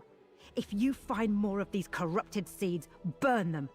And don't worry, I'll destroy the one you gave me after I finish examining it. Okay. Now that she mentioned it, I've heard of green spring seeds. If the recollection was able to corrupt the sacred seeds of the green with Daedric magic, that's unthinkable. Before we go look for that cart, we should talk to King Nantharian first. Why do you want to talk to King Nantharian? King Nantharian's an interesting person. Charismatic, a visionary. He saw an opportunity and rallied wood elves to follow him and start this settlement. As I understand it, he leans toward the Dawnway more than the Green. We need to warn him. Warn him about what exactly? That his followers are in danger. While drawing wood elves away from the Green is next to impossible, Green speaker Sorrelin notwithstanding, the followers of the Dawnway are ripe to be recruited by the Recollection. The king needs to know. Cool. Do you prefer all wood elves being short? The original joke was that Bosmer girls were normal heights and the men were manlets for no discernible reason. You know what? Either one's fine with me. That's all right. They're both interesting, I guess. I get what you mean on the characters not having a personality. I guess I simply preferred Morrowind's total freedom to doom your world and get high on skooma. Yeah, Morrowind definitely gives you much more choice. Halt! King Nantharian sees no one without good cause. We have good cause. We've come to warn him of a danger to Vashabar. Very well. But the Legionary must remain here. Fine. I'll wait here. Thank you, Tribune. Come, friend. Greetings, stranger. All are welcome in Vashabar. But tell me, who enters my humble abode with Baragon, the hero of Ninglinir Pass? And what was that about a danger to our unassuming town? I'm Baragrok Groshrub. Baragon thinks the Recollection may be recruiting its members from among your people. The Recollection? Yes, we have heard of this new order, but it has nothing to do with Vashabar. Do you really expect to find such violent agitators in this peaceful hamlet? Greenspeaker Sorrelin is from Vashabar, right? She's a member of the Recollection. Greenspeaker Sorlin helped us settle Dawnwood and build our town, but I haven't seen her in weeks. I assumed she had done her part and returned to Valenwood. Not everyone is prepared to break away from the familiar and start anew. We also took a corrupted Wildburn seed from the Recollection. We gave it to Greenspeaker Dareloth. A Wildburn seed? I've never heard of such a thing. But then again, I'm not a Greenspeaker or a spinner. And what did Dareloth make of this strange seed? I know she's been trying to determine how our Dawnwood came to be. Does she suspect a connection? Well, the Recollection said they created the forest. She said we might find more seeds east of Leftwheel. That's not far from Hoperoot, our new settlement. Count Calantius has refused our offers of cooperation, so I cannot assist you directly. But if you learn anything more that you feel I should know, find me at Hoperoot.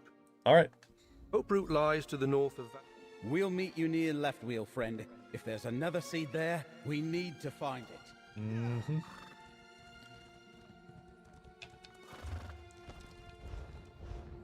Okay, so we're going all the way up here. Coolio. Any choice you have basically gets retconned in the sequel, like the Dragon Break and Red Deer erasing whichever choice you made from Mattering. I don't think the Red Deer was done to do that, though. I think the Red Deer was honestly a very bold choice that the devs made to just blow up Morrowind. I need a hand. But yeah, I get that.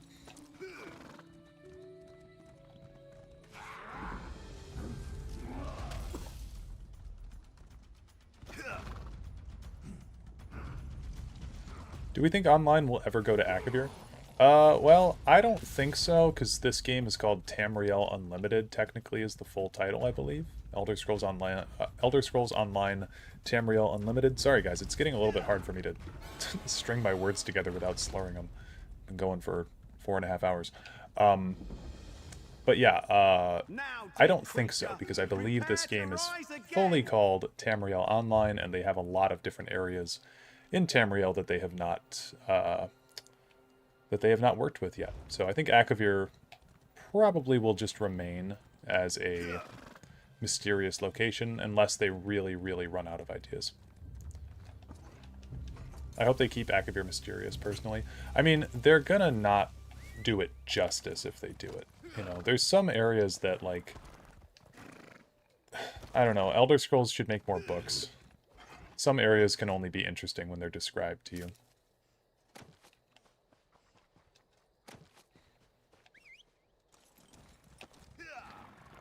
Question, as someone who hasn't played ESO for a long time, does whatever faction you choose at the start affect anything to do with the rest of the DLCs? No. That faction choice only pertains to your starting location when you first spawn in, and it pertains to what alliance you will be a part of in the Alliance War. You can also change your alliance now through alliance change tokens, I believe, but they cost money. So if you go to the Crown Store here, where would it be? Upgrades, maybe?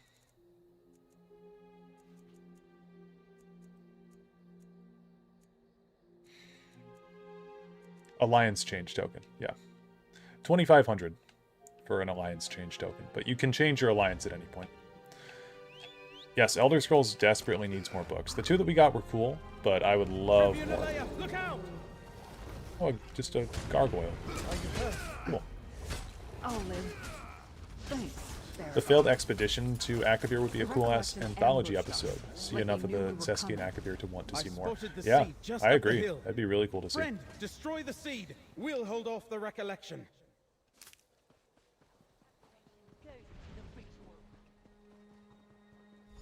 The transformative power of the Wildburn seed is amazing. You can't stop us, and you can't stop the Wildburn. The Cockney Wood Elves will never cease to amaze me.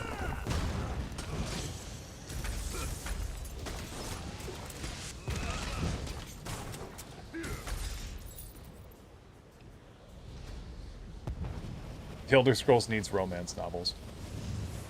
I'll take anything at this point, man. You burn the seed? Good. One less threat to worry about. They knew we were coming. Either the Green Speaker set us up, or there's a spy in Nantharian's court. I assume the recollection would be guarding the Wildburn seed, but the Tribune is right. They were expecting us. If the recollection does have a spy in Vashabar, then they're more dangerous than I thought. You really think the recollection has a spy in Vashabar? How else did they know to set this ambush? Greenspeaker Dareloth wouldn't have betrayed us, so it must be someone close to King Nantharian. Which means Nantharian's got a knife to his throat and he doesn't know it. We've got to tell him. King Nantharian said he was going to Hoperoot to oversee the establishment of the new settlement. We'll need to be careful. If our suspicions are on the mark, someone won't want us to talk to the king. Hoperoot lies near the ruins of Nunangalo, across the Wildburn. Let's meet outside the new settlement and see how things stand. Okay. Yeah, the Lusty Argonian Maid. True, we already have a pretty deep-seated romance novel that's 2 pages long.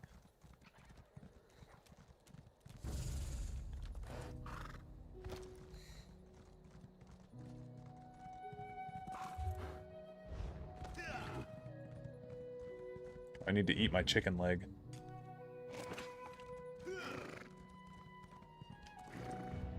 In-game, by the way, I don't have a chicken leg next to me. I'd be a very happy man if I did, though.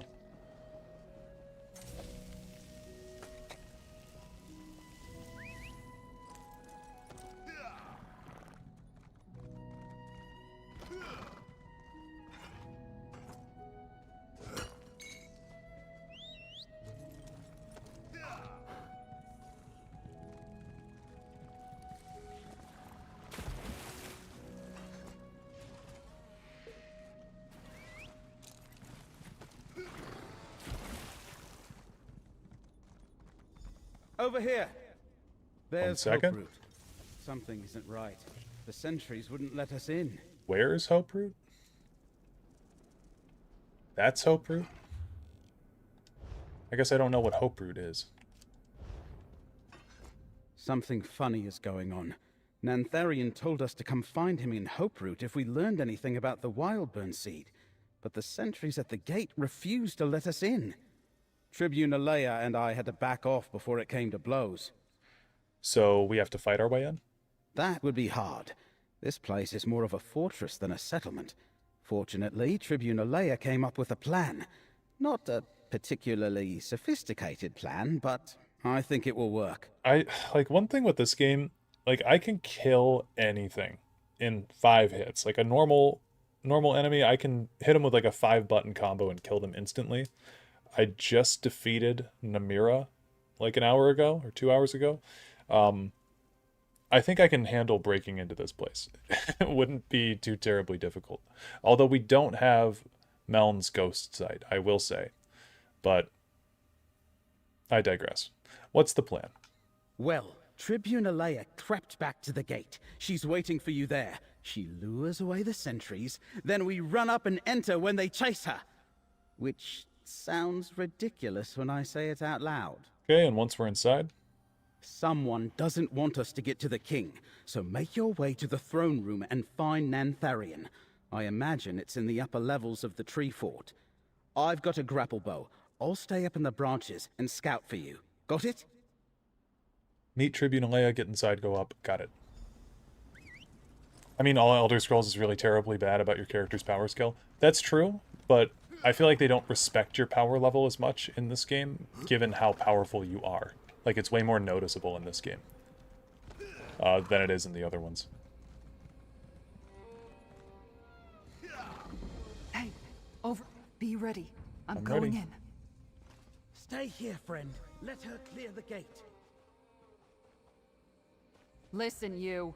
I want answers from Nantharian, and I want them now. She came back?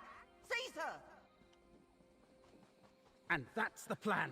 Get to the gate! Okay. Good plan. There's no reason you can't walk into Windhelm and end the rebellion in 1 day besides immortal flags. That's just a Skyrim issue, yeah. The immortality flags are really bad. Like, they should have made... They really shouldn't have you ever interact with Ulfric that early in the story. Like, be able to just walk right into his palace.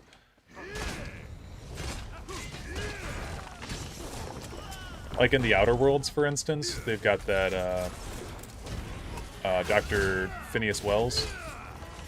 You can meet him really early on in that game, but he's behind, like, a locked door with a 100 level lock, I think, and he's also got a wall of bulletproof glass in front of him. In here. Nantharian must be a prisoner in his own settlement. Keep your eyes open for any information about the Recollection's plans. Or like Caesar in Fallout New Vegas. I'm pretty sure you can just kill him, like walk in and kill him, but there's tons and tons of guards around him.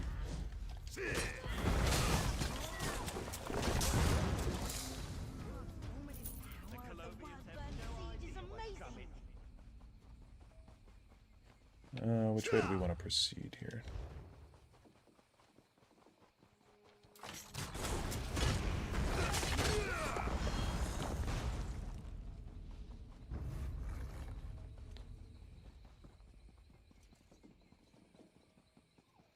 We're above the gate, but no sign of Baragon.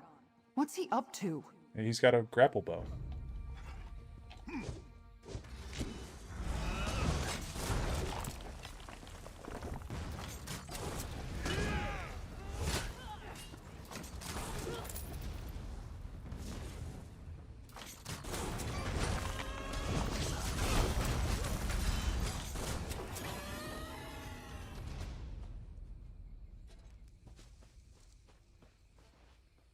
Problem is reaching Caesar. You have to interact with Benny to get the Mark of Caesar, and in normal play that's not happening for a bit. Right. Over here. This must be a Recollection command post. No Yeah. sign of the king, but the map and notes might be important. Take them, friend. Just being able to walk up to Ulfric, though, is crazy. Okay, so over there. Keeper Fearwain. Our Shardborn allies have identified Feldegard Keep as the linchpin of Skingrad's defenses in the Colovian Hills. Shard Marshal Vargas is gathering her forces for an overwhelming assault against the old fortress. She requests that we conduct a preliminary reconnaissance of the area and provide her with an estimate of the garrison's strength. A Shardborn success at Feldegard would certainly aid our own efforts. Choose a few reliable scouts and send them to spy out the keep. I await your report. I'll try to decipher the map later. Keep going, friends. We can't let the recollection take the king hostage.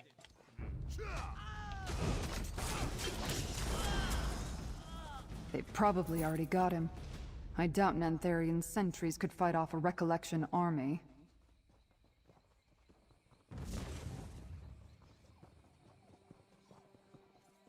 I sort of agree, but also these are the just kinds of keep going decisions up. I wouldn't be making How because big that's is clearly this tree intended by the anyway? game.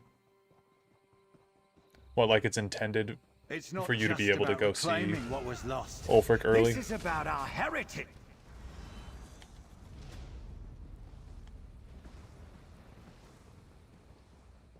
These ruins used to be on the hillside below. Hoperoot's branches raised them into that shawl. There's something strange about it. Oh, it's a doodad. Where am I? What force draws me to this place? Is that? Yes. I believe they call it a tavern. I see the many paths converging there. What in oblivion did we just see? That stone you carried triggered a vision. How did you do that? Who was the woman? Oh yeah, that regular-looking white woman. That was the Daedric Prince Athelia. Incredible. That was a Daedric prince? She didn't seem all that powerful or scary. In fact, she appeared to be disoriented. So why was that important? What exactly was that a memory of? Oh, that the game doesn't want you to kill him unless at the end of the Civil War quest. Right. I mean, yeah, but they could have... they could have not just marked him as immortal. You know, it's kind of a problem with Skyrim. Skyrim's very railroaded. Like, they have things they want to show you, and then you're there to click the buttons to continue the story to get to that point. But, yeah. Sort of why I think the Civil War would have been better from only the Stormcloak side. Maybe. Logically, once you join the Legion, they shouldn't even be willing to let you into Windhelm. Yeah, they should just block you off at the gate. But Skyrim doesn't let you make decisions that will harm you. Like, their philosophy, Bethesda's philosophy is that every player basically should be able to do everything in one run of a game, which is a terrible philosophy. If you look at Baldur's Gate 3, like, that game has decisions that brick you out of doing other decisions. I mean, you can kill 2 of the party companions. Like, you could stab Astarion with a wooden stake in the middle of the night, and then he's just gone. Or you can cut off Karlach's head. If you go to the Druid Grove and you assault it with Minthara, you lose access to Will and Karlach, I believe. Like, it's a similar thing with how you can't really commit crimes in Avowed. You aren't really supposed to. Yeah, exactly. It's one of the big flaws of that game. With this character's death, the thread of the prophecy has been severed. Yeah, exactly. How's it going, Duke? Logically, once you... Oh, yeah, I read that. Win Skyrim for the Empire, then assassinate the Emperor. The whole assassinating the Emperor thing is very interesting, too. That game is on a very set path of events. Yeah.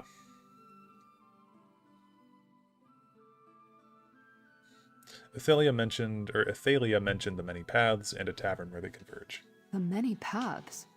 Sounds important, but I don't know anything about it. But there's a tavern not far from here, called the Outcast Inn. You should check it out when we're done here. Let's keep going. If the Echoneer has more to show us, let me know. But yeah, like the whole thing with Avowed not letting you kill people, it's like... Yeah, it's what Avowed was trying to do, it's not what people wanted from Avowed, you know? Maybe, but it's up to us to earn those promised rewards. I guess I almost have... a little bit more respect for Avowed just being like, hey, you can't kill anyone. The immortality flags are really annoying in the Elder Scrolls games. Where it's like, oh, you can attack these people, but not this one. And some people are flagged immortal for like no reason at all. Wildburn seed. Other than they have a quest that you haven't done yet. Someone's coming. Get down. Here. The seed for Skingrad is ready, my king. Bring it to my throne room. Vargas and I will perform the final ritual and send the seed on its way. The Shardborn are fickle allies. We serve the same prince. As long as I lead the recollection, the Shardborn will aid us. Yes, my king. I knew it. Nantharion leads the recollection. And the prince they serve must be Athelia. I heard everything. Get to the throne room. I'll circle around and hit them from the back. Baragon is gonna go hit it from behind. Hell yeah.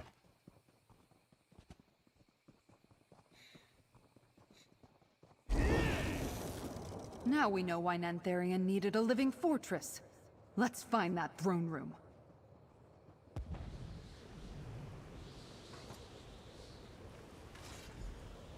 I leave the staff of many paths in your care, Nantharion. Use it well. Ah, your tree has pests. Greenspeaker Sorlin, deal with the intruders. They must not interfere with the ritual. Vargas, help me prepare the seed. Baragon's friend! For his sake, I will dispatch you quickly. The ritual! I cannot allow you to interfere!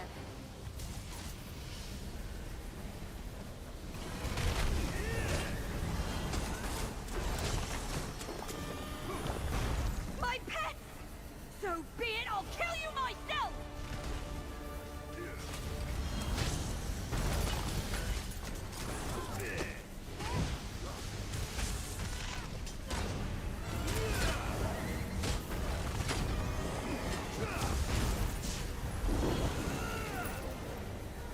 Now, destroy the Wildburn seed. No! The ritual is not complete! Something's wrong. It's too soon. The Wildburn seed released its energy too early. Run! Follow Nantharion. He must know a way out. The Wildburn seed! It released its energy when you destroyed it! Hoperoot is doomed! Okay, oh no. Run! This tree fort's coming!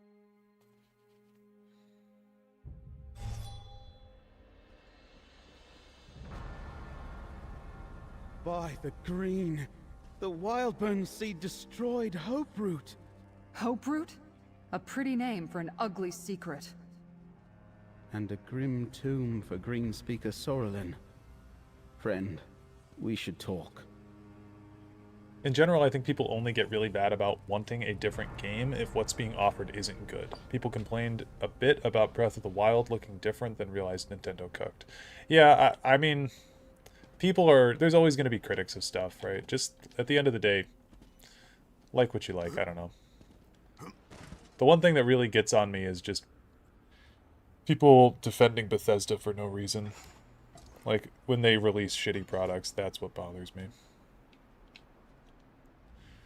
That was close. But at least we destroyed the seed and this recollection fortress. But I hoped things would turn out differently for Greenspeaker Sorlin. I wish I knew what drove her into the arms of the recollection and their mad leaders. What's weird about Avowed for me is that it feels like the setup could actually support a kill everyone you meet path because your quest is just end plague for non-local empire. Yeah, I mean, as the envoy for the Emperor, I think they were trying to basically set you up as a, like, this person is not a villain that you're playing as type of character. So that's why they didn't let you steal or harm others. Which, again, I didn't mind. I never tried to kill anybody that was a civilian when I was playing Avowed, but I get that it upset people that you couldn't. But yeah, with Avowed, I mean, you're not playing like a blank slate character. You're playing a character that's already pre-established in the game. Nonetheless, it presented itself as an open world game, so when people bought it and then they were forced to play as this envoy character, I think it upset a lot of people. But yeah, I mean, I could see it supporting like a kill everyone you meet type of play style. I mean, they did the same thing too in the Outer Worlds. Like, you can kill anyone that you want in that game. So I don't know why in Avowed they didn't. It's just odd, yeah. But that's how the Pillars games are too. I don't think you can just attack anyone. Maybe you can. I'm trying to think of if you can attack story important NPCs. I don't know if you can. I never tried. Really quick, I'm going to go get some water, and then I will be back.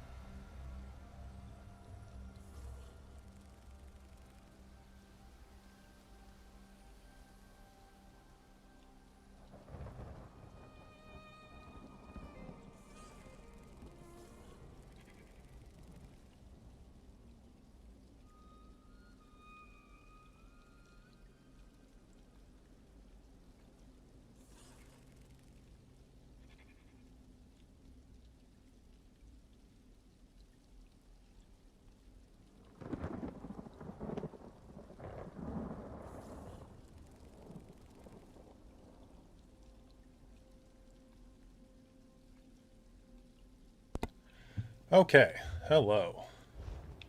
Baragon. That was close. But at least we destroyed the seed and this recollection fortress. But I hope things would turn out differently for Greenspeaker Sorelin. I wish I knew what drove her into the arms of the recollection and their mad leaders. King Nantharion and Shard Marshal Vargas escaped. We'll find them again. We dealt them a serious defeat here at Hoperoot. They'll need to regroup with recollection forces elsewhere. That will cost them time. That staff. Vargas called it the Staff of Many Paths. She entrusted it to Nantharion. It looked like he was using it to conduct the ritual with the Wildburn seed. Right. Well, back to my townhouse, friend. Give me the map we found. I want to examine it. And we should consult with Laramil, if she's back from her mysterious errand. It's clear Athelia's Daedra are helping the recollection. We need to know why. Here's the map. I'll meet you at your townhouse in Skingrad. You two go ahead. That report we found. I want to check on Feldegaard Keep.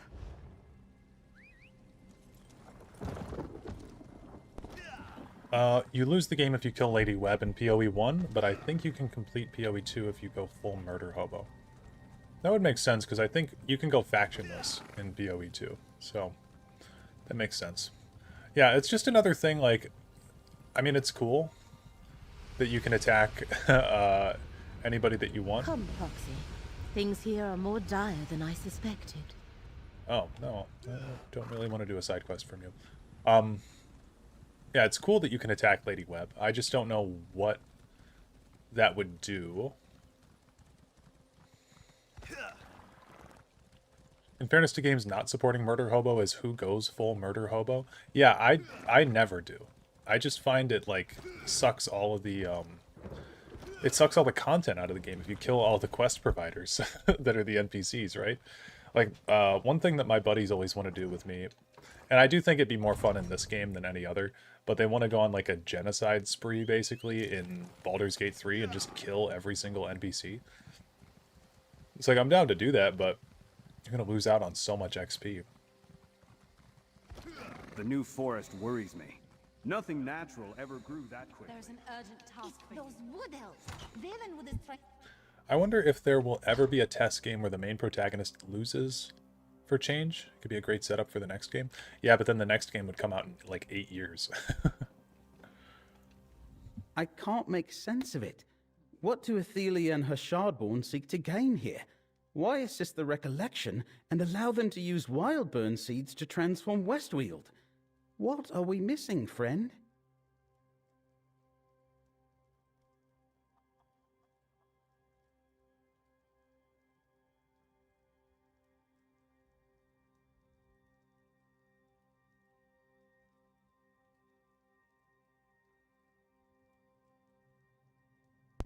If only my best friend, Curate Gadain, was here. He'd know what to do.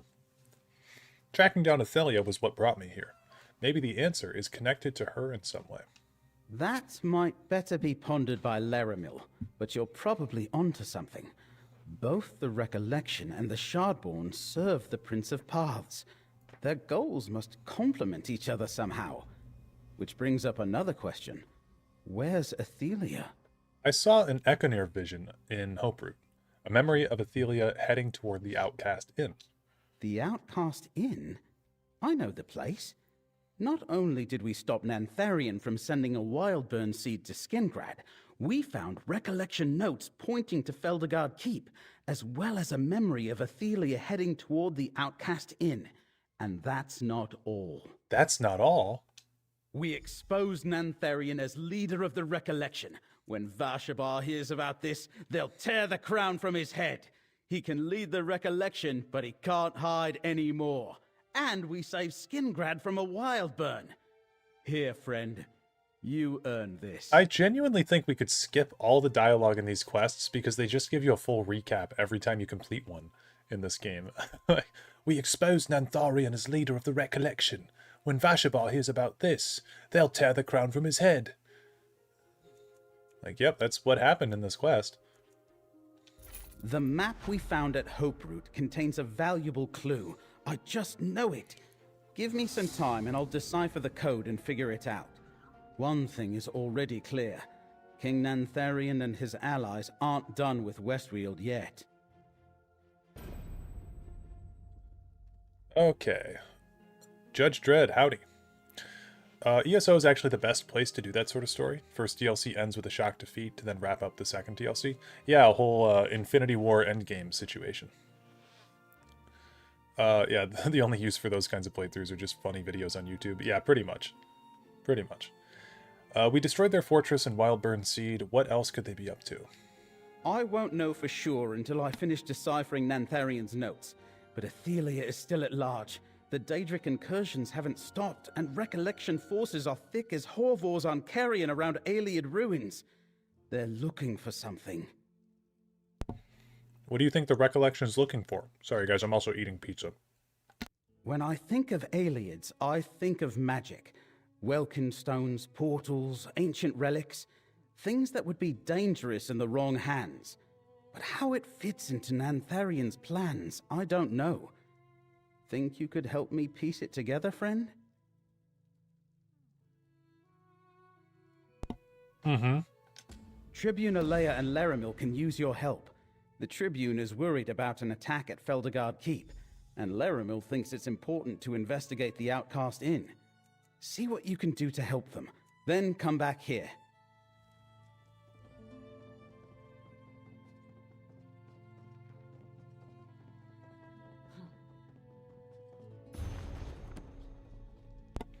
Have you guys played Fallout 1 or 2? I own both of them. I have not gotten around to playing them yet, but they're on my list.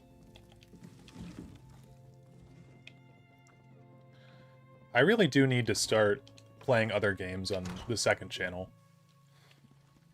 Other games outside of like Elder Scrolls and the like.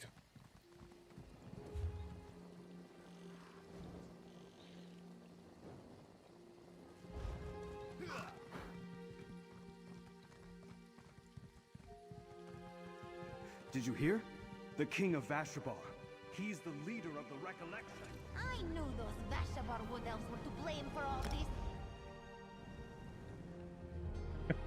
Why do I need to investigate Outcast Inn? Vestige brain dead confirmed. Yeah, the Vestige is so I always knew them unserious. Pellingares were up to no good. Well done. Did she say that? That's a random bark for, I guess, female Imperials. Because there's the Pellingar family, you kill them in the Wayrest sewers. Huh. Odd. Okay, yeah, this Daedra. Here's a better look because we don't have allies. Yeah, they're just Dremora with shiny armor.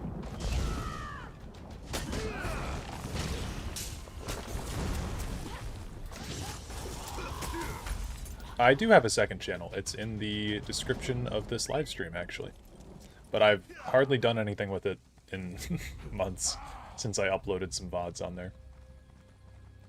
The original idea was that that would be the VOD channel, and that would be the streaming channel, but I don't know, not a whole lot of people went over there at first, and that was still when I was doing Legends stuff on here, so it kind of fell to the background while I was doing the Legends stuff here, and then I thought that I might upload it there, but then nobody wanted to watch it there, so it's just sort of been in limbo for a while, but I do want to start uploading on it more. Because that's basically intended to just be for other games that are not Elder Scrolls. Been playing a lot of Risk of Rain lately, for instance.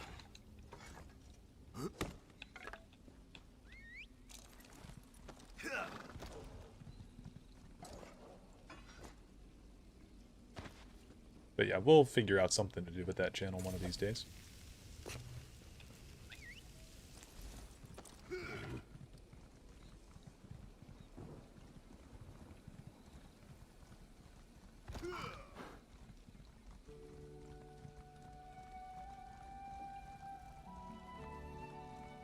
I thought those were cliff racers for a second. I almost had a heart attack.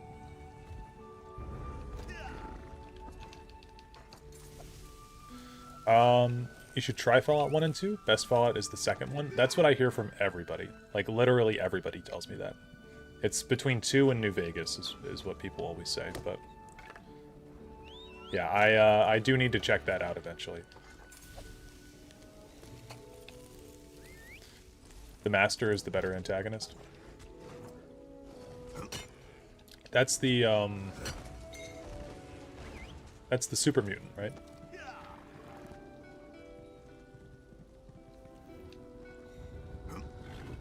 Come, Proxy. Things here are more dire than I suspected. Yeah, these. These are just retextured enemies from the base game. With a crystal pattern to make them like Athelia Daedra. So I think these are the Daedra I've been thinking of. And Athelia Daedra are already like copies of Jiggalag Daedra, so... the trick to a true genocide run is not to immediately kill everyone, but to strategically balance getting people to trust you and unlock their protected spaces with even more NPCs. You know what? You've opened my mind, Patrick.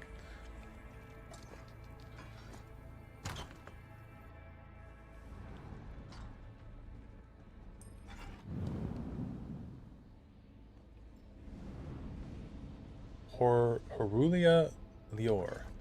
I visit the inn to do some reading and sometimes to work on my novel. Usually it's filled with people drinking and making noise. Now with the other customers scared off, it's perfect for me.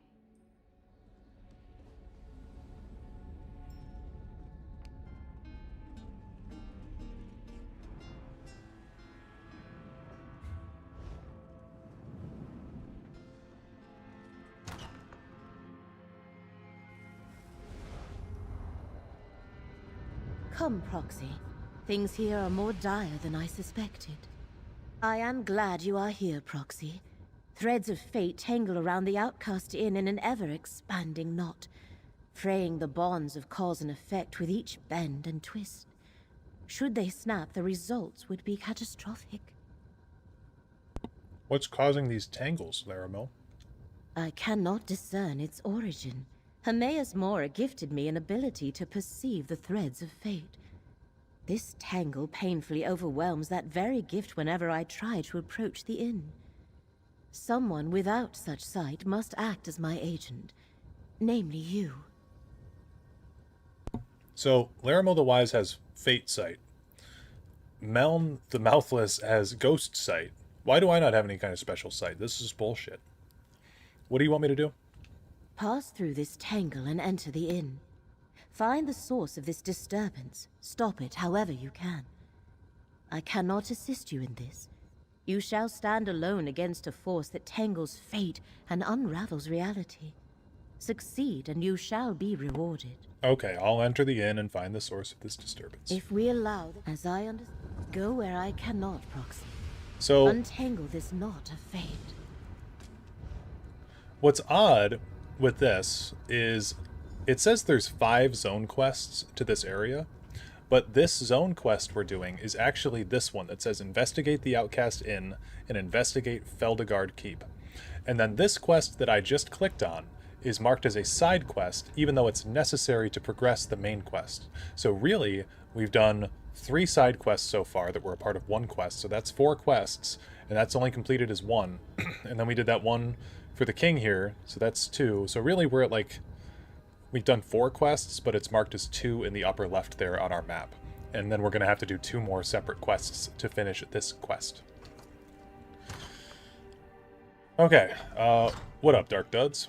Another apparition? Oh, you're real. I have microtransaction site, yeah. What can I get you? Yes, please come in. Stay for a while. Just pay no mind to the crack in the sky outside or those shadows. Ignore them and have a drink. All right, I can't ignore them either. It all started when the woman at the table by the fire came in. Oh, wait. Is Athelia over there? The woman by the fire? She's just chilling. Wow, she's big chilling. I don't understand what's happening. All of it occurring simultaneously, it won't stop. What do you mean? What won't stop? You aren't here. This place isn't here. I'm not really here. Go away. Oh. Okay. Alright. Cool. While I have a second, I'll get a screenshot of her. Maybe I should squat down.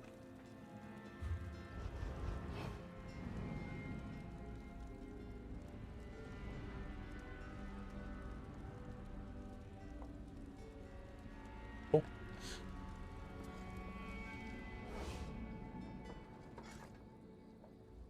Yes, please come in. Stay for a while. Just spare no... I don't know her from a skeever's ass, and I don't care what her name is. But she's absolutely the cause of my problems. Right after she arrived, the sky changed, and those shadows started roaming my inn. Then she sat by the fire without a word. She hasn't made any requests? Not a one. But a good innkeep can guess what a customer needs. And she needs a drink. Something to wake her up. A Skyrim sunrise. I can't leave my patrons with these shadows, though. Could you go to the well and fetch some water? You'll drink free. I'll go get water from the well for you. The well's out back in the courtyard. Bring me a bucket of water, and I'll mix up a Skyrim sunrise. That should get her talking. Then I can ask her to move along and take this strangeness with her. She's scaring my customers.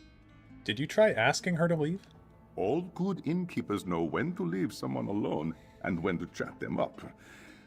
If not for these shadows floating around, I'd let the woman have her privacy by the fire. Also, there's something about her that frightens me. Why do you call them shadows? Can't think of a better word. They're not people, just sort of disturbingly people-shaped.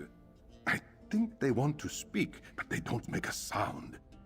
They arrived, and the sky cracked exactly when the woman by the fire stepped through the door. Can you tell me about the cracked sky? I didn't see the crack at first. The light through the window went dark, which was eerie enough. When I poked my head out to look at the place, okay. I wanted to... I do actually want to check that out, because I was looking at the skybox, and I had not noticed that, but look in that load screen there. Yeah, okay. Alright. So, okay, we can't see them outside of the inn. We go in to the inn, then we can see the cracked sky. So this is going to be fast because my PC is quick, okay, with load screens. But look at the load screen here, and you can see the sky is cracked in the load screen. Okay, that was way faster.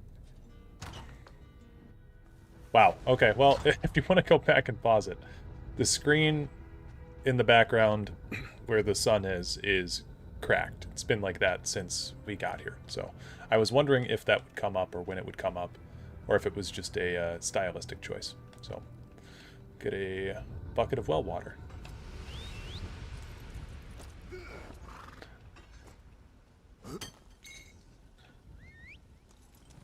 I'll be honest, I do find this stuff right here to be very interesting.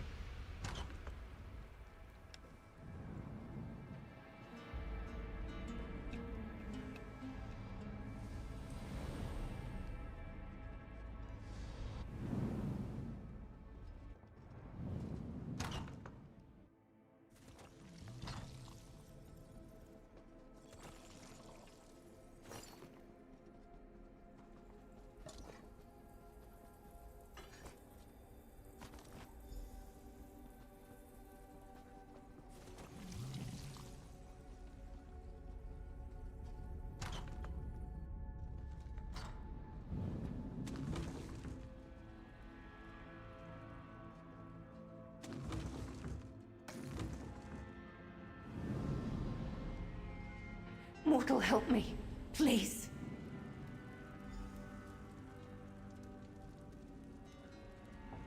I don't know if you can understand me. My mind is a storm of images and voices and memories. I can see every reality all at once. The many paths. But my grip on this realm keeps slipping. But you... I see that you are real.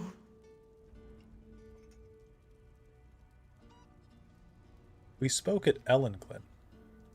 What brought you here? We did, didn't we? Then you know my name is Ethelia. I am what mortals call, a Daedric prince. These echoes... I summoned them by accident. I am losing control. The inn... it drew me here, called to me. I need something it can provide. You mentioned the many paths. What are those? Possibilities. Probabilities, places where fate takes a different course. Some lead to here, others to there. And a few they lead to... elsewhere. But this place, it has something I need. And what do you need? Okay, of course the game glitches out. You know what? I'm going to turn off... I don't like that little loot in the background here. There we go. We'll turn down all except dialogue. I don't know if you can understand me. My mind is a storm of images and voices and memories. I can see every reality all at once. The many paths. But my grip on this realm keeps slipping. But you... I see that you are real. We did, didn't we? Then you know my name is Ethelia. I am what mortals call, a Daedric prince. These echoes... I summoned them by accident. I am losing control. The inn... Okay, I'm sorry, guys. I have to get rid of the music in the background, too, in case I want to use this in a different, separate video, so I apologize. I don't know if you can understand me. My mind is a storm of images and voices and memories. I can see every reality all at once. The many paths. But my grip on this realm keeps slipping. But you... I see that you are real. We did, didn't we? Then you know my name is Ethelia. I am what mortals call, a Daedric prince. These echoes... I summoned them by accident. I am losing control. The inn... it drew me here, called to me. I need something it can provide. Possibilities. Probabilities, places where fate takes a different course. Some lead to here, others to there. And a few they lead to... elsewhere. But this place, it has something I need. What do you need? A phrase emerges from the storm. Sage's dream. Yes, that's it. A drink, I think. It tastes of belonging. Cohesion. The innkeeper, ask him to make this drink for me. Quickly, before the storm takes me again. I'll ask the innkeeper to make a sage's dream for you. I remember so little about myself. Why is that? Did someone... Yes. Mora, he did this.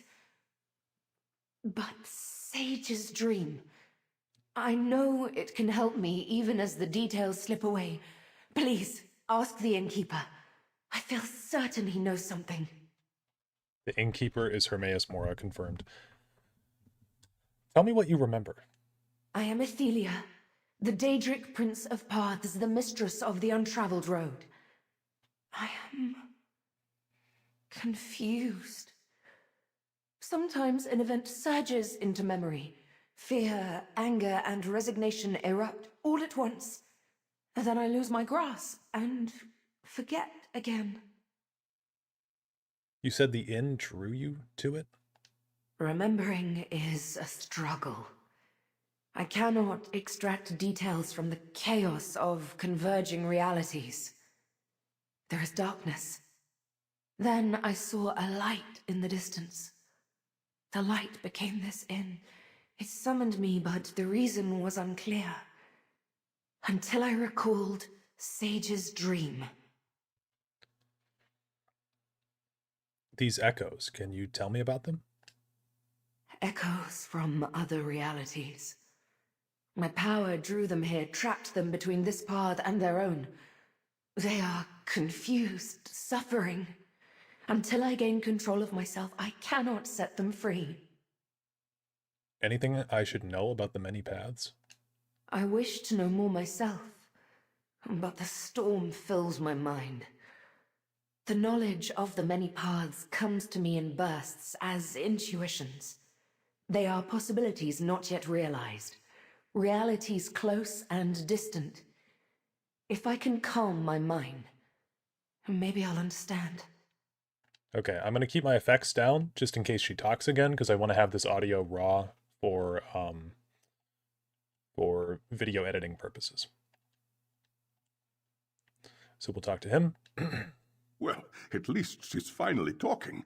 That's better than I ever managed. I hope you told her to get out of here. My remaining customers are starting to talk about settling their bill and finding someplace less strange. She mentioned a drink called Sage's Dream. She wants you to make it for her. I knew she wanted a drink. But Sage's Dream? Never heard of it. And I've memorized every recipe in every edition of The Innkeeper's Helper. Wait, I just remembered. We might be in luck yet. What did you remember? The previous owner left junk all over the courtyard. I've been sorting through it and noticed a book on obscure and ancient drinks. Maybe it contains a recipe for Sage's Dream. Gilredal's book. Okay. So, Barvast, every reality, is that like realms, or is it like a multiverse sort of deal? Seems like a multiverse type of deal. Okay. Search for the recipe book. Yeah, it can't be that simple.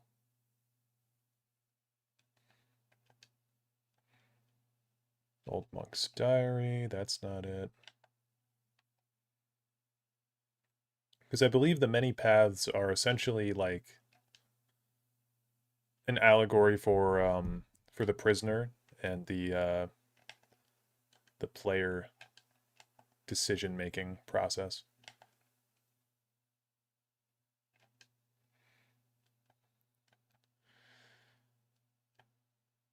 Okay.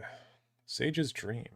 The name of this rare drink comes down to us from an ancient journal found within Ayleid ruins. Experts of that long-gone culture speculate that servants kept these journals instead of more educated nobles. Servants kept these journals? Oh, from an ancient journal. Okay.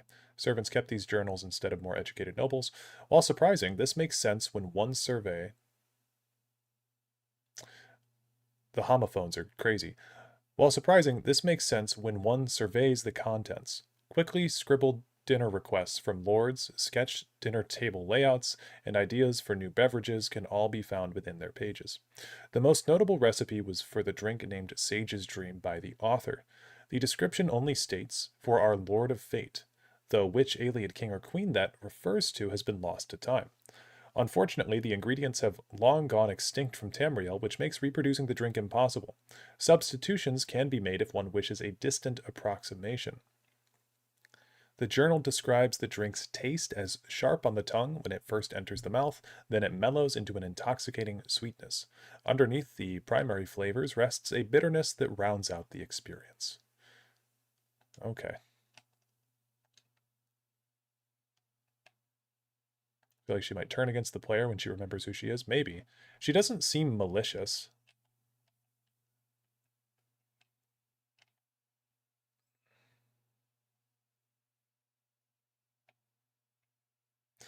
This is why I wish she looked like an Ayleid. It adds to the what if side of her nature and helps make her feel more like a tragic outcast. Yeah, I think an Iliad aesthetic would have been really cool for her. I don't know where the name comes from or why it's clear while the rest is chaos. But the drink called Sage's Dream is important. Please, find the answer for me. Okay. She hasn't moved once since you left. I tried talking to her, but she only muttered quietly. Okay, yeah, I to found the herself. book. An Iliad drink. Odd. This inn was built on Iliad ruins. Just a coincidence. Tirum weed, hark fruit juice, loot berries. I've never even heard of these ingredients. I can mimic that flavor profile, though. Just need some substitutions. Reproducing. Okay. This is where ESO really gets to me with like the just, okay, we're going to have you go fetch ingredients for 20 minutes. Not something I really intended to do.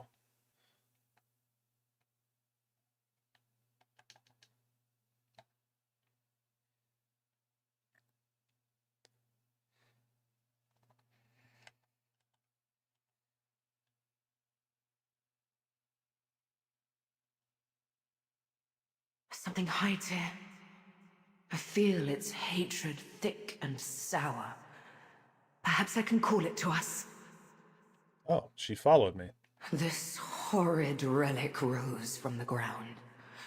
I need to talk. When you left, I was compelled to follow. I saw an image of you entering this chamber, and I knew I had to be here with you. But then this awful lamp appeared, rudely popping out of nowhere. I hate the damned thing! Why do you hate this lamp? The storm in my head, remember? I cannot focus through all the overlapping paths. I think this damned lamp was used against me, but I cannot understand how. Could you pick it up? I wished to examine it, but could not stand holding the horrid thing. Yeah, why do you hate this lamp? Crazy dialogue. All right, I'll get the lamp. The lamp of clarity. Over here. I sense a path that wishes to be explored. Shine the lamp, please.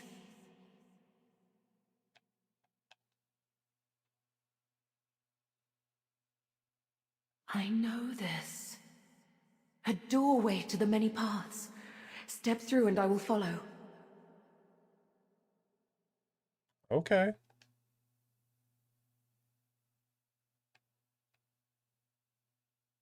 My power abandons me here. I will follow if I can. I'll be honest, ESO, you've got me intrigued. I'll say that much. That lamp led us onto the many paths. But why would the lamp bring us here? And why do I hate it so much? Perhaps the answers lie at the end of this path. Where are we? Where we were. But now along a different path. That is the nature of the many paths. They can carry you to new possibilities, new realities, but the rest eludes me. Why this path? Why this reality? I should be able to see, but I cannot. What do you mean that your power abandoned you? In the inn, my power surged, but I could not control it. Here, it feels distant, like there is a conflict. As if my power does not know to join me, or to join another. I must try to resolve this. You go on. I shall join you when I can. I wonder if her power of, like, fate is going on to Hermaeus Mora instead in this reality. The enemy approaches. They come to imprison my prince. No, Torvasad. They are different. Approach, Pathwalker, and speak with me. I recognize this place. Mortals worshipped me here. I'm not a huge fan of this guy, Mortar Boomer, who's just in the shot, so I'm going to wait a second for him to move, but this is very interesting. Another Ethelia. Another me. She wishes to speak to you. Perhaps she has answers we seek. Ask her about Sage's dream, mortal. Ask her why the very thought of it spins within the storm in my mind. Okay, and so this is definitely not a player model then, I don't think. Because she's, well, no, maybe she is. She could just be scaled up like those Khajiit. Okay, I guess I can just talk to her. I don't need an image of her, do I?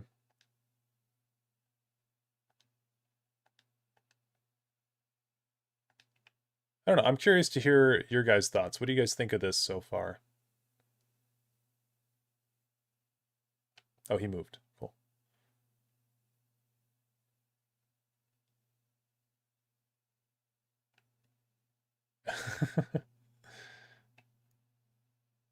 Oh, he's talking to her again.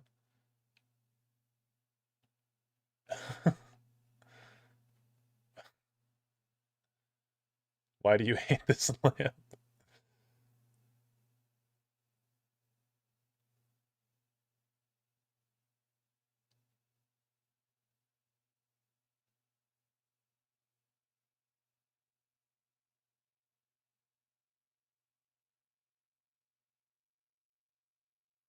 Okay, let's talk to her. A mortal pathwalker. Such a creature is quite rare. And I see you are accompanied by one of my reflections. An Ethelia from a different path. You carry something else with you. It feels like hatred. Tell me, why have you come to my reality? The other Ethelia can't control her power. She's a threat to my reality. This lamp led us here. The Lamp of Clarity. A relic created to hunt me and my unseen. It carries a spark of its creator Azora within. That gives it a bit of awareness. It must know that your Ethelia poses a threat. But why lead you to me? Ethelia asked for a drink called Sage's Dream. She thinks it will help bring her clarity. Ah. Sage's Dream is the mortal name for our connection to the many paths. It manifests as a drink, but is brewed from ingredients infused with my very own essence. Drinking it will reconnect my reflection to the many paths and stabilize her power. Where do I get the ingredients? They bloom in my shadow, or in the shadows of other Ethelias. Each path's ingredient is unique. You can find Tiramweed here, but the rest grows in other realities. Take what you need, Pathwalker. Then you must leave before my fellow princes arrive. What's going on here, Ethelia? This is my end, Pathwalker. Hermaeus Mora has declared me a threat to reality and comes to imprison me. I am tired of fighting. It is the same on every path I have examined. If this is my fate, so be it. Take my Tiramweed and go with my blessing. Why does Hermaeus Mora see you as a threat? The Prince of Fate foresees a cataclysm approaching. I used my ability to manipulate the many paths to prevent one disaster.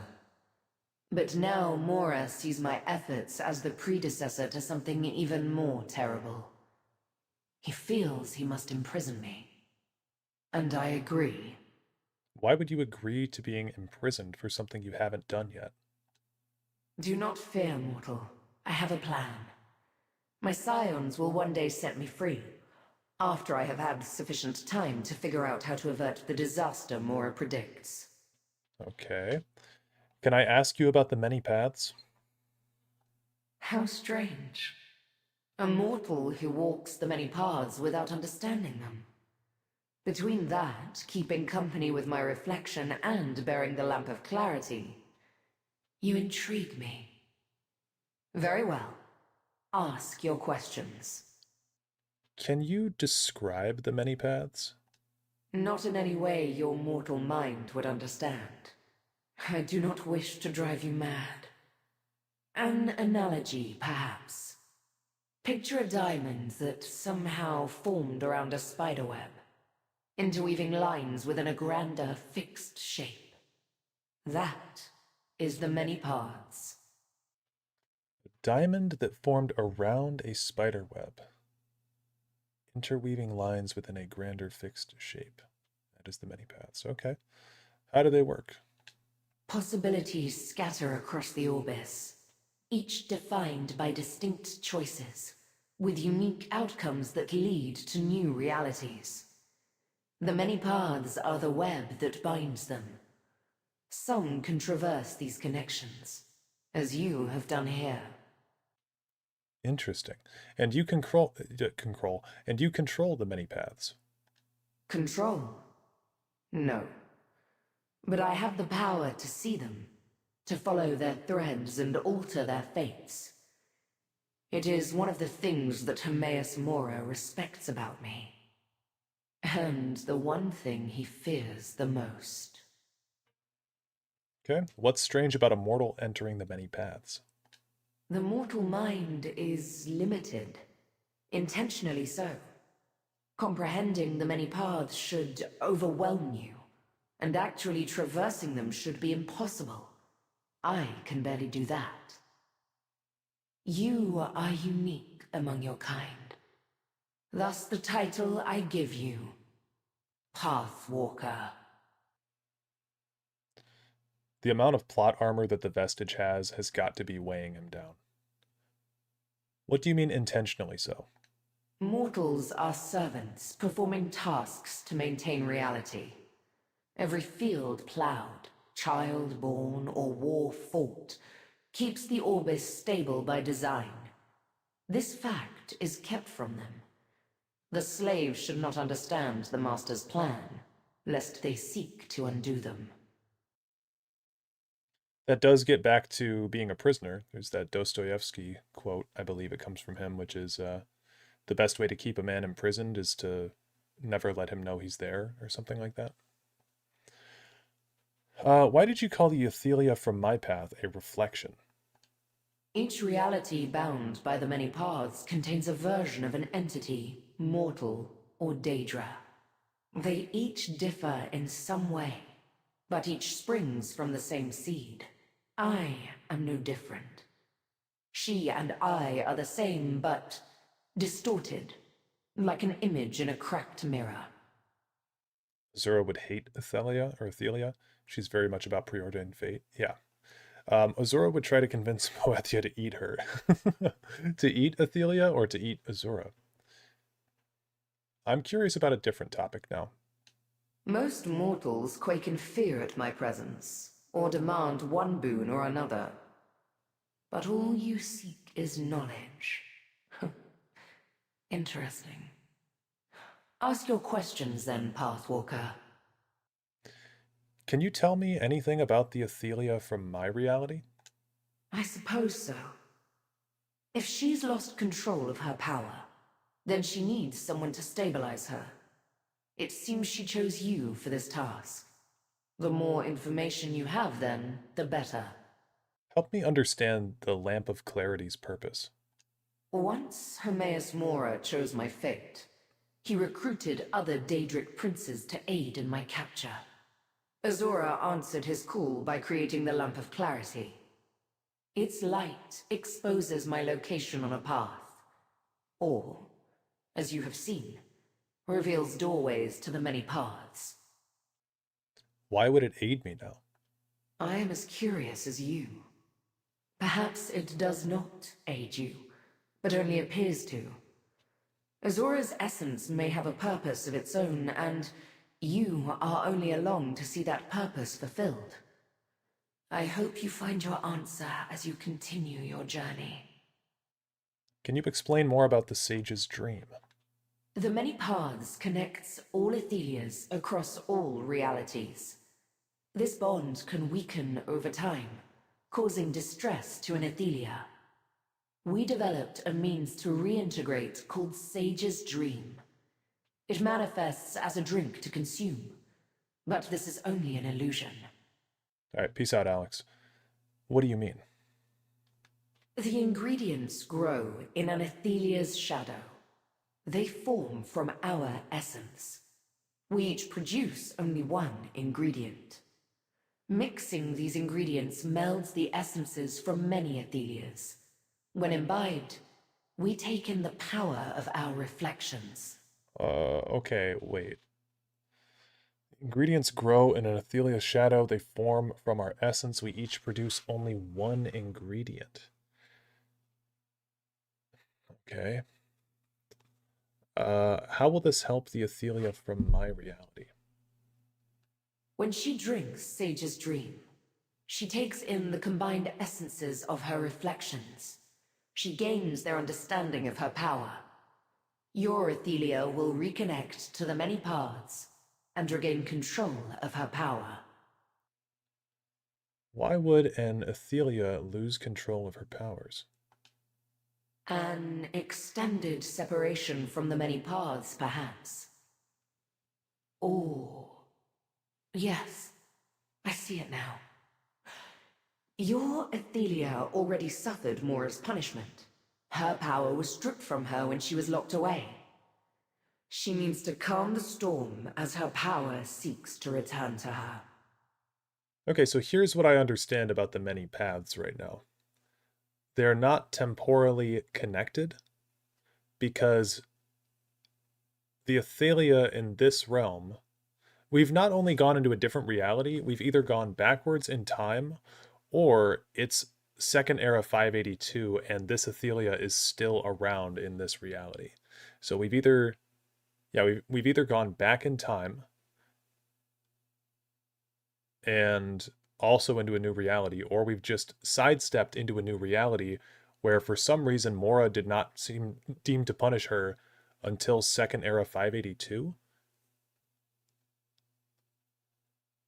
That's a little bit odd. So there seems to be some time travel going on here too, because I doubt that the devs intended for that. Okay, I'm curious about a different topic. Most mortals quake in fear at my presence, or demand one boon or another. Yeah, I think we're done talking to her, to be honest with you. Another Athelia. So powerful and proud. Collect the ingredient and let us go back, mortal. Okay. Odd. Let's talk to Torvasard. I found your conversation with my prince very interesting. A mortal walking the many paths, and in service of the Fate Changer. I must respect that. I hope you find what you need to help your Athelia. Maybe you'll succeed where I have failed. What's going on here? Other Daedric princes, led by Hermaeus Mora, approach, coming to imprison Athelia. Despite my protests, she refuses to resist them. After all the battles, I do not understand why she now chooses to just surrender. It makes no sense. We're gonna get Athelia in the multiverse of Sheogorath soon, yeah. Why does my prince allow this mortal to speak with her? Hermaeus Mora and the other betrayers approach. We have no time to waste with mortal nonsense. Where I come from, you and I are enemies. You are my enemy, yet you still live. And perhaps there is more to you than I thought, mortal. Or more likely, the Vargas of your path is a coward who runs from battles. Either way, should you start a fight here, I will end you quickly. Mm-hmm. Anything else going on here that we should investigate? Ah, the truth about the Green Pact. Okay.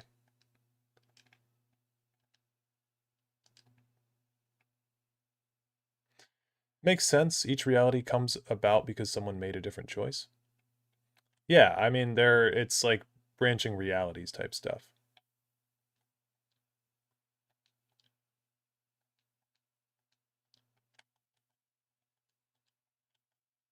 Okay, so this version of Athelia grows Tirum weed. And this is her one ingredient, as far as I'm understanding it?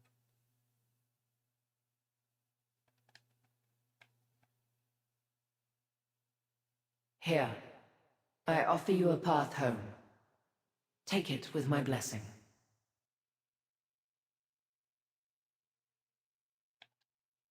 My patience with you has reached its end, Pathwalker. Soon, Mora's forces will storm this place and imprison me for an eternity.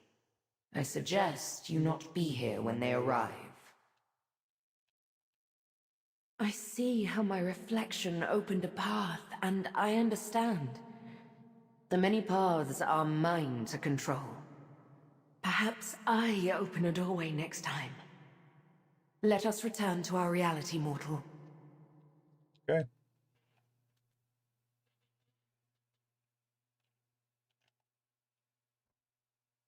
A new path appears. Use the lamp, mortal. So much of the path we just walked was familiar to me. The shrine, my scions. I remember it now. When Hermaeus, Mora, and the others arrived. Took my power. Locked me away.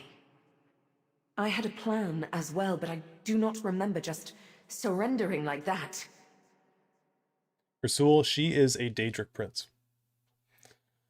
If you didn't surrender, what did you do? I sent Torvasard and the other scions away. They had to remain hidden, free to act when the time was right. The rest is still unclear. We learned much on that path about the Lamp of Clarity and Sage's Dream. So perhaps Hermaeus Mora made the choice to imprison her later? I don't, but, okay, so there's an event coming that Athelia, is basically like locking herself away so that way she doesn't do. So I'm guessing that, like, I don't think that that makes sense. How am I trying to phrase this? That event would have happened while she was outside of her imprisonment already, I think. You know? Remind me of what your reflection said about the Lamp of Clarity. It was created by the Daedric Prince Azora. She made the relic to find me. One of my powers is to avoid the gaze of other princes, but they found a way around that. The lamp contains a spark of Azora, which reveals these paths to us for some reason. What did she say about Sage's dream? Ingredients to create the drink grow in the shadow of all Athelias. The drink blends our essences, connecting us. Each path grows a different ingredient. That must be why I crave one. I need to reconnect with the other Athelias to reclaim my power. This is so odd. I'm ready to enter the next path, though. As am I. Hopefully we learn more as we travel. The last path was clarifying, but I still feel overwhelmed. I am no more in control of myself than I was before. Let us proceed, mortal.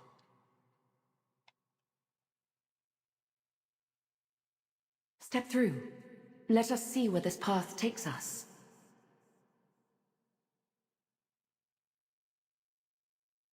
Dread fills this path. Find the ingredient, but use caution. We are not welcome here.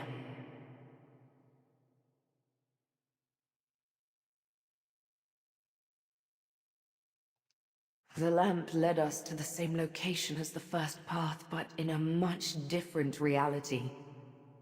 I see my loyal soldiers line the halls, but despair fills the air.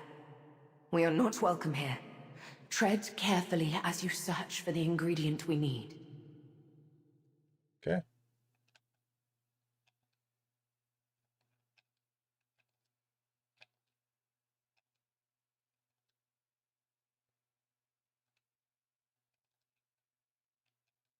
For anyone who may have joined recently, the sound is off on purpose, so that way I can just get dialogue from Athelia.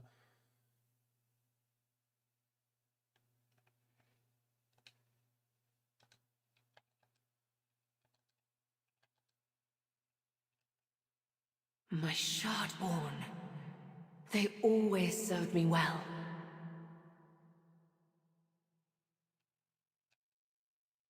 The lamp led us to the same location. We heard that one already.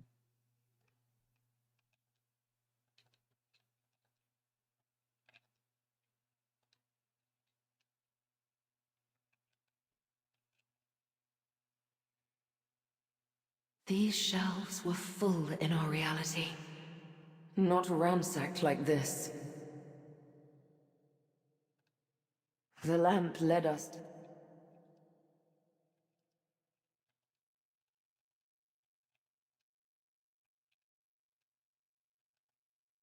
This shrine appears old, decayed.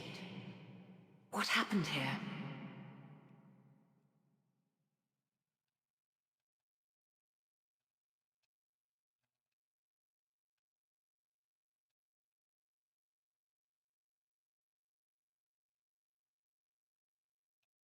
Have Mora's forces finally come? Then I am finished.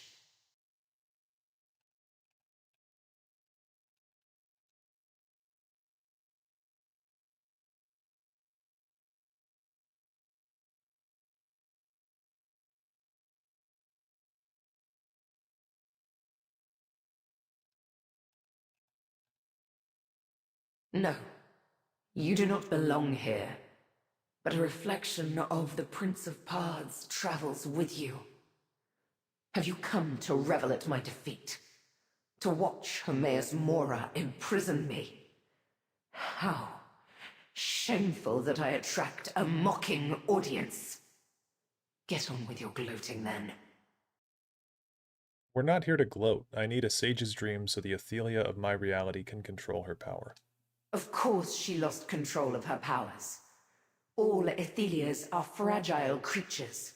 They break under the slightest pressure. Just like glass.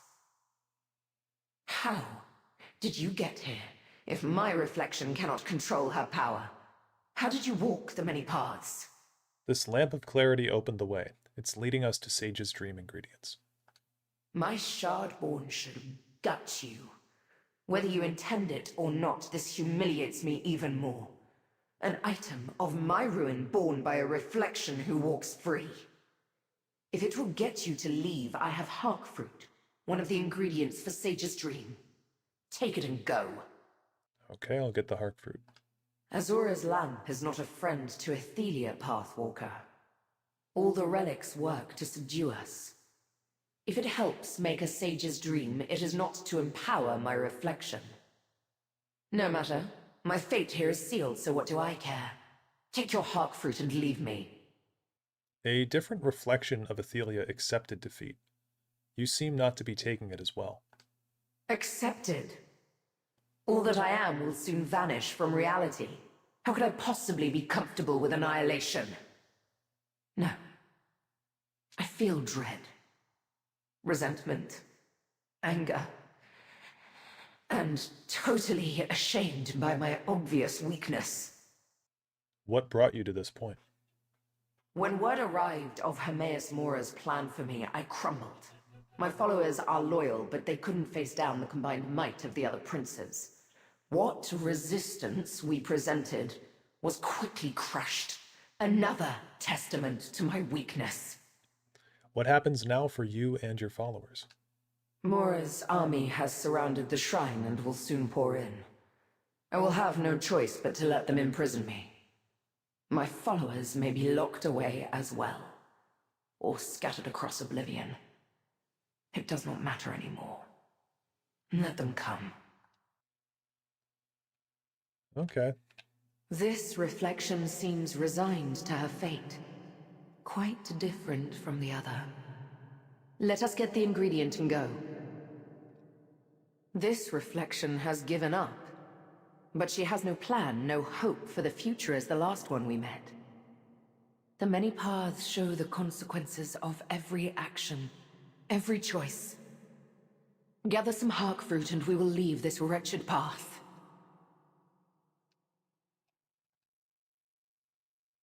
I saw how to open a doorway. Let us return to the inn's cellar.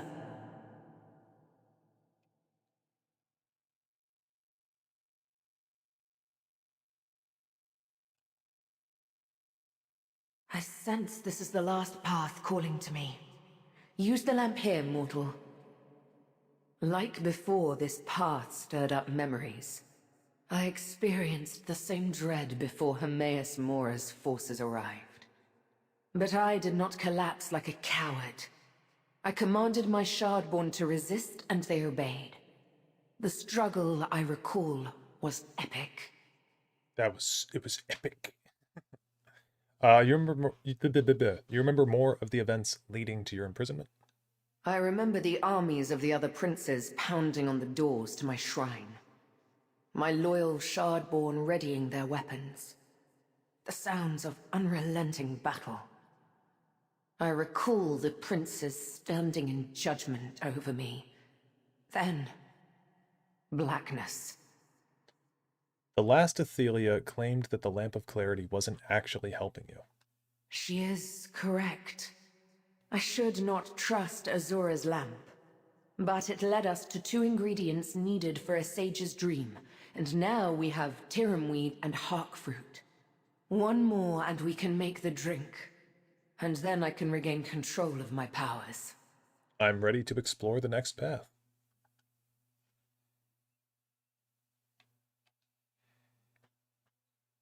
Step into the many paths once again, mortal.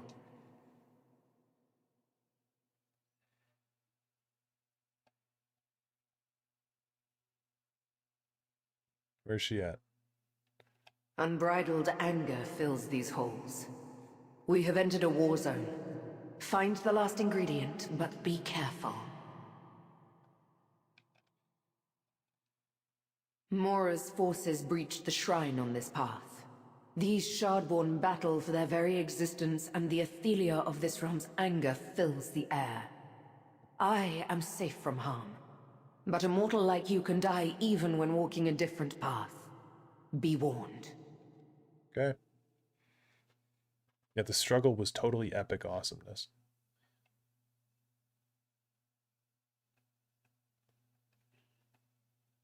Reality in this path is extremely fragile. It might shatter. Hurry.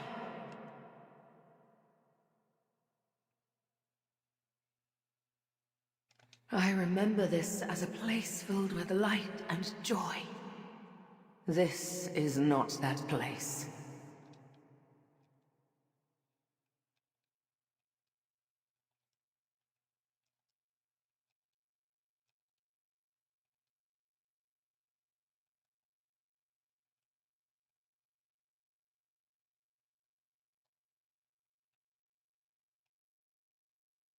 Find the unseen.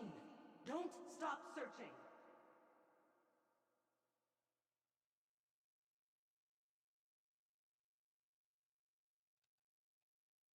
Hermaeus Mora consumes this shrine.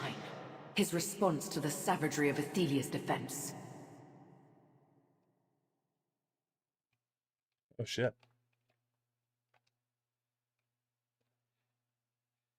No, you must not bring that reflection any closer. Speak with me, and I shall explain.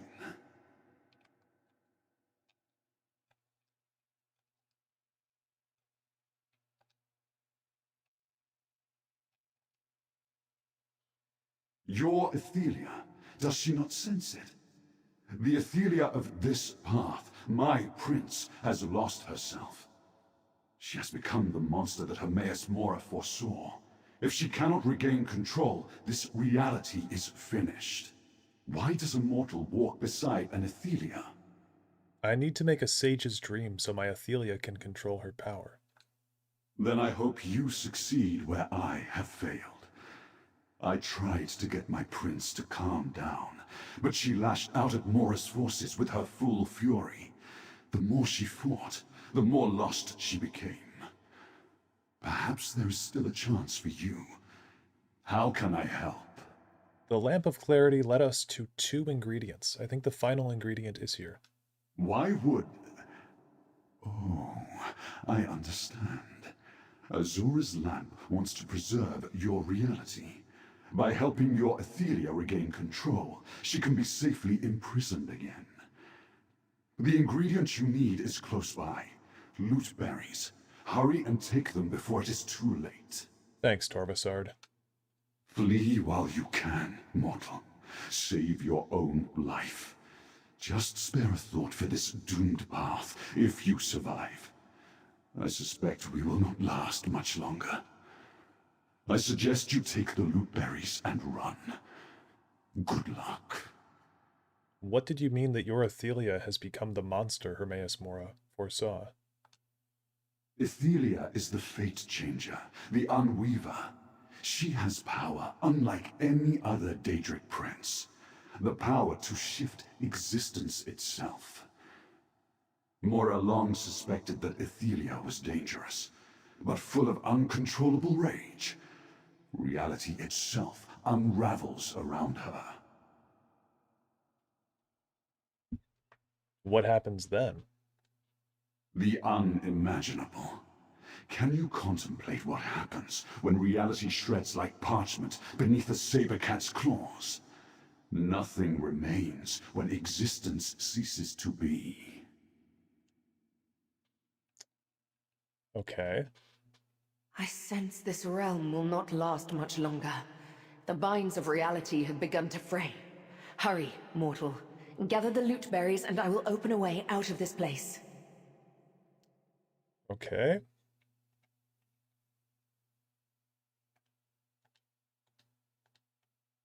Mora dares! Damn his eyes! Every one of them! He wanted a monster! Behold the last tomorrow! Behold the destroyer of reality! This Athelia shows uncontrolled rage. It will consume every piece of this reality. Did she straight up call herself the destroyer of reality? like a mustache twirling villain? Okay, what are we looking for? Probably a berry from somewhere. Over here. Okay. We must leave this path before my reflection destroys it.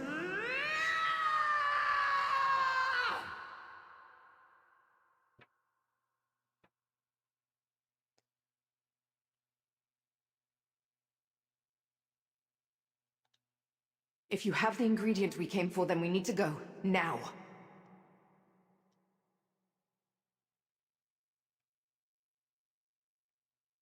There you are. Oh, come here. I have an idea about the sage's dream. Which expansion and province is this from? This is in Skingrad in the West Weald province, and this is the Gold Road expansion. Okay, well that was all super interesting. I do have a question though. If that Athelia's realm is destroyed, and each and every Athelia has a unique ingredient to make the sage's dream, then with that reality being destroyed, Sage's dream can no longer be created? Is that what I'm understanding? Did you get lost down here? Yeah, that happens to me sometimes too. That woman is back upstairs, sitting by the fire, so I came looking for you. I think I figured out how to make a sage's dream, even if we don't have the proper ingredients. Yeah, no need to improvise. I have the proper ingredients right here. What?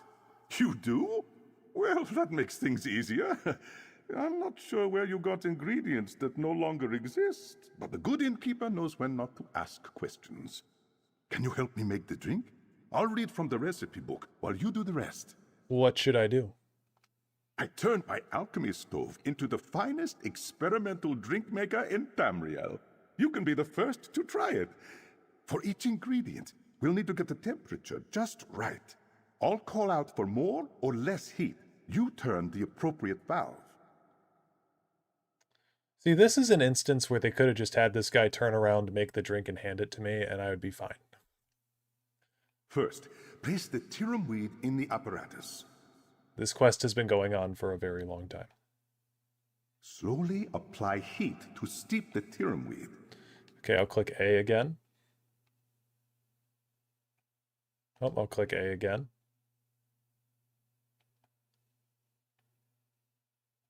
Is this do I need the sound on?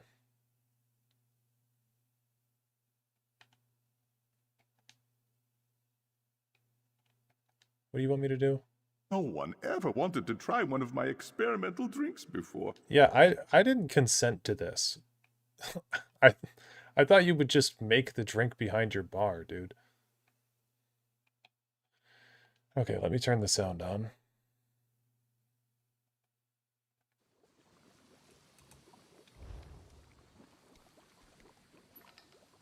That looks nicely steeped.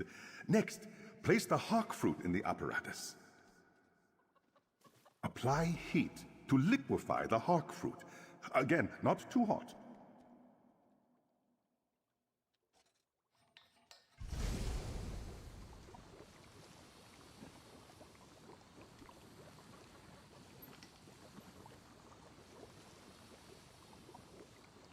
Oh.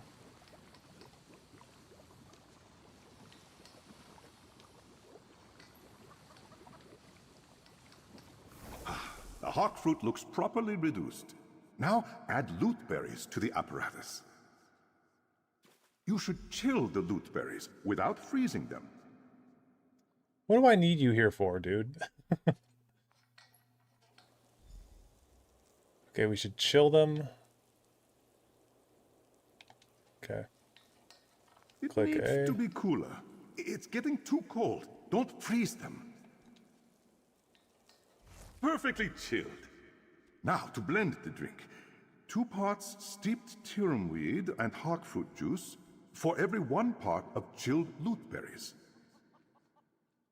So 1 chilled loot berries. 2 of these.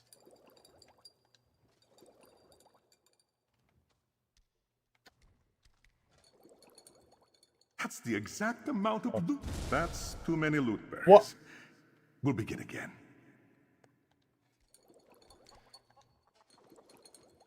That's the exact amount of loot berries we need.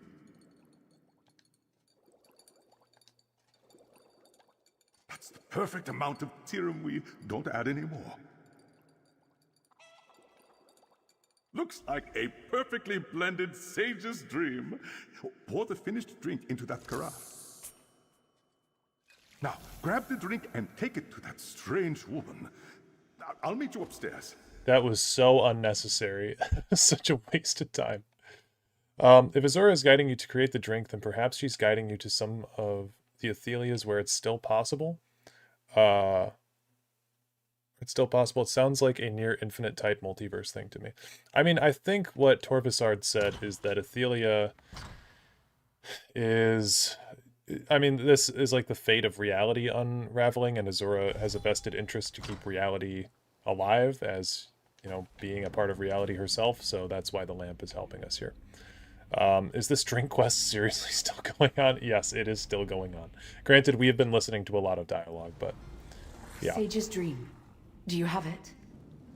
Going for a walk. If you stop streaming before I'm back, have a good one, Dareloth, and also everyone else have a good one. Yep, peace out, Lorgan. Oh wait, let's talk to her first.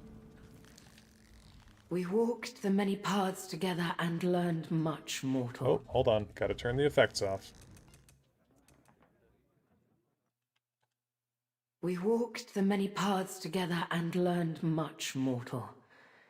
Yet I still cannot control my power or clear the storm from my mind. Every path collides in this place. If you have a sage's dream, please, place it on the table. I wish to calm the chaos.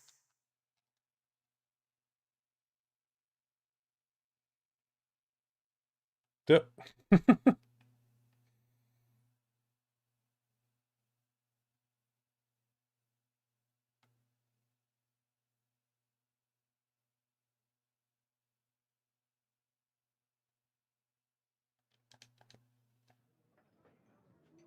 Radical.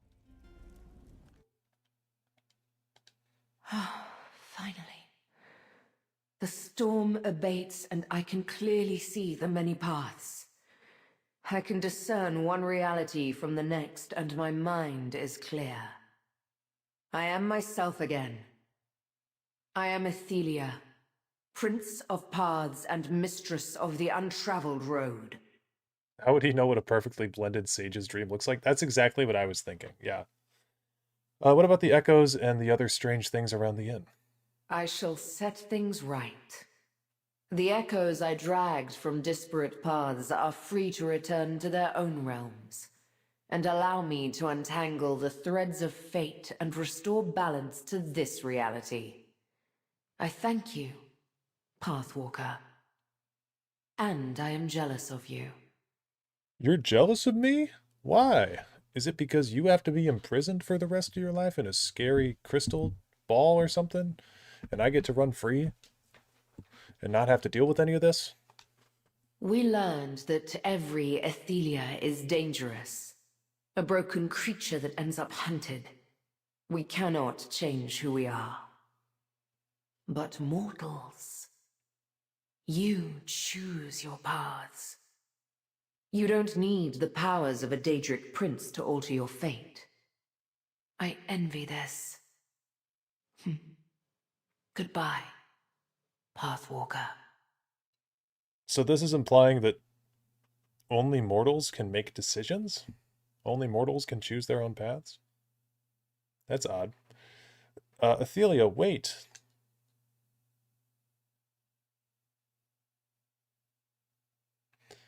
Yoink. Okay, I can turn other volume on now.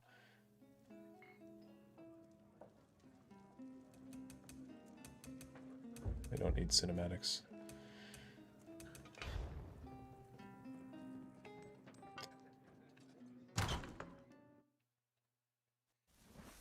The pain is gone and the threads of fate have untangled. What happened in there, Proxy? I sense the knot in the threads of fate has untangled, Proxy. This threat to our reality has passed. Should I assume you are responsible? Tell me what occurred within the Outcast Inn. Athelia was here and her power was out of control. I used the Lamp of Clarity to set things right. If helping Athelia saved reality, then you made the right choice. But the Lamp of Clarity is a powerful relic. I am glad you found it. Okay, hold up. I would like to take the lamp to Baragon's townhouse for further study. May I have it? No one knew who Athelia was for, like, thousands of years, but you had prior knowledge of the Lamp of Clarity, which was directly created by Azura to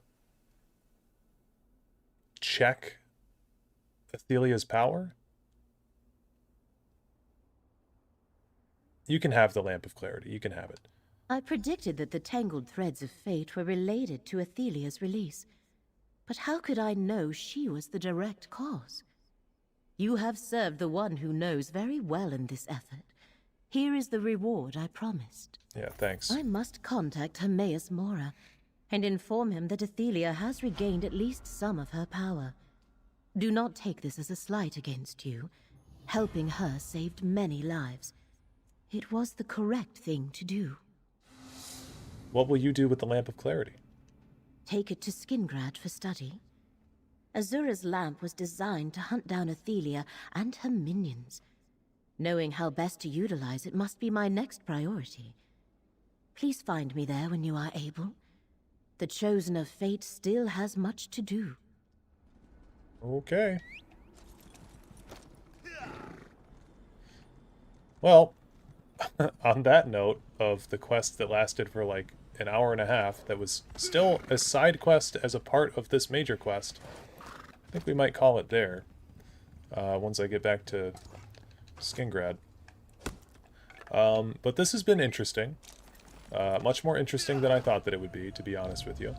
It's very much multiverse type stuff, but kind of in its own Elder Scrolls-ish way.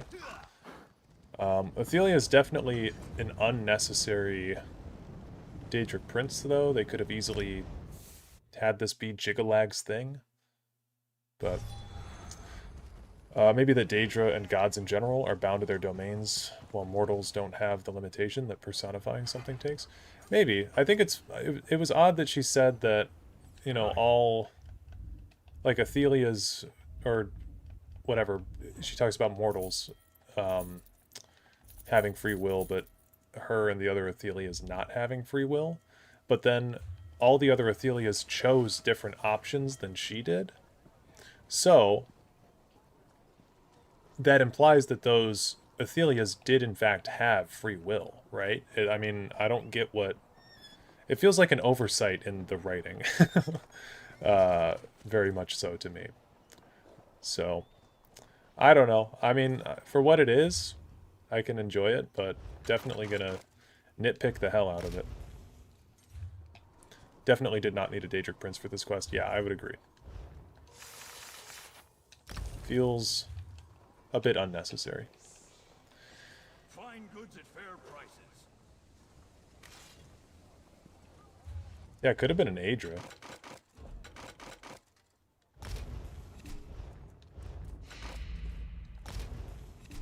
Could have been literally anything else.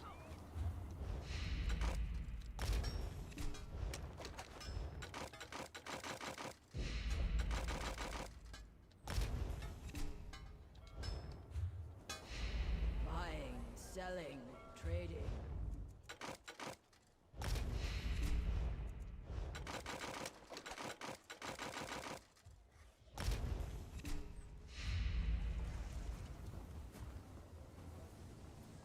Okay. Well, guys, I will talk to you in the next one. Probably... I don't want to say probably, but could be tomorrow. Could be later on this week. I don't know. I want to get this finished up soon, so that way I can get working on the new video. But yeah, so thank you guys. Have a good night, and I will talk to you later. Peace out.